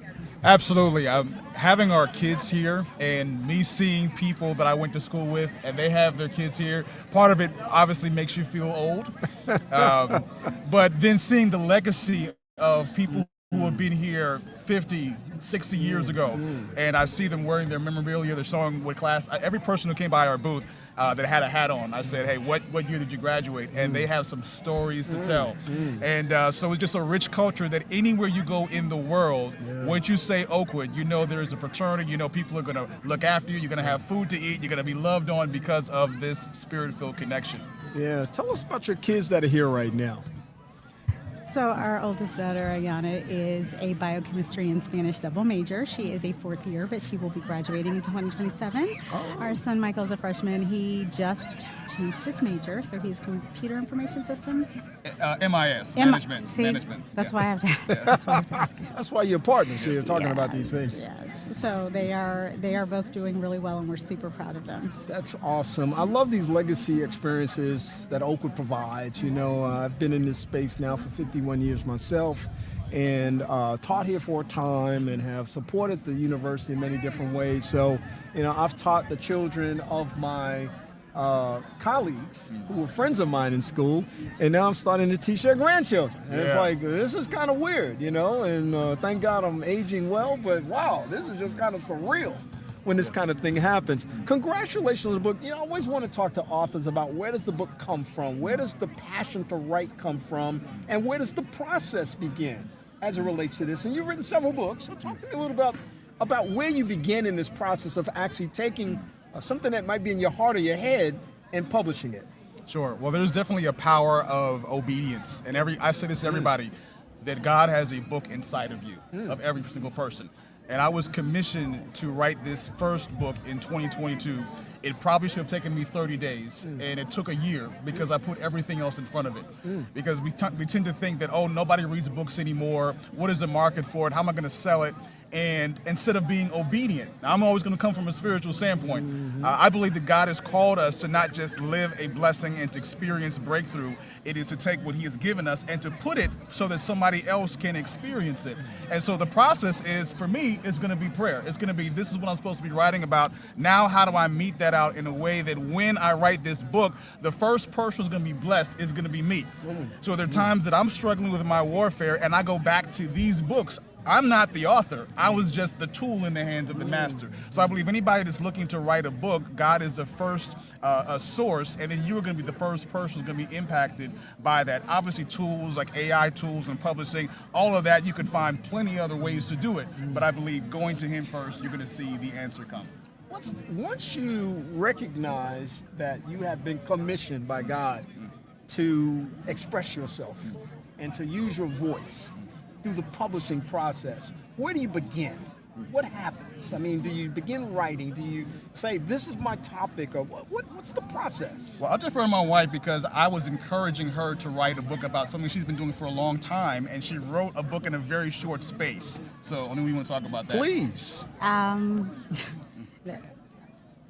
would say the same thing for my husband, that the Lord gives the impetus to do the writing, and he gives you the subject matter. You just have to be willing and open to sit down and do it.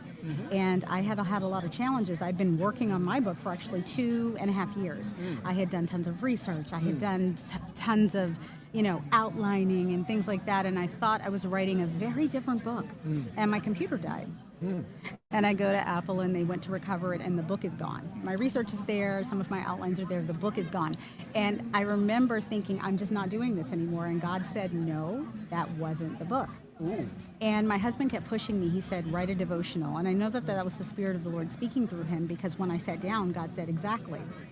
And my husband's right. I think I wrote the book in under a week. Wow. Because I had the work. I had done the work with the Holy Spirit. And the book was not just for each and every woman that I've coached. And I haven't really talked about what the book is about. So I am an author, but I'm also a coach.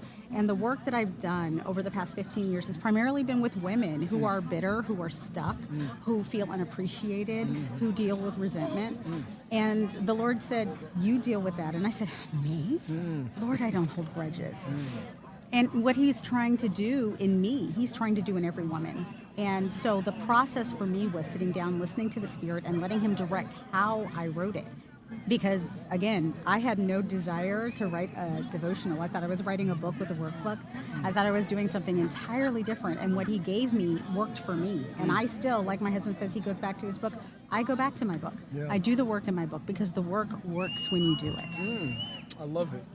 What do you hope to, you talked about the thing in your mind that says who's going to buy the book, who's going to read the book, and that kind of thing. What audience have you chosen to be the recipient of your message? My lane is spiritual warfare. We had a interesting experience in one of the churches that I was an elder of, and discovered that somebody was involved in witchcraft at a high level and attacking all of the leaders of the church. And these are the type of conversations that are a bit taboo once you deal with demon possession and once you deal with apparitions appearing, and these were the calls that I was getting as a young elder. And I believe that every single person in their walk of faith, if they were to examine the spiritual root of their problem and they eliminate that, that's going to take care of everything. So most times we are praying about symptoms. We are praying about issues with our finances, with our relationships, with our children, and as we look in, because I'm obsessed with the book with David. So we see his prayers had to graduate from I'm praying for deliver me from my enemies to defeat the counsel of Ahithophel. So getting straight to the point. My audience is individuals who are tired of praying surface level prayers, seeing surface level quote unquote breakthrough that should have happened, and realizing God has called them to a higher level of warfare, and that Satan is not just attacking in this supernatural aspect in Haiti or in Africa. It's happening right here, and we have to be prepared to be offensive in our warfare because God has already given us the power to subdue the enemy under our feet. You both alluded to this earlier. This will be my final question, but as people listen to these kinds of conversations, sometimes they're inspired and they feel like God is speaking to them. And we know that is many times what's happening. somebody listening out there this afternoon, to the point that you made earlier, is a book in everybody. And they're like, yeah, this is the confirmation that I needed. This is the moment. Where do they begin? So they begin by sitting with the Spirit and with prayer. So my book is actually, For His Glory, is really about alignment. It's about recognizing the ways that we allow the busyness of life and the overwhelm, the things on our to-do list, the things that we want to see God do, to choke out. The Word talks about the Spirit and the gospel being choked out by the cares of the world. There's an analogy that we all hear. A professor comes in a class and he fills a jar with sand, and then he tries to jam some big rocks and some marbles and some other things in there.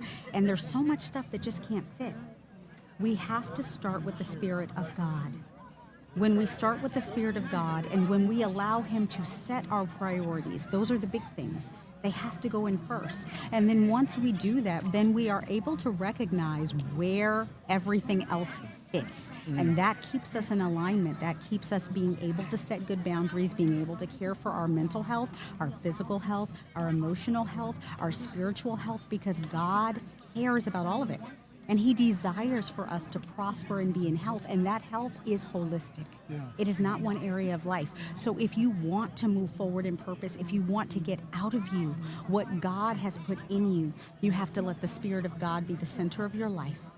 You have to relentlessly purge your desires and your expectations and let Him set your priorities. And part of that work is simply recognizing where you're overfunctioning and doing for others what they should be doing for themselves. I love that. That's something we talk about often on this broadcast, and that I talk about in life whenever those challenges occur. I've been talking with Darian Claxton. He is the author of one book. He's got several: Subdue the Enemy Under Your Feet, Eliminating Spiritual Strongholds That Hamper Your Health, Money, and Relationships with God and Others. And his wife, Naomi Claxton, who's the author of For His Glory, Disclosing and Destroying the Spiritual Roots of Codependency. How would people get in touch with you or find the books? Sure. All of my books and the audiobooks and video resources are available at bendingbowsofbronze.com. bendingbowsofbronze.com. They can also find me on Facebook and YouTube under those same names, that same name. Okay. And my books are available at my website, which is www.thehow2chick.com. And that is my handle on Facebook and Instagram as well. All of my information for the books and the audiobook are on my website. Fantastic. Listen, Can I just say one more thing? Yeah, This is a plug for Oakwood. So I met my wife at Oakwood, and my uncle said, go to Oakwood, find you a wife. And so if somebody's listening and they're on the fence, this is a place where you find your wife. It's a place where you find your friends, you find your husband, you find your network that God is going to use collectively to finish the work. I wish we had 10 more minutes, because we would play that for sure. I mean, we would work through that, get deep into that thing, because you're absolutely right. I mean, so many people today I've talked to have shared that testimony, and so many people I know have had that testimony. I know for myself, even though my wife didn't go to Oakwood, she lived here in Huntsville, but she had a strong network in the Huntsville community. And of course, that's a beautiful thing.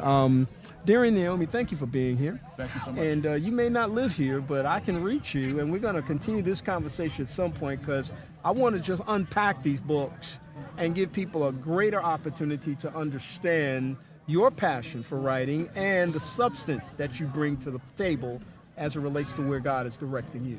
Absolutely. Thank you so much for having us. All right. Thank you. Bye-bye. We've got perhaps one more conversation today, and that is coming up here in just a moment. And we're so happy to be able to spend this time with you all this afternoon on the live remote here at Praise 90.1 FM. WJLU Second Chance is the radio broadcast, and we have been talking with Oakwood alumni and friends and loved ones and family and so much more throughout the day. We've had some surprise visits and some surprises, but all in all, it's been a good afternoon. I want to give a big shout out to my man Damian Malone, who's been behind the scenes. Oh, now he's grubbing over here, but doing his thing. Man, I just looked down. I thought he was working a board or something, man, but he's doing that too. He's a Renaissance man. He's getting it all done. But shout out to him and appreciate him for making this happen this afternoon, as well as we talked with Donna Baker earlier, the general manager for the station. Nisi Tucker's here this afternoon, and she's behind the scenes as well, making it happen this afternoon. She's helping to coordinate the guests get on and off the stage and make sure that they have a good customer relation experience this afternoon. So we thank you for being a part of this conversation. Janelle Davis Harris is here with me this afternoon, and she's the author of The Unexpected Stranger, and she's so much more. She's got that Oakwood juice in her. You know, it all flows through our veins because she's been here, she's done that, and she's back for more because of that Oakwood experience that rooted and grounded so many of us. You can't beat the Oakwood experience, especially our class, everyone that we met. It is a lifetime experience. It is sisterhood. It is brotherhood for life. Yeah, I mean, listen, if you told me to not bury the headline about Oakwood, let's get past the spiritual foundation. Come on. It would be the relational nature. Yes. Of what I got at Oakwood and what I see everybody else vibing off of as well. Absolutely. And even when I put a post on the different people that we have lost, we felt the loss because they were a part of our lives. That's right.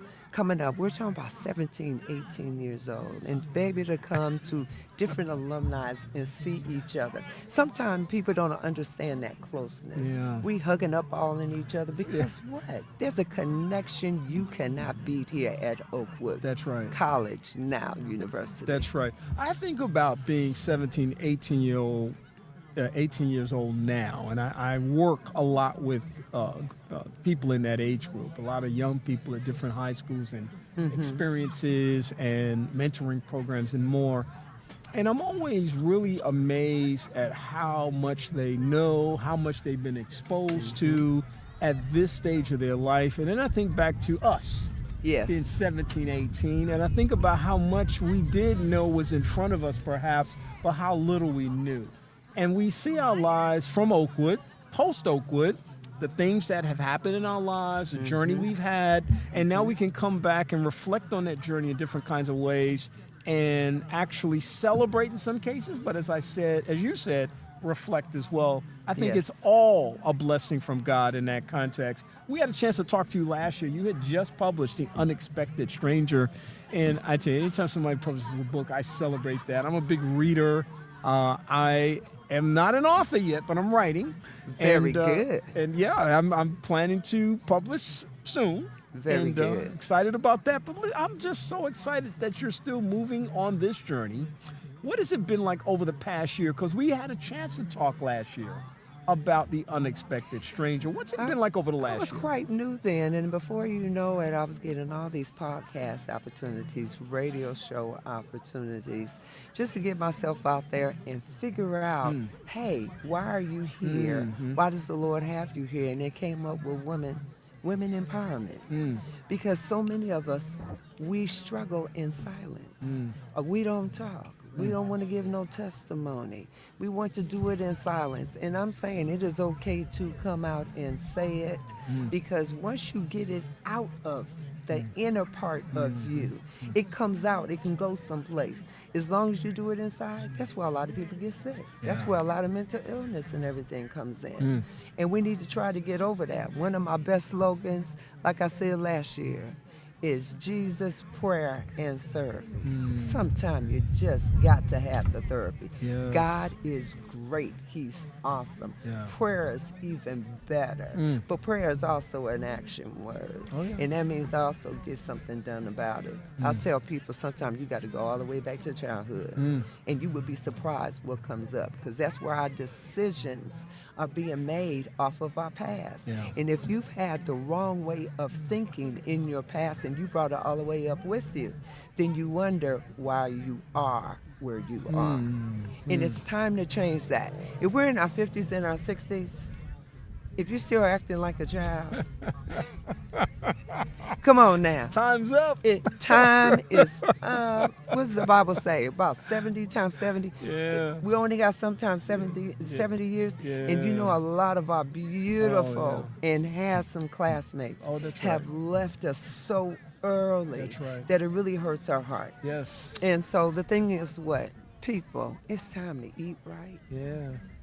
It is time to get your mind together. That's right. It is time, and the way this world is, Lord have mercy. Yeah. What's going on in this world? Yeah. Things are out of control, and it's out of control. Seems to be getting worse every day, and there's a Yes. high degree of concern and anxiety and Yes. fear in the world today.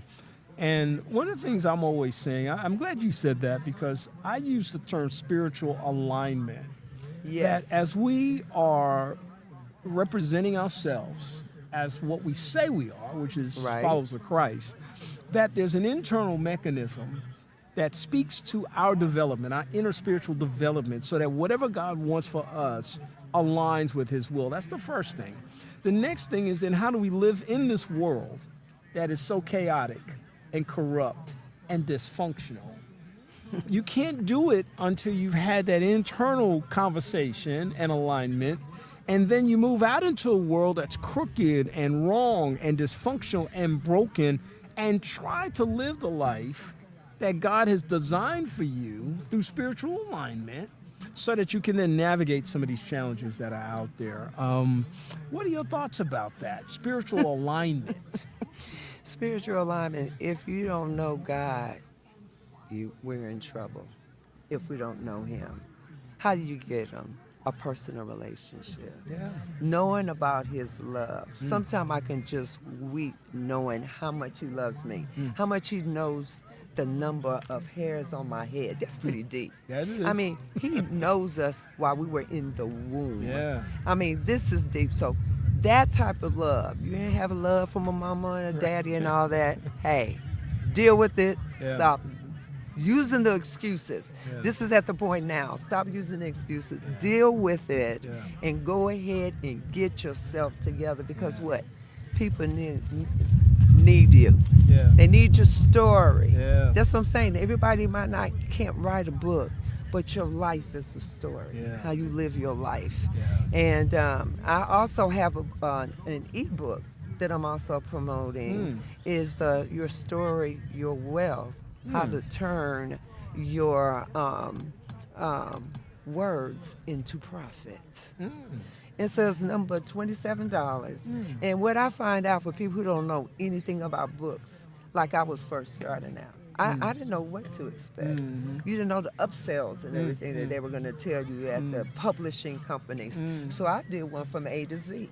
I want you to know, hey, come up with it, have a motivation for it. Do it about 30 minutes a day. When I hear people sitting on it for 5, 10, 20 years, I know we have a lot of things that's going on, but now it's priority. If you make priorities for everything else, even if you can't do it every day, I just got in front of a laptop and I just prayed about it and just say, Lord, what is it you want me to do? He said, I want you to start from the beginning. The thing is, don't make it perfect. Just write it. When you hear your voice recording, just put it in that. Write it down. I have journals. You write down your journals, and then you compile it all together, and then you try to form out what the format is everything going to be. Everything has its time. Now you got to proofread it. Now you got to edit it. You know. Now you got to format it, and then it's time for publishing. Yeah. You know. Now who's the publisher? Are you going to regular publish it? Are you going to self-publish it? Yeah, right. These are all the different things that my company, HOS Marketing Consulting, will be helping you with. Wow. I also became an AI Faceless Director recently. And what is that? What that is for you to be able to promote your business or your brand without showing your face. That's what's up. I do a lot of that on Facebook. People don't know if it's me or not. People don't know if it's my voice or not. And that's what we want to do, because what? We are able to be many places at one time instead of wearing ourselves out. Because with us now being caregivers, we're doing different things in our life now that we can't do all that at one time. It becomes now, instead of 8-hour job, a 10, 12-hour job, and we don't have that. That's right. So we have to have people 18. Yeah. You know, I have a AI faceless girl that I have created called Nova J. And so she's going to be able, for those who want to know about AI Faceless, to go through her. I've treated her just like a real person. She talks, she walks, she moves. Right. That's what it is. And I really don't want people to be afraid of AI because it's already here. All right. You are dealing with AI and don't know what you're dealing with AI. Anything has a good part to it and a bad part to it. That's right. I'm with the good part. Yeah. You know what I'm That's saying? right, And that's it's right. totally exciting. Yeah, it sounds exciting, and it sounds like the possibilities are limitless. Yes. And I think that that's exciting as well. The Unexpected Stranger is the book. Talk to me just briefly about the future of you as a writer and where you hope this journey will take you, or where you kind of see this journey taking you. Well, you know, as I've been taking it day by day, like opening it up, when I started putting out advertisements in regards to the ebook I just told you about, now they wanted to know, could I help them with the book? So with my HOS Marketing Consulting, we are now putting packages together, whereas we're able to help you with the book. Because some people are on a small budget. Yep. So this is what this package is gonna do. The next package is gonna do. And then the third package when you're all in and ready to really do it. So it's really to help other writers as well as myself. I have a second book that I'm writing, about to come out with. But right now, people say they want the audio on the first one. Oh, wow. So I think I'm probably going to take a break and then do the audio one on The Unexpected Stranger. So when I do the second one, see, I'm good and experienced now to do the audio on the second one. Everything is a learning situation. And also, too, I always tell people, as we get older, in order to keep our minds smart, you know, and intelligent, always learn a new skill. Yeah. Yeah. So I'm always in the class. I'm always in training. I'm always doing something because I want to keep that going. And also, too, you got to give it out to your people. Yeah. You know, they need to know what's new, what's out there. That's right. And so I have to try to keep up with that. But right now, a lady just wants me. She says, I see that there's a story or something within you and wants to invite me up to New York because she wants me to speak to some people. And I just said, Lord, I know you having me get ready for something. Yeah. And so I just take those little steps to do that. And he's just opening doors. Yeah, he keeps doing that, and I just love Yes, he that does. he does. Yes, he does. Janelle, how would people connect with you and find out more about what you're doing and your products and your services? Well, basically, I have 3 different brands, believe it or not. They can go to Linktree, and that's Lady J Inspires, where I have an ebook on quiet strength for women. Totally free guide. All they have to do is go in and they get an email once a week just to kind of give them some encouragement and strength. And at the end of that 7 weeks, I give them a beautiful ebook that I created. Wow. Yeah, so I did that. I also created the ebook of Your Story and My Strength, How to Turn Your Words into Income. That's $27. And then I also have Lady J Author. So authorladyj.ai they can go to. They can get a free chapter of my book just to kind of see, hey, let me see what she's kind of talking about. But I guarantee you, you're going to want to buy it because you're going to want to see what else happened. Right. What else is going on? The Unexpected Stranger. Who is it? Yeah. What are the circumstances? Because it could be anybody. Yeah. It could be a circumstance. It could be, you can be the unexpected stranger. Okay? So it's a lot going on. I kind of keep it mysterious because that's what it's all about. I love the ambiguity of that because we talked about that last year, and I was like, oh, that's kind of an interesting vibe there. You know, you don't necessarily have the answer, but you may have the process of discovery and learn some things along the way. And that's what you're going to do because that's why no names or anything is mentioned because what? This is just a person that you are going through her journey with. Yeah. And in some of these spots, you're going to do it. I had one person say, okay, I read this girl book, and what she went through, you going through that same thing. You need to just go ahead and buy the book. And she went on ahead and she purchased it. Wow. So when you're reading it, you're going to relate to Yeah. what's going on. Yeah. And that's what it's all about. We're here to share with one another. It's not about putting business out in the street. It's about sharing and giving resolutions. Yeah. Because a girl told me, man, if I had known this about my husband, we probably still would have been married. And the thing is, I started trying to find solutions. Lord, help me to help people instead of talking about people. We're all guilty. But the thing is, are there resolutions? And sometimes you really have to go to that particular person in order to clear up things. Yeah. The Lord is getting ready to come soon. We need to forgive everybody. Yeah. He takes our sins and put them in the depths of the sea. And we still hold on to something that somebody did last week, 10 years ago, Yeah. 30 years ago. Yeah. And believe it or not, that other person don't even know you tripping. That's right. That's right. That's right. You know, and so it's basically about loving each other because we don't know the next time we're gonna see each other. You know, being able to support each other. We have this vendor village here so that you can see other people and what they do for a living. Yeah. Yes, you need to make sure you come here with some money Yeah. to support the different black-owned businesses, you know, instead of the other ones that out here that don't do anything for you, That's right. She said it all. I mean, we're going to wrap it up right here because she has literally said it all.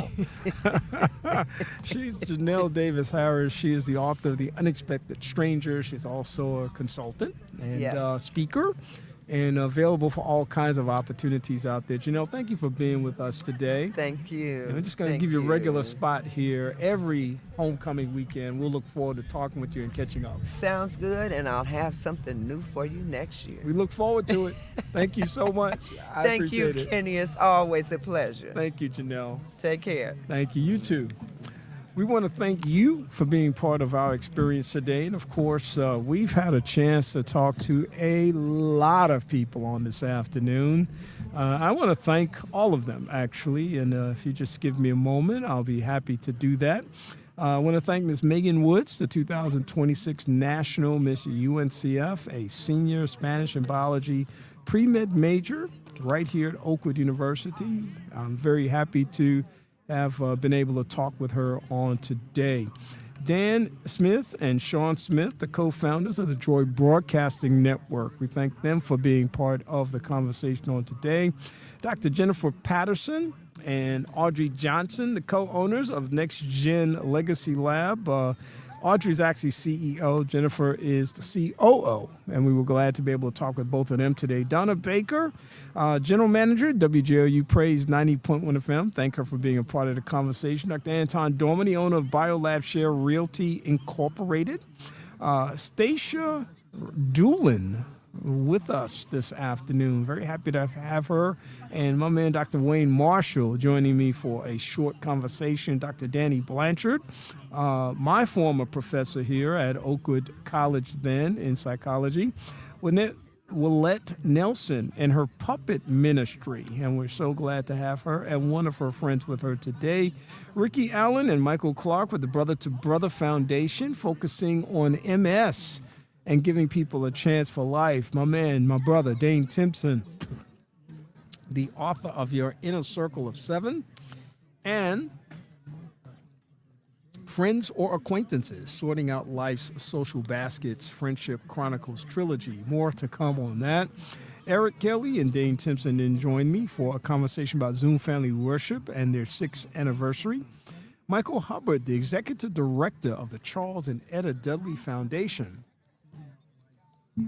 joining me this afternoon for a conversation. Steve Claiborne, an Oakwood University alumnus, sharing context and perspective on his life. Dr. Leon Sear, clinical professor and director of ambulatory urologic services at the University of California, Irvine. And again, most of these folks are Oakwood alums, so just happy to have them. Ted and Dr. Beverly Robinson joining me on this afternoon, as well as their kids. Christopher and Veronica Robinson, owners of Equally Yoked LLC. And then the Fab Four joining us this afternoon, Steve Claiborne, Ted Odell Robinson, Dr. Leon Seard, and Dane Timpson with a guest appearance by Dr. Jesse Wilson. Glad to have all of them on this afternoon. Darian Claxton, author of Subdue the Enemy Under Your Feet, Eliminating Spiritual Strongholds That Hamper Your Health, Money, and Relationships with God and Others. Naomi Claxton, author, his wife, For His Glory, Disclosing and Destroying the Spiritual Roots of Codependency. And then Janelle Davis Harris, author of The Unexpected Stranger. It's been my privilege and pleasure to be able to spend the last 5 hours with you this afternoon, and hope that you have a good rest of the day. We, of course, will continue the journey and also continue the conversation as we move forward with additional opportunities to discuss a variety of different things. On next Sunday, my quarterly sessions return. Drake State presents Perspectives in Higher Education. United Way Sunday, Cadence Bank presents with Rod McCall and Teresa Leslie, and Service and Valor with Captain Washington Johnson, all on next Sunday, beginning at 2 o'clock p.m. Central Standard Time. Please tune in at 90.1 FM, as well as WJOU.org, or you can catch the live stream on Praise 90.1 FM on YouTube as well as Facebook. In the meantime, I hope that you have a great rest of the week. It's a beautiful day here in Huntsville. My goodness, the sky is gorgeous. The people are still here, and we're very excited about being able to share this with you on today. Have a great rest of the week, and remember, as always, knowledge is better than riches. Have a great afternoon, and we'll talk to you again soon. Thank you for tuning in to Second Chance. We hope that the information that was shared has been a blessing to you and that your life will be enriched as a result of it. We'd love to hear from you. So please send your email comments to Kenneth Anderson at mxlife@aol.com. That's mxlife@aol.com. And check out our Facebook page, 2ND Chance. That's 2ND Chance. In the meantime, have a great week, and we'll talk to you again next week. Good day. This is WJOU 90.1 FM Huntsville, serving the Tennessee Valley, a broadcast service of Oakwood University. On the web at WJOU.org. Thank you for tuning in to Second Chance. We hope